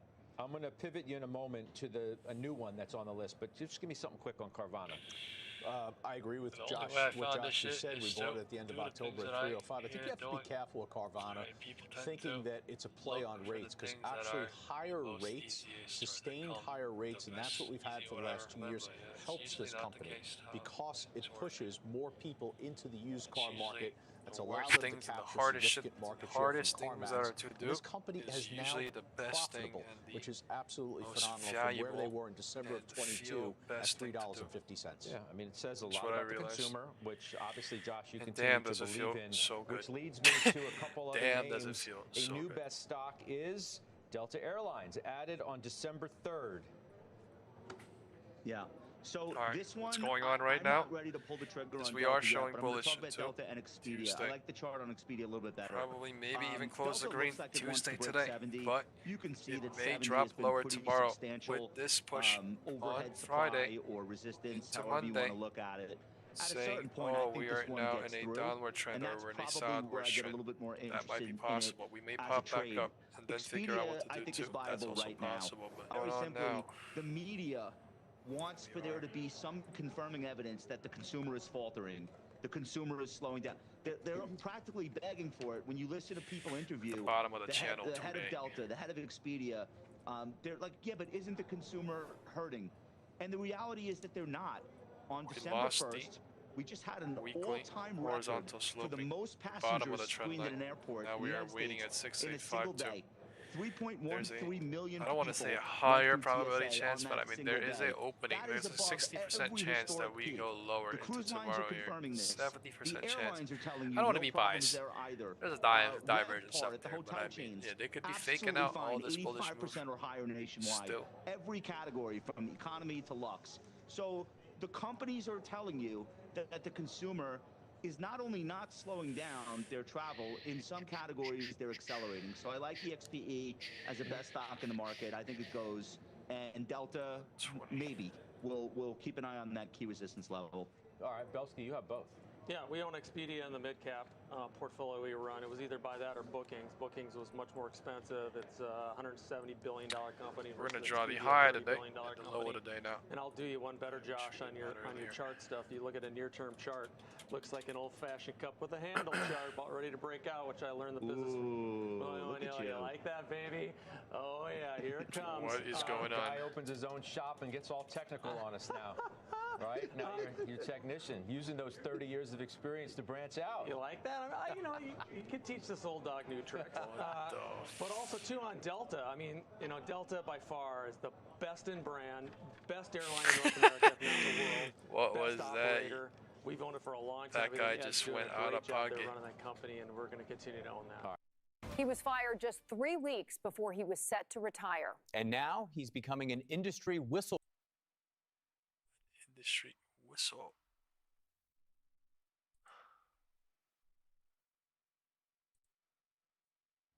Today,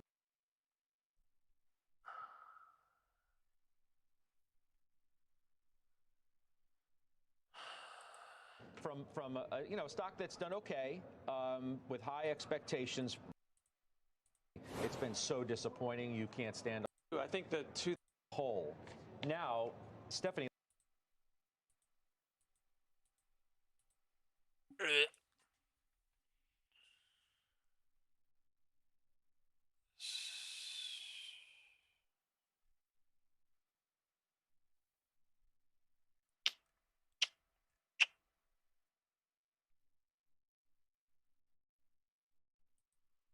Let's get to the broader market ahead of tomorrow's Fed decision. Joining us now is Piper Sandler Chief Investment Strategist Michael Kantrowitz. Michael was ranked Extel's top portfolio strategist for the second year in a row.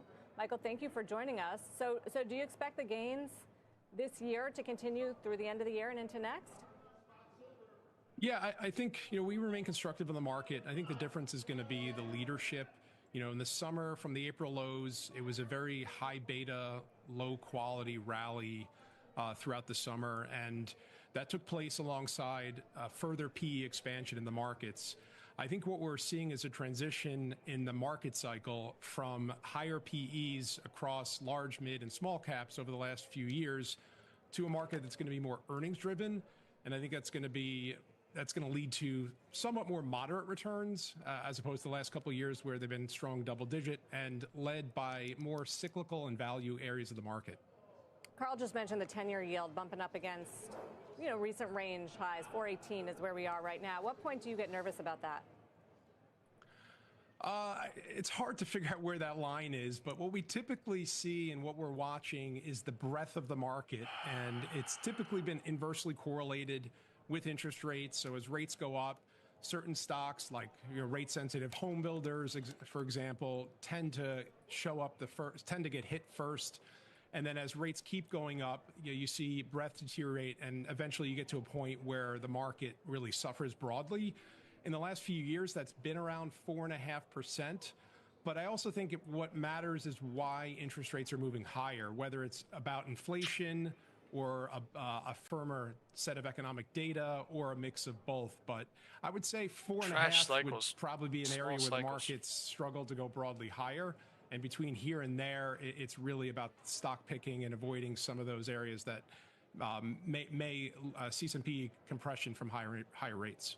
Yeah, I was looking at some of the areas you would expect a broadening out to. You point out financials, but to me, an even more interesting story is what transports have done really since about the week of Thanksgiving. What do you think's going on there?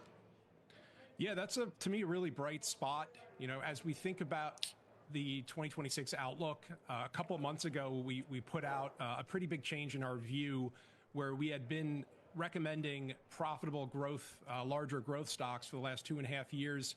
And every one of our anticipatory leading indicators that leads manufacturing activity are all pointing up now, suggesting that we're going to see improvement in cyclical data, everything from housing to manufacturing, and at the crux of that is transportation. So transportation stocks typically, when they're outperforming or rising, is a backdrop where PMI manufacturing data are improving, and we do expect that in 2026. If you live in a New Jersey zip code and have 0 D.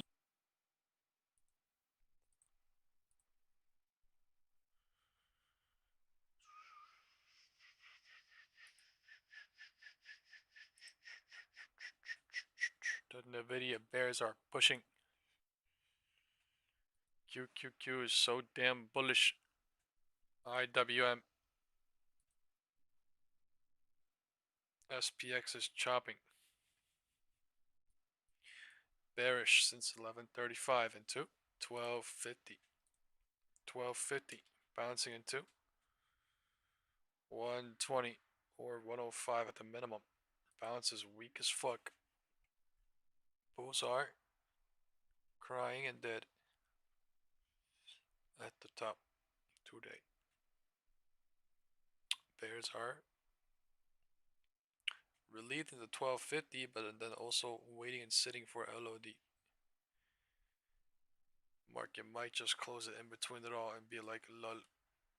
No, I'm kidding. HOD and LOD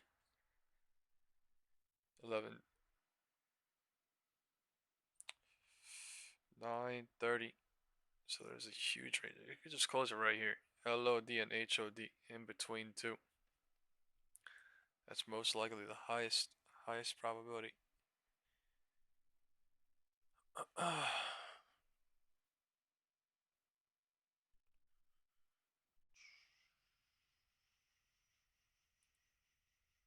Morning Trade Live. It's time now for the big picture. So let's welcome in Nathan Peterson, Director of Derivatives Analysis, Schwab Center for Financial Research. Good day to you, Nate. Nice to see you there. Look, it feels like the market conversation is that, whether Santa Claus is coming to town is sort of dependent and predicated on what Powell and Co say tomorrow. Is it as simple as that? Well, I think that's definitely an important factor. I mean, obviously, Sam, if you go back to September, it was an everything rally. AI cap spending was great. There was, Oracle gapping up to 330, after their earnings report. And, gold's going up, Bitcoin's going up. And then now we have a much more differentiated market, a much more a selective market. And that's probably going to be the theme here heading into Q1 of next year. And so, yes, the focus now is turned over to yields. And it's not just the Fed and what they say tomorrow, even though we expect to get that 25 basis point cut. It will be the guidance. And I know that, there was a note last week from Bank of America that if the Fed is too dovish, that could be bad for yields. But I think the risk is probably that they're going to be, a little bit too hawkish. So, I'm surprised that the probabilities are as high as they are, maybe because of the jobs data that's been coming out. We're going to get that 25 basis point cuts. But then I think the tone likely could have some hawkishness to it, given that there's going to be a lot of data that comes out next week. There's been some dissent within the Fed. All right, guys. This is the last poll of the day. All right. I'm probably not going to be here until market close, but this is the last pull of the day. Are we going to fly off of VWAP or are we going to reject off of VWAP? This is the last pull of the day. Let's see. All right.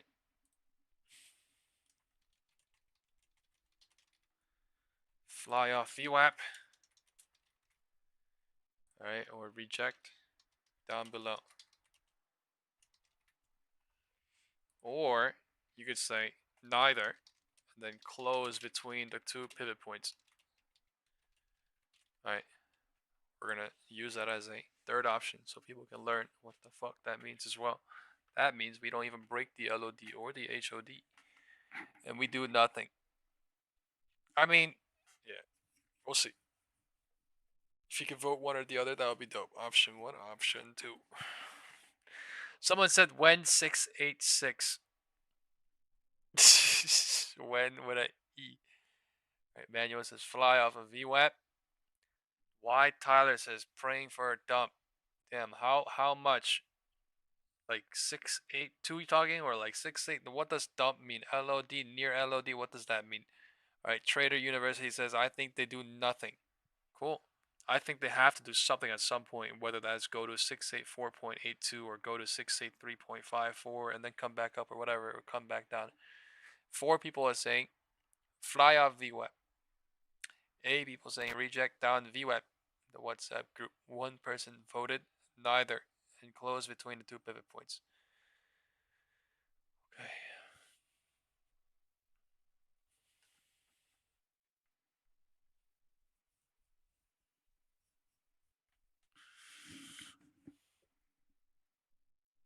Chop. I'm hoping for 683.5, so near LOD.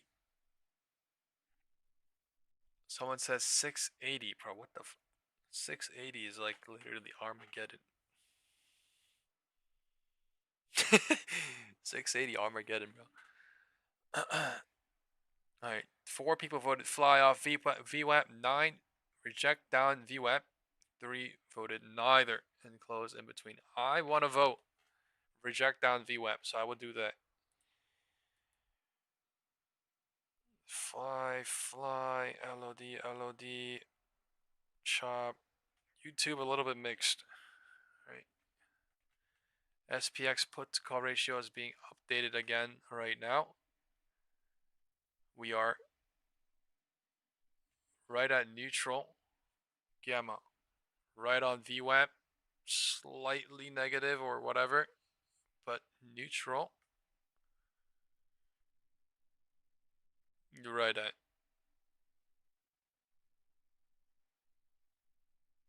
The SPX put to call ratio has just become more of a dull looking mountain since 15 minutes ago at 114. More of a dull looking mountain because more people are burnt, more people are dulled, and more people are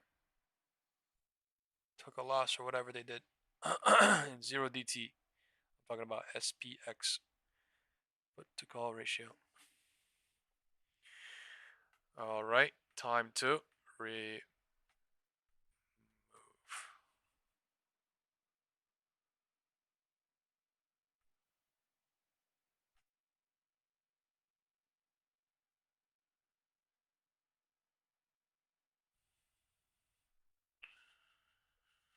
Alright, let's see. Bears are pushing.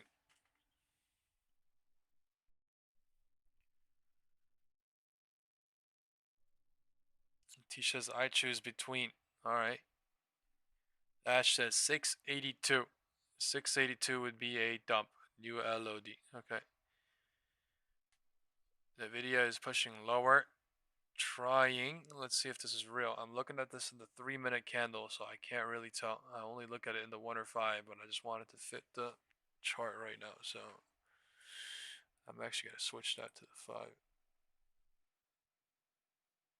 MACD is completely neutralized on Nvidia. SPY. We had a bull pop and the drop, and then now is completely neutralized almost as well. So bear trap, bull trap, bear trap, and then now what, right? It is deciding. Higher time frame is deciding whether to go lower again or not. Tesla is rejecting the some sort of channel we were playing with last week. Popped up crazy from the gray box, rocketed to the gray box. Gray box losing form. Apple thinks, I don't really look at Apple, so I don't really care. I said Apple was bullish in the pre-market. It's still looking bullish in some ways. SPX looking bottish, losing 6852. Let's see if the low of 6848 holds. Nvidia breaking the wedge downward support. I deleted the top one because I know it ain't going higher. IWM is gapping down on the 5-minute. QQQ is rejectioning. SPY is going to test 1250. Time is 1:35. Bulls are cooked. Bears are hoping.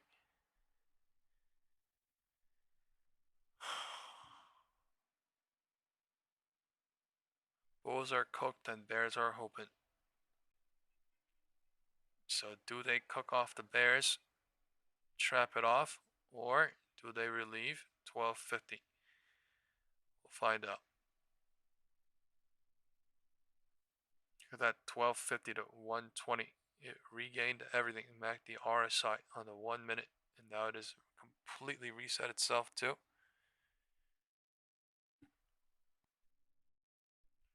Try to go lower. I'm going to send the SPX put to call ratio if I can. Thing is updating crazy every single candle.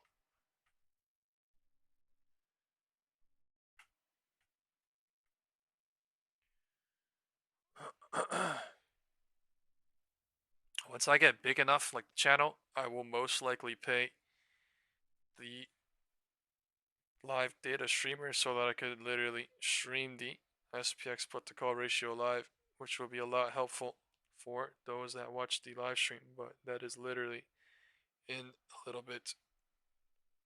But for now, SPX put to call ratio is in the WhatsApp group for those that are here, those that are active enough to be looking at such things.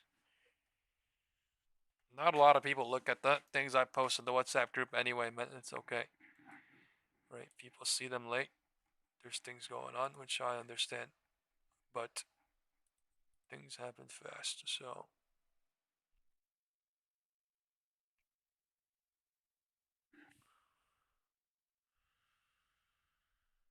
$140 bouncing, trying. 140 is one candle bouncing, trying.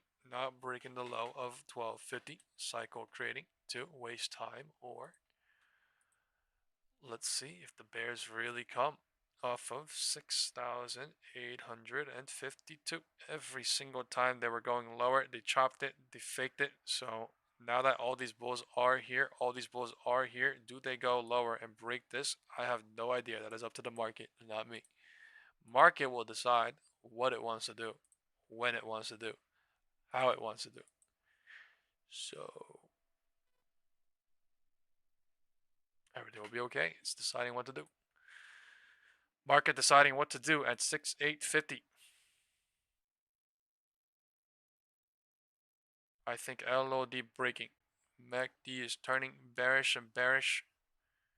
More bearish and bearish on the 1 minute. It has reset too.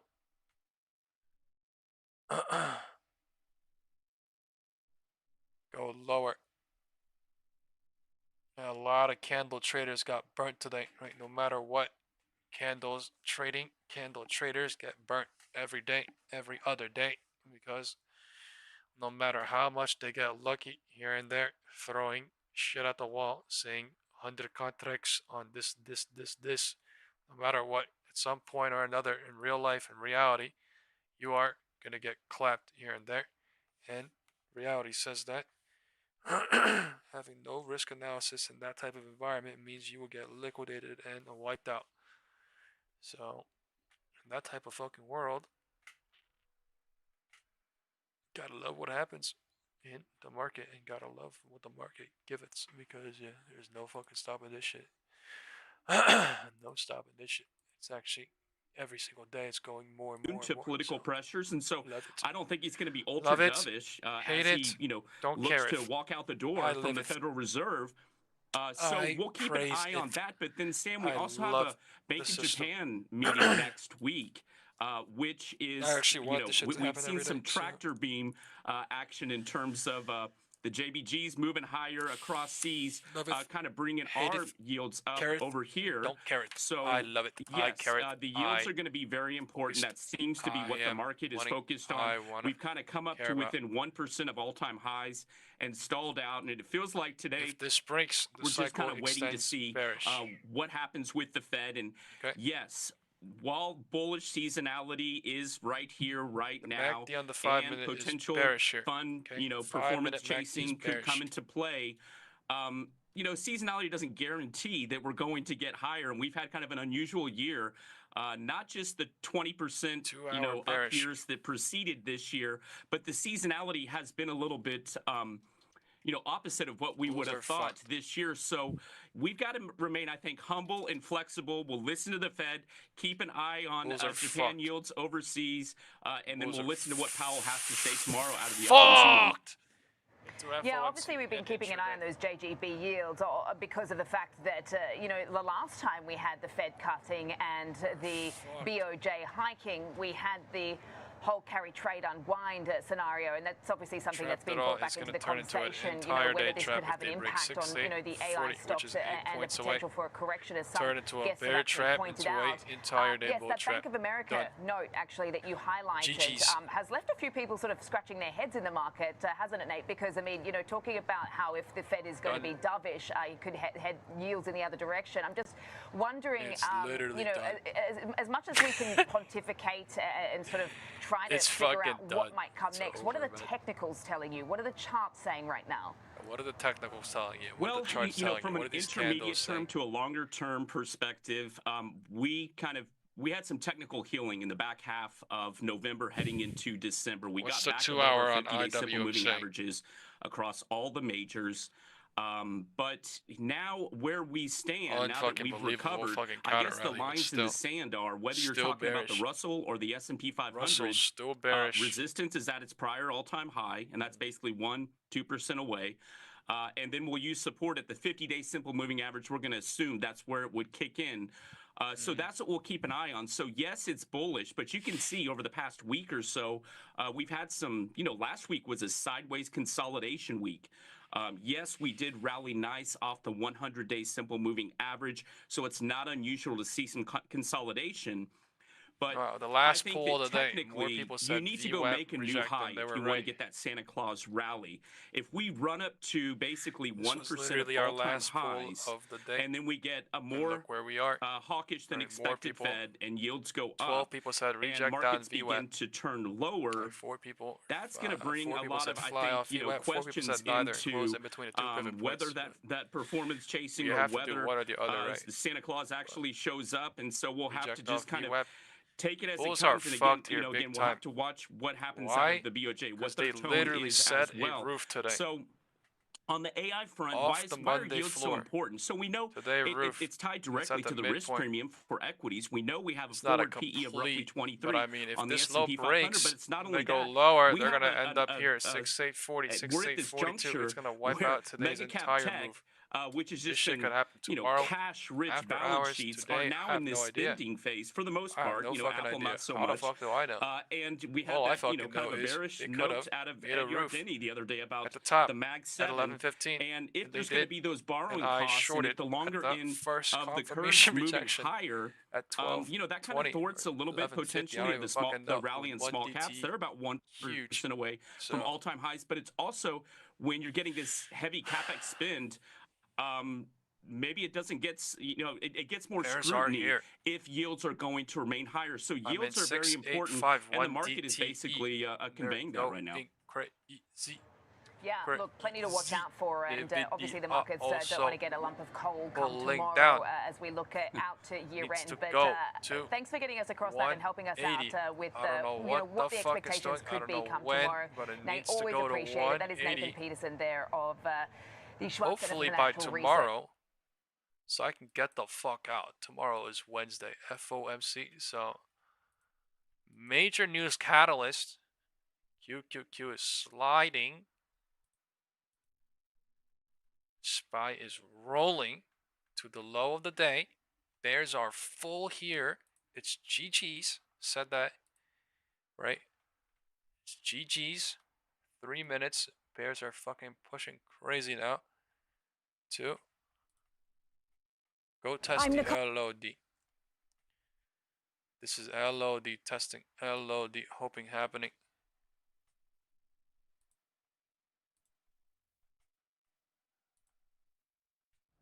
GG's, man. This is literally GG's. Like, fucking, who remembers the tippity top of this shit? So, you know what I mean? This is GG's. 11:35 top. GG. HOD. Now they're going for LOD. That is IWM leading to is GG's. Done. Christmas tree forming. Christmas tree. Christmas tree. Christmas tree. Christmas tree. Christmas tree, Christmas tree, Christmas tree, Christmas tree, Christmas tree, Christmas tree, Christmas is tree, Christmas tree, Christmas is here, guys. All right, happy, happy Santa Claus, happy, happy Rudolph, all that good holiday jazz, right? Santa Claus is here, coming to town. Santa Claus is here, coming to town. SPX broke. They want to go lower here. We are in the 3/3 bearish cycle. No one knows where this is going to truly go lower too. I couldn't fucking possibly sit here and tell you if the 930 low is going to hold or not. All I can tell you though is this is the 3/3 bearish cycle at 150. Time is candles are at the end of the 3/3. Let's see if this stops. Let's see if it bounces. Let's see if it expedites. Let's see if something happens. We are true LOD, LOD, hope LOD testing. We are at the 4 p.m. close on SPY. Erase the entire day's move.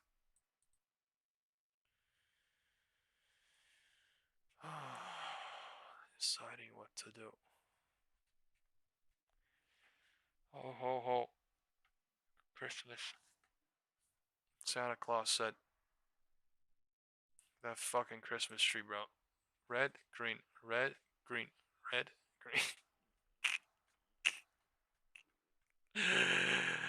Oh my god. A day like today.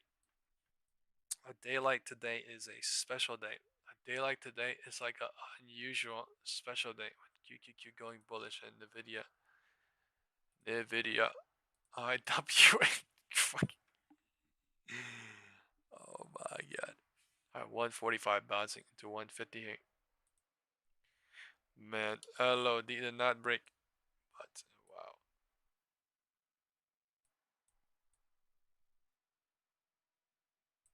$683.38. I'm in no 0 DT right now. I'm in 1 DTE SPY.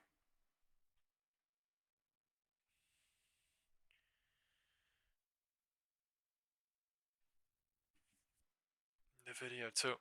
I have not left. I'm fucking waiting. Oh wow. Maybe that's it. 0 DT that there moves. That is it.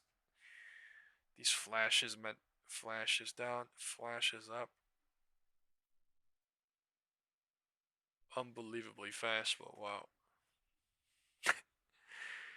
Wow. Look where it's bouncing. Top of the white box.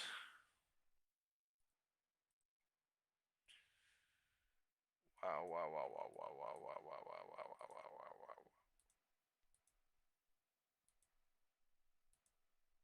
Fucking wow. All right. Do they nuke off this?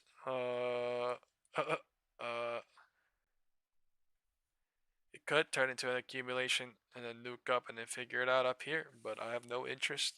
I am still looking for down into tomorrow FOMC, so I literally have no interest here. Nvidia, I am still in 182.5 into Friday, pretty hefty. 6.5k basically. My SPY is at 7.2. Waiting.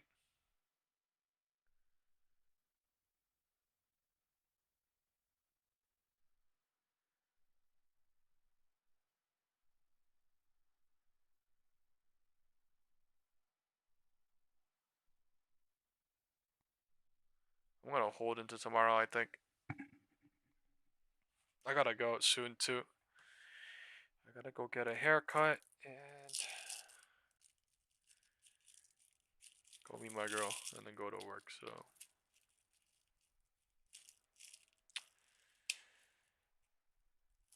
Have a good day, everybody. Minnie said Santa robbing me. How? You must be in the hood, bro. Santa hood. Hood Santa. Doug Santa.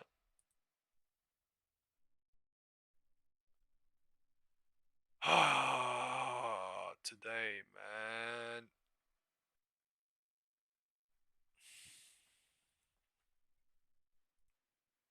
Wow, it's fucking reverting.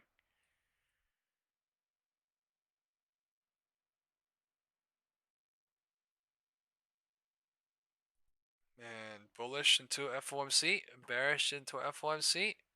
Nobody fucking knows. It was bullish and bearish today. We are right at the 4 p.m. close. That is the game into the close. Man.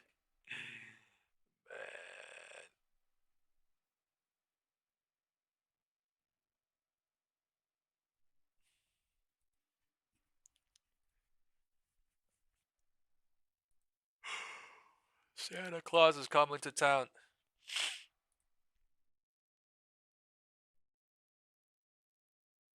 Whether that was good or not, I have no idea.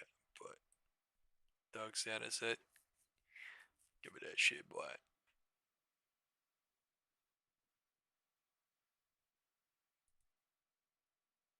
Where other property insurance The thing, hawkish risks are mounting.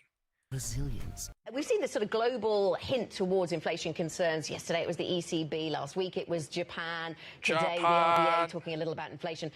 A previous guest on this program was not worried much about certainly US inflation. How concerned are you around the inflation theme and the higher yield theme that seems to be building? Yeah, I mean, certainly the higher yield theme I think is something to take seriously. This is actually pretty normal behavior for markets. So what you see is that the market looks for the hiking cycle that's coming next, well before the end of the cutting cycle. And that becomes easier because there's a shorter lag between the cutting cycle and the hiking cycle that comes next when there isn't this great economic damage, which we haven't seen. And you're also talking about inflationary pressures, particularly in the US. So I think there's different concerns everywhere, but I think market goes out, it chops inflation down, heading into next year. And so you're looking for the hiking cycle before you get to the end of the cutting cycle. And even when you have that firmed up and when you expect the first hike, yields start to rise from 9 months before that. So I think certainly heading into next year, as you're talking about inflation potentially being higher in the US, maybe you get some kind of fiscal bill heading into midterms, you need to be talking about it, and you'll likely see that continued pressure upward on yields. What the fuck? Is the Fed going to give us a clue today as to when that happens? Like, I'm wondering what the Fed can say today and tomorrow. Yeah. And what Powell... He sits down today and he goes... Right, okay, HOD guys, on QQQ. we have no data. Fuck? So what decisions are we going to be making here? So is this a redundant meeting from the FOMC? I know everybody's very excited about whether it's hawkish or dovish or whatever, but I'm wondering how useful it is in terms of what it's going to tell us about what comes next. I think it's useful because we're now moving to a type of FOMC where you're looking at what the individual members think and care about. Look at this bounce up being crazy high the now, meeting tomorrow, I think certainly because pricing is skewed so dovishly, you're ended up on the hawkish side. And what you're looking for there is how many dissenters are there. You're likely having one dovish dissent, but I would expect at least 2 hawkish dissents for a hold. Right. And you're also looking at the dots. So next year, there's still only 1 cut expected. So that gives you some kind of guidance on what to think. Destroying zero but I think certainly what you've also seen from the last 5 FOMCs is that Powell has corrected the market hawkishly in the press conference. So what you tend to see is the dollar sells off because the market wants to be dovish on the immediate reaction, but that ends up higher 3-6 hours later because Powell's more hawkish. How do you think, I'm still in puts, but still, this is absolute. I'm at 685. A newer phenomenon. Other central banks, there's more history of dissent. Many in the market don't want to see a lack of independence at the Fed. So how should we think about dissent? I think it's certainly a positive signal for independence because it means that you're not all coalescing around a Fed chair that maybe isn't as independent as you would hope for. And I think it means that you have more volatility next year, right? Because every meeting, people are taking individual views on how that economic data is coming in. And it means that you have more likelihood that you'll get kind of pinged around. And we certainly see it in the Bank of England that a decision comes and what the dissenters are does impact how hawkishly it's taken, and you get more volatility as a result of that.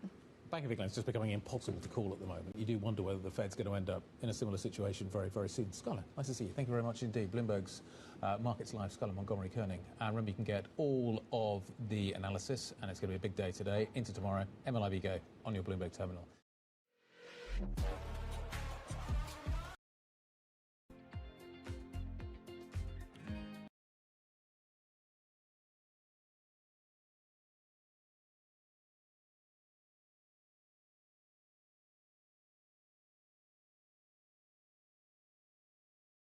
A little bit earlier, I had a chance to catch up with the CEO of Macy's, Tony Spring, to talk about the increase in foot traffic specifically in department stores and obviously specifically in the big brands that he manages, including Macy's and Bloomingdale's, and his big turnaround strategy to lessen the overall footprint of some of those stores, a leaner organization. Take a listen to what he had to say.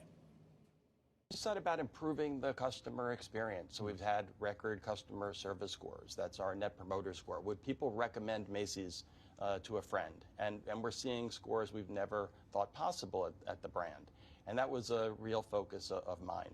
We've improved the quality of the assortments. I thought there was way too much redundancy, way too many of the same things. And I thought the breadth of what we offer as a department store needed to improve. We need to go good, better, best, contemporary to classic, in a range of brands, things as we've talked about that are convenient, that you've heard of, that you count on, Staples, Levi's, Nike.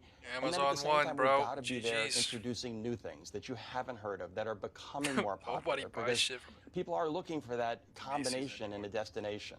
We also wanted to make sure that our team was working together. So I'm a big believer that you need strategy, you need culture, you need leadership, and you need execution. We're now at the point where those 4 elements are coming together and we're delivering a better experience for the consumer. But you can't kind of have one without the other. You know, a great culture without a great business without a great culture. The combination of elements is what I sought out to do when I kind of came into the role. And I do think that, you know, patience and determination go together. You have to have the patience to kind of lay out what you want to accomplish. You have to accept the fact that some things just don't happen because you snap your fingers. And then you have to have the determination, the ambition to kind of go after what you think is the right thing to do for the business. A big part of your strategy, this bold new chapter, is also to shrink the footprint of Macy's. At its peak, you guys had, what, 700 to 800 stores. You're less than, what, 400 now? You're down to 40. 400 today. And the plan is to go down to roughly about 350. You've done a big remodel of some of the existing stores already. Looks like the Macy's next to me is closing. How much further does that go in 2026? And we'll add more stores in 26, and for your we'll wives, close some more stores in 26. She wants and I from think, Macy's. as you described, it is working on both sides of the equation. Closing stores is not alone a strategy. Reimagining stores without dealing with stores that are past their prime is not complete enough of a strategy. So we want to make sure that we're doing both things. And of course, it's supported by a healthier digital business. one that is both a place Zero of DT is transaction cycling. and a place of discovery. Volume is We getting wanna build neutralized. relationships with Everything the consumer. is That means being we have neutralized. to be able to Things are provide a not better really bullish, experience not where really they live. bearish. We think of the digital business Always as a looking channel at bullish. times, and I'm like, no, the digital business is actually a geography. The people who shop digitally in New York shop in their stores in New York, and they want to see a great experience, digitally, physically, and in between. Day and a clue. The CEO of Macy's Inc., Tony Spring, just about 2 years in to his big turnaround for the FOMC coming. A bold new chapter. Everybody, please hit the thumbs up on the video so that we can get the algo going, so that we can have a lot of people coming in for tomorrow when FOMC is happening. Thank you very, very much. I very, very much appreciate all your thumbs up and all your support and all your comments. Thank you. Thank you. Thank you. Fox business.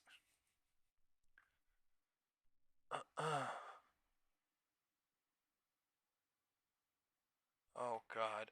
75% of homes become a new study unaffordable. finding that more than 75% of homes across the U.S. are unaffordable as the gap between wages and home prices widens.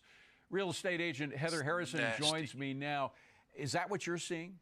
We are seeing prices go way up in our local market. I manage the #1 team in Westchester County, a suburb right outside of New York City, and we are seeing incredible demand and low supply, which is really driving prices up.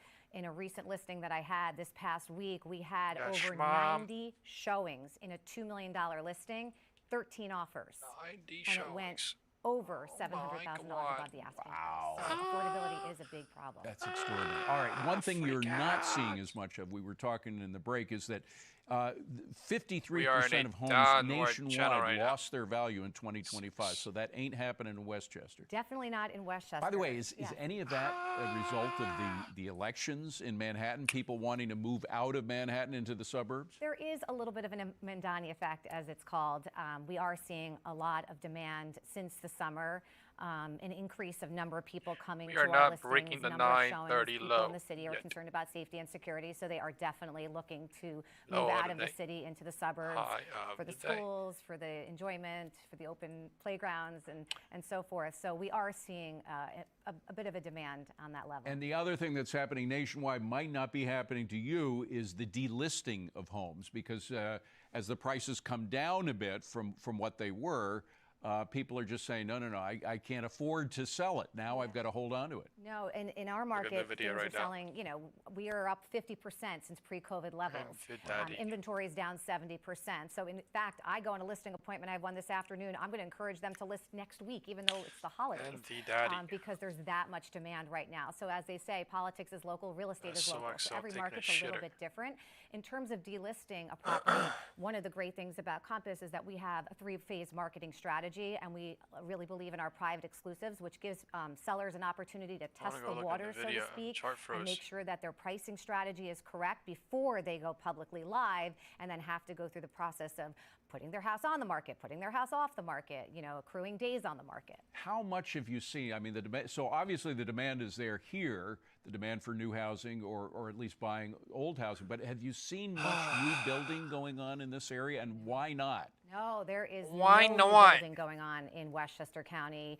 We really need... Is it because of labor? Why not, Well, Dr. Barry? Why not? There's not a lot of land, but we also, I but think... Dr. Barry, the home delistings are up 45% year over year. For developers and sellers, that would help a lot, I think, with demand. And also, a lot of our municipalities are very strict Dr. on Barry, zoning. what's So going that on, is Dr. a key Barry? factor in not being able to build Dr. fucking more Barry, what's affordable going homes. on, Dr. Barry? We are in New York. I love you, Doc. And New York, like California and Illinois and other blue states, have a advanced problem with overregulation and overtaxation. So the two things you're saying would bring houses back in the market is not likely to happen with those policy rules in effect. That is correct, and which is why I think counts as one pump great time to be intraday, a but seller 1, 2, if 3. you can list your house, because I think that the motherfucking demand Barry. is not going anywhere in Westchester, and the supply doesn't look like it's going to come back anytime soon. Yeah, although not a great time to be a seller in New York City right now, because there aren't a lot of buyers, not a lot of people streaming in to be under Mamdani. Great to see you. I'm glad you're doing well. Thank you. I appreciate that. All right.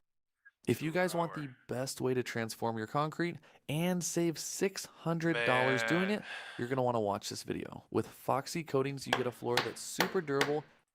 I would have loved a fall through, but never can there be a fall through, can there? Welcome back. Well, AI has been the story of 2025, driving massive gains in the stock market. Artificial intelligence. Welcome back. Well, AI has been the story of 2025, driving massive gains in the stock market. Record deals have happened and an unprecedented data center build-out. But Congress's concerns are emerging over the past month about a possible bubble artificial intelligence. Joining me now is ARK Invest CEO AI. Kathy Wood. Kathy, it's great to see you. Welcome. Oh my God, is that Kathy Woods? Thank you, Maria. Happy to see you. And of course, all hail! All hail! All hail! 07. 07 in chat right now. 07 in chat right now, guys. It's Kathy Woods on Nvidia, please.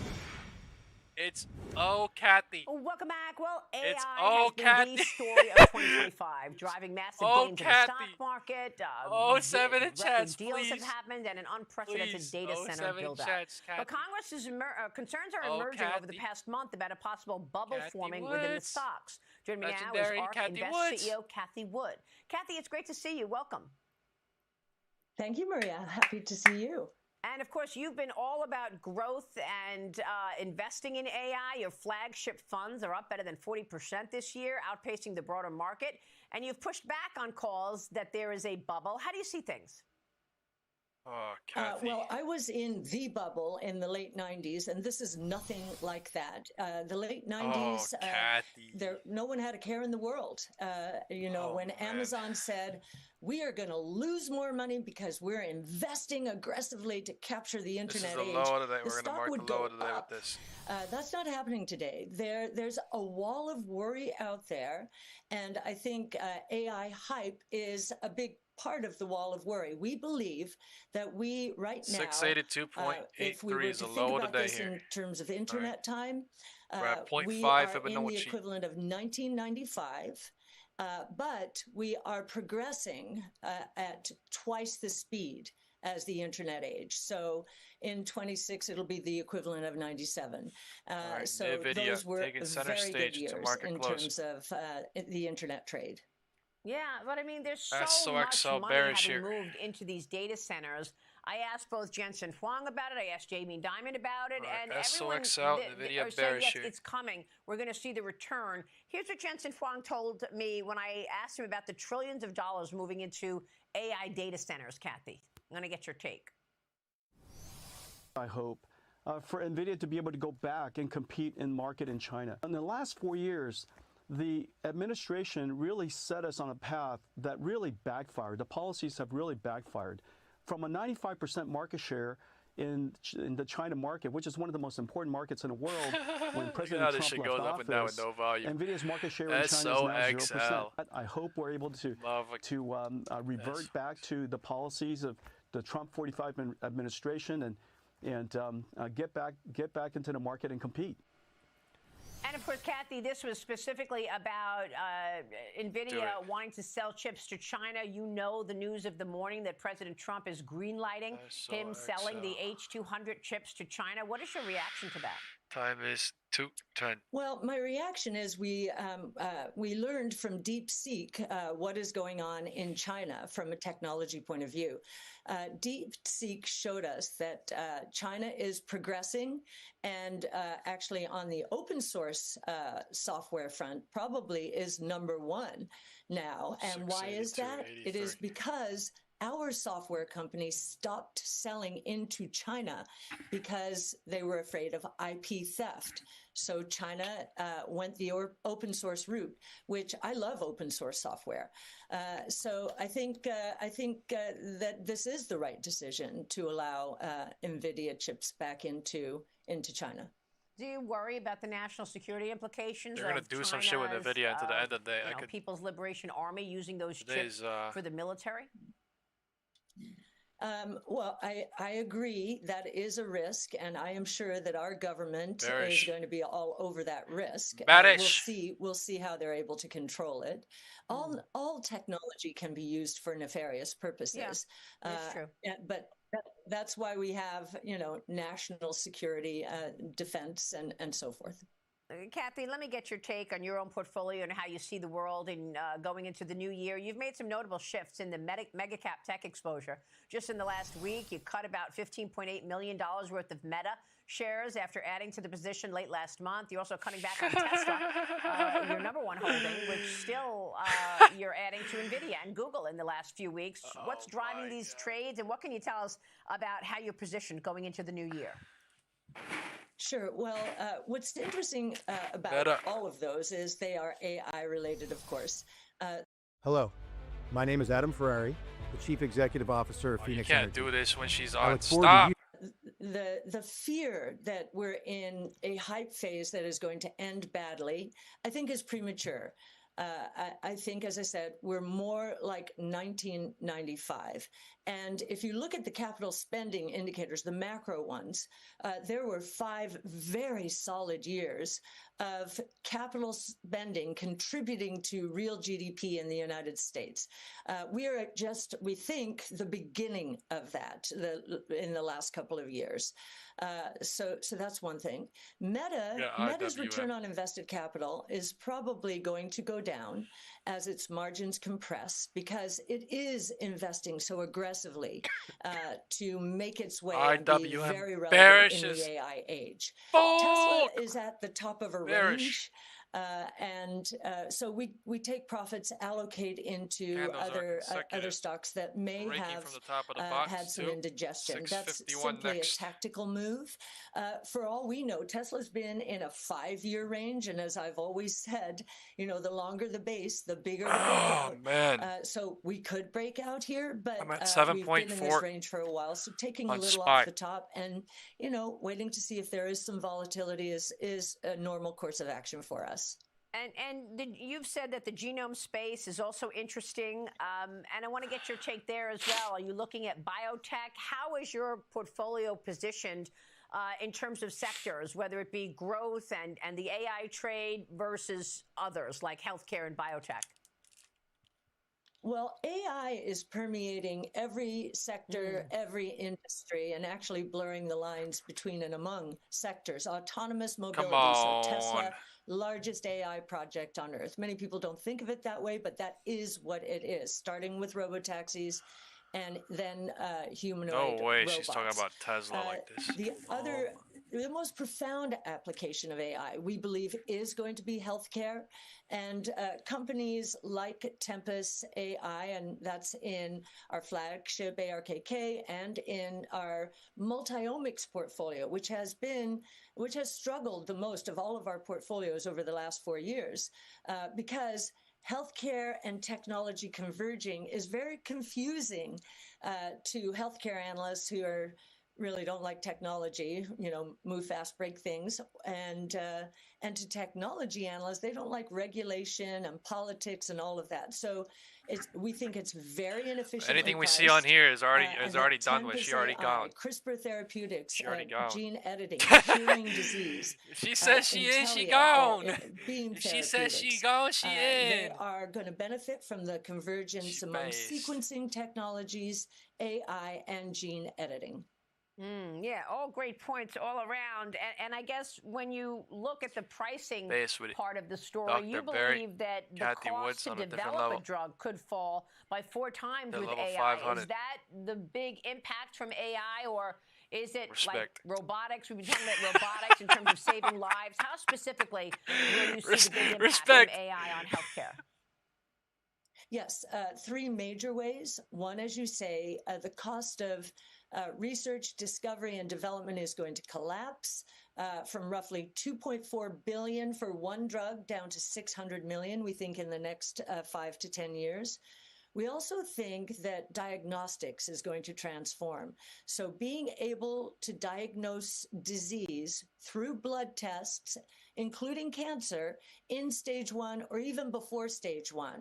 After all, polyps shed into the blood as well as tumors. So with AI and sequencing technologies getting as good as they have become, we think that's possible. The third is curing disease.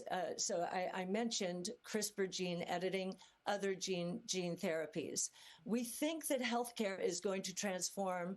Well, we think we're going to move from a period of sick care, which is where we spend 80% of our dollars at least, into a period of preventative care and health care.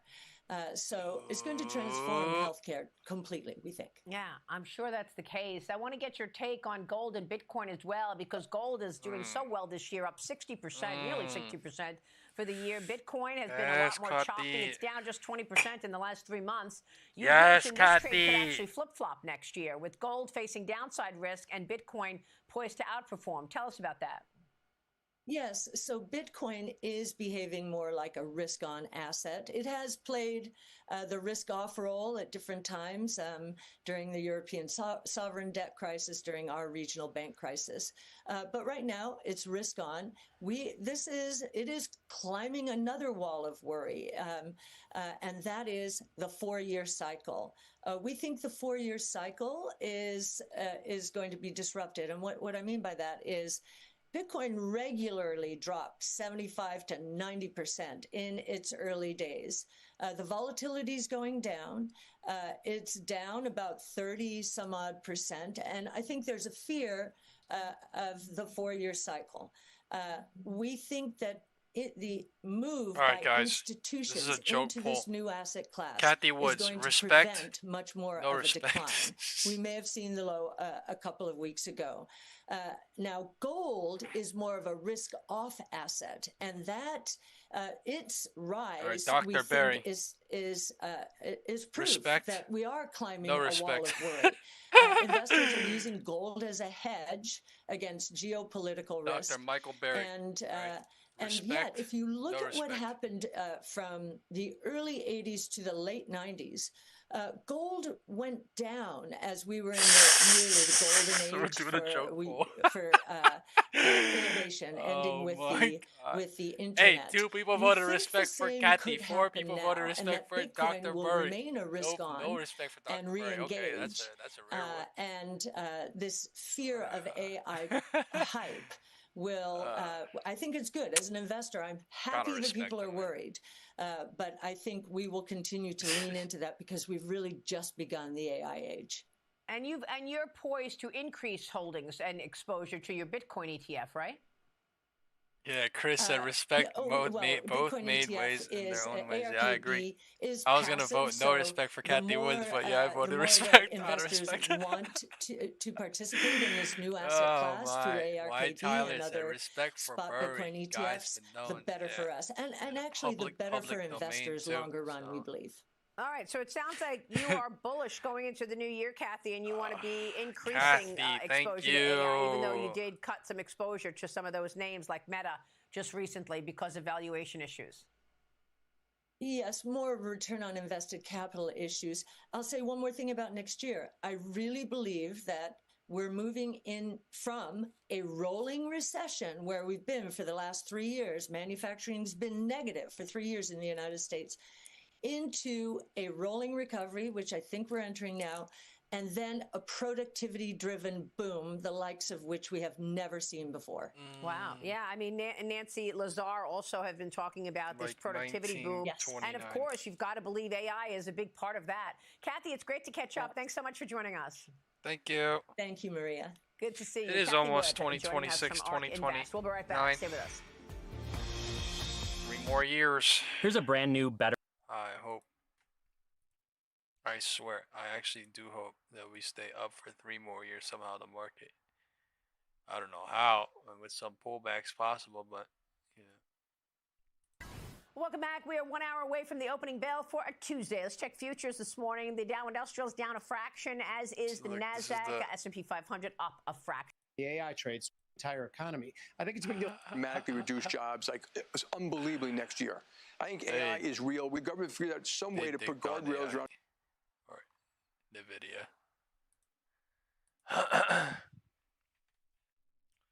They dicked on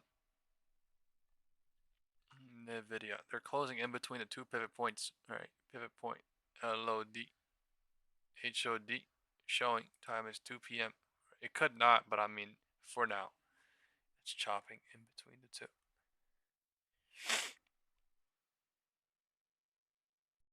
Okay, so this looks familiar, right? Just like last week, the markets come out of the gate, a little bit of trepidation, right? This is all 5 days of last week. Monday, we were down a fair amount, half a percentage point. The good news, obviously, is that we gained traction throughout the rest of the week after Monday. And the spike in names trading above their 200-day moving average. Now, this is something I keep telling you to look at. We made a huge move from just 2 weeks ago, only 25%, but we kind of stalled here. This is going to be critical for a broad-based rally. Now, the good news is, for many investors, including active funds 2 weeks ago, percent of stocks above the 20-day moving. Only 25%, but we kind of stalled here. This is going to be critical for a broad-based rally. Now, the good news is, for many investors, including active fund managers, the more stocks that participate, the easier, obviously, it becomes, particularly for active managers who have really had a big problem. Now, of course, I've said this before. Really active managers, and let's just throw in almost all professional investors. Up, down, up, down, they just can't make a lot of money because, at one point, they don't want to chase the AI trade or the Mag 7, and they don't want to go after unprofitable names like those on the NASDAQ up 41% or small caps I don't think even the pros even expect this shit on IWM, though, but they literally dumped this shit off in one day and made a whole ass range, pumped it, dumped it, pumped it. In the last week, we've got 34% like what the fuck is this? 43% equal weight. This is more than any time all year long, even up to for the full year. I'm not gonna lie, you know, we keep saying we've never seen that are this before in starting to IWM, participate. Now today, I'm seeing a smattering of the same thing. Some bottom fishing in stocks, particularly outside the S&P 500. IWM. But only 37% of names 4 days in a row. Play perfectly now, like we're in it's Christmas. AI, folks. AI Christmas tree, Christmas tree, bro. I don't care. I'm calling this a Christmas tree. I call things for what it is. This is a IWM Christmas tree. Merry Christmas on I swear it is. Merry Christmas on IWM. What the Have you heard about? Oh my God! Did anyone predict that little tree on IWM? Whiting, he's the CIO of Group Chief Investment Strategist. It's great. Let's bring in Steve Whiting. He's the CIO of Group Chief Investment Strategist. It's great to have you here. Thank Steve. you, Kelly. Good to see you again. Do you want to just top level address me? Do you favor the rate cut? And IWM tomorrow? is 2 hour bearish if now, the Federal but they Reserve counter rallied, or I cuts don't even know as what soon they as did possible, today. perhaps they can cut less. It was really bearish depends on at how the the economy evolves. And At Steve 6 Wiesman's in the comment morning, about I a literally lot of the woke up at economy 6 is just and saw getting crumbs. Nvidia drop Sub at 1% 6, industrial production growth, 2% reversed it drop in crazy. construction over the course 2 of hour the was year, bearish, 47% growth that market open in from IT the bottom equipment of the investment. purple box to You know, the top that of the is a purple box, and they bifurcated made K a in the new economy. all-time high, I new think they HOD, can stop cutting and then because they're rejected probably from going the to see top those of the weaker purple parts box. of the economy rebound in 2026. Man. Now, it's not going to be massive, but Look at the construction 15-hour and trade MACD. can have a better year in the coming year, and that's probably going to be consistent 1 with hour. everybody saying, I see the Fed shouldn't have cut. Right, and that's fair, but you don't share these concerns about a rapidly deteriorating labor market, or do you share then the optimism that Hassett is saying, which is you could cut not because the labor market's getting worse, but because productivity is a tailwind to the economy, and we can have lower rates. Two things. If you just take a look at job openings, you can take a look at the weekly surveys from Indeed, for example. The labor market is cooling. It's cooling in a way that doesn't look like AI spending. Really? And AI is, in every likelihood, is a headwind that is going to continue to slow the labor market. It's like so that beautiful would argue for again people that for are a like little more deducting aggressive and that are monetary part of policy. it going But up the and idea down, that productivity it's like gains, nasty that for the people trend that are rate of growth in anything the economy against is strong, so let's just what have they're zero doing, rates. up or That's down, the wrong view too. what And the they're doing, 1990s and I tells mean, us like, that too, the setup. because it does mean, right, that demand for capital and in the down. economy, demand for debt, that the trend pace of economic growth, the interest rate that would stabilize financial conditions, right, to give us, it's very, very hard to do all these things. You say about inflation, employment, but financial stability too. Can you imagine runaway bubbles in the economy with easier monetary policy because the labor market is weakening? This makes it even more difficult for the Fed. So in the 90s, where was the rate, like 5%, something like that? You can't really complain about long-term rates in the 1990s. You know, we did a 5.5% Treasury yield. It rose when we had a very strong investment in what was at the time the beginnings of the internet. we should be seeing some of those pressures now, at least modestly so, from all of this. But, you know, the types of debt readings that we're seeing, we see 5 hyperscalers have grown their debt. We're talking about everything from Oracle to Meta, 14%. That's about in line with their revenue growth. That would probably be twice as high, right? If Guys, this was I just wish a runaway Chobani bubble yogurt in was debt in terms of those Chobani companies yogurt I was see. So so in other damn words, you're expensive. saying if the Fed does what Hassett argues they could do, if they lower rates too much here, because we have a highly productive economy, that, you know, they're going to end up stimulating a much worse AI bubble, you think? That is potentially the case, even if that's what looks right for the labor Guys, market. I gotta go. If AI is really Bye-bye. making the trend rate of unemployment higher, right, because we're producing more with fewer people, trying to fight that with easy monetary policy can be one of those things that can destabilize the economy too.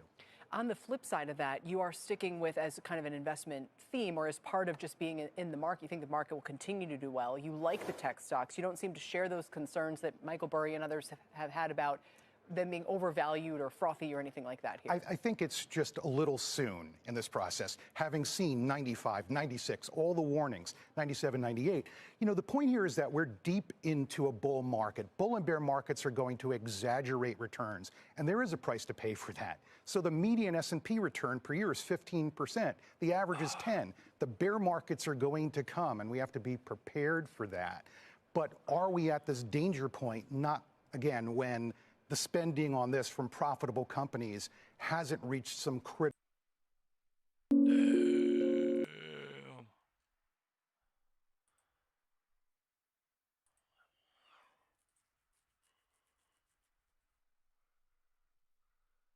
Damn. We all obviously sympathize with the point of view that if the labor market's worse than we realize, you might want to cut half a point. But the data that we've gotten seem okay. I mean, the jobless claims data alone would seem to tell you there's no major cyclical problem here. I think that's right, which is why I think the best way to describe what the Fed's doing now is completing the normalization process. They took off 100 basis points in 24. After tomorrow, they have 75 basis points this year. 175 basis points is a lot.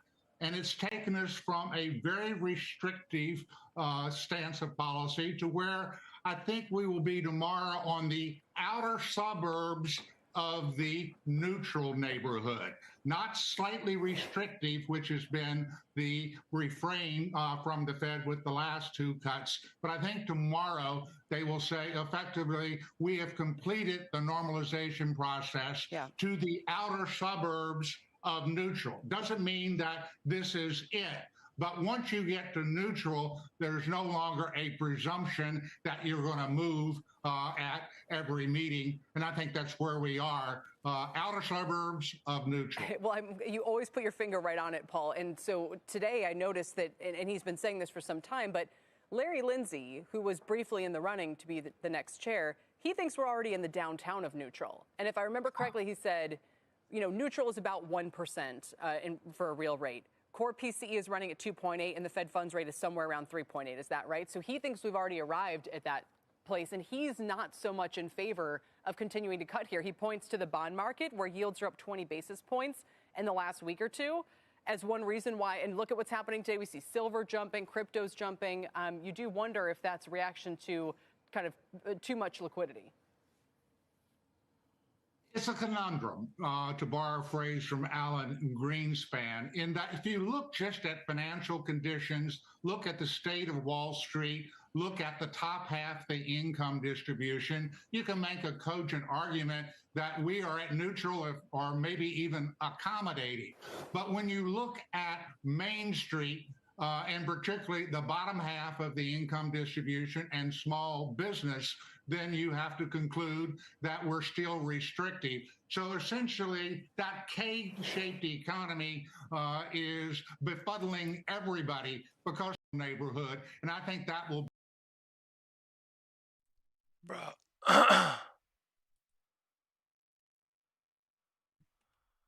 Market has no power here whatsoever.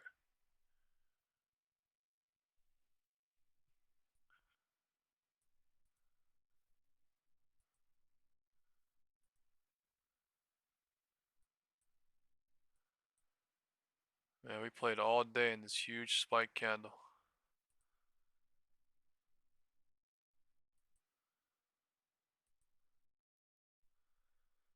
market has no power.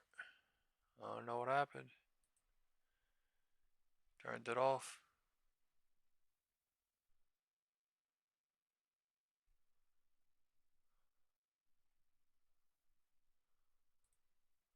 That will be the... Yeah, we ain't watching this guy.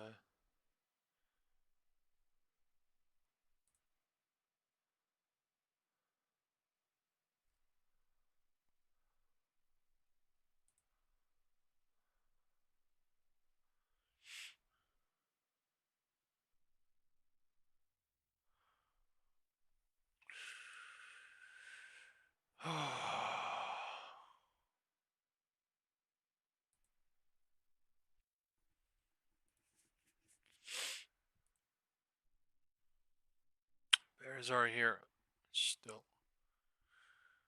Just grinding lower. Nvidia especially.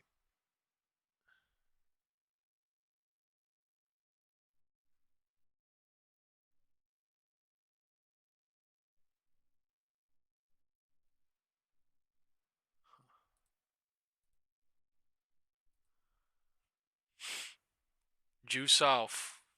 Juice on. Juice off.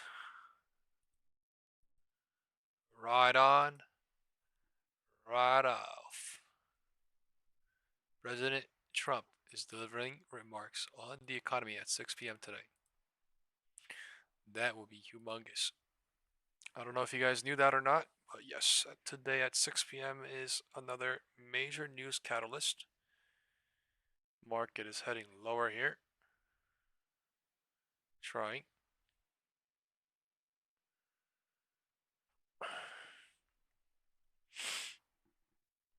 We shall see. The presidential news. What will it be? Will he be talking good? Will he be talking bad? Will he be complaining about Joe Biden? Will he be complaining about some? I have no idea. All I know is he is speaking today at 6 p.m. And that is to be known. Do your analysis, do your research, make your risk-reward analysis, and be prepared, because the news is coming. News coming.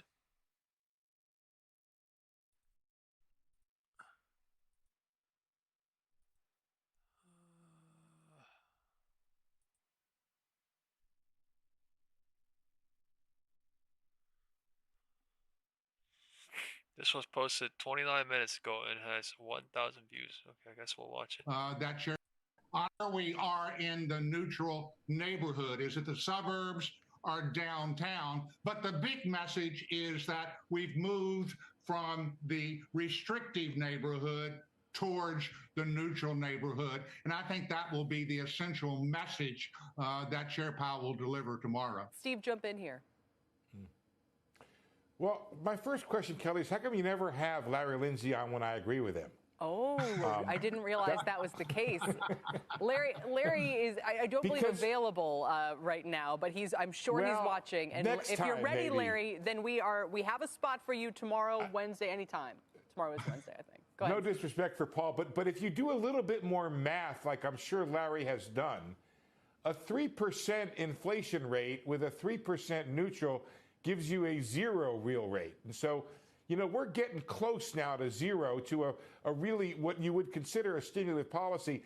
And picking up on Paul's really intelligent remark when it comes to different rates at different parts of the economy, you have this screaming investment for AI right now. And that demand for capital would tend to raise the cost of capital.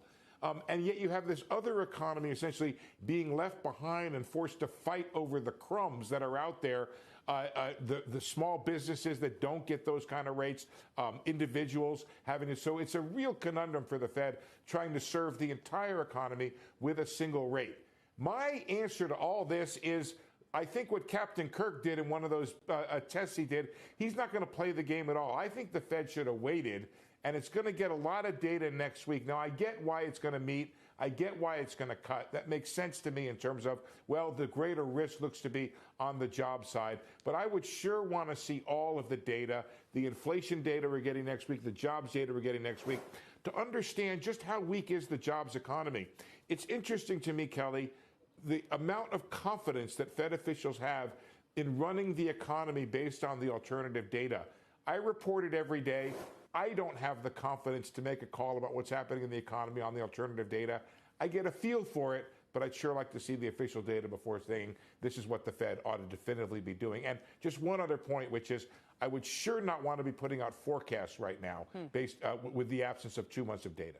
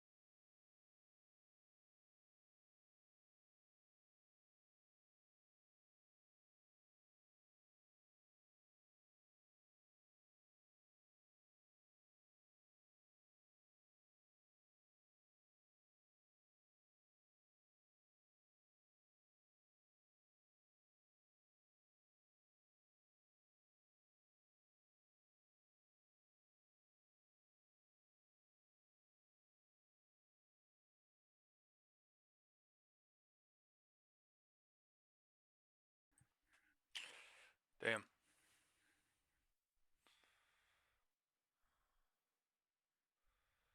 Market going lower.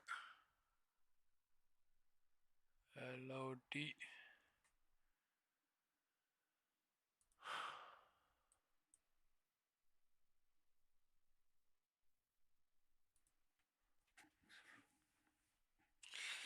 It's a couple of dollars away. Would they really? It's $1 away. But every single time. Today, Bitcoin. Holy shit, it's loud as fuck.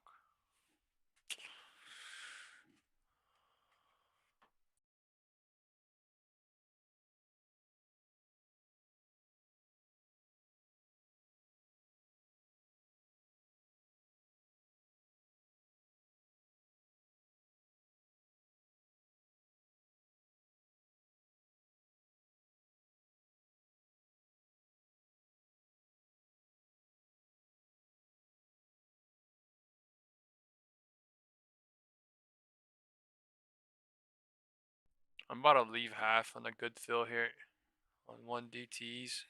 Market is pushing and pushing. We are at the LOD, and I'll take some into FOMC. Nvidia, I'm holding everything.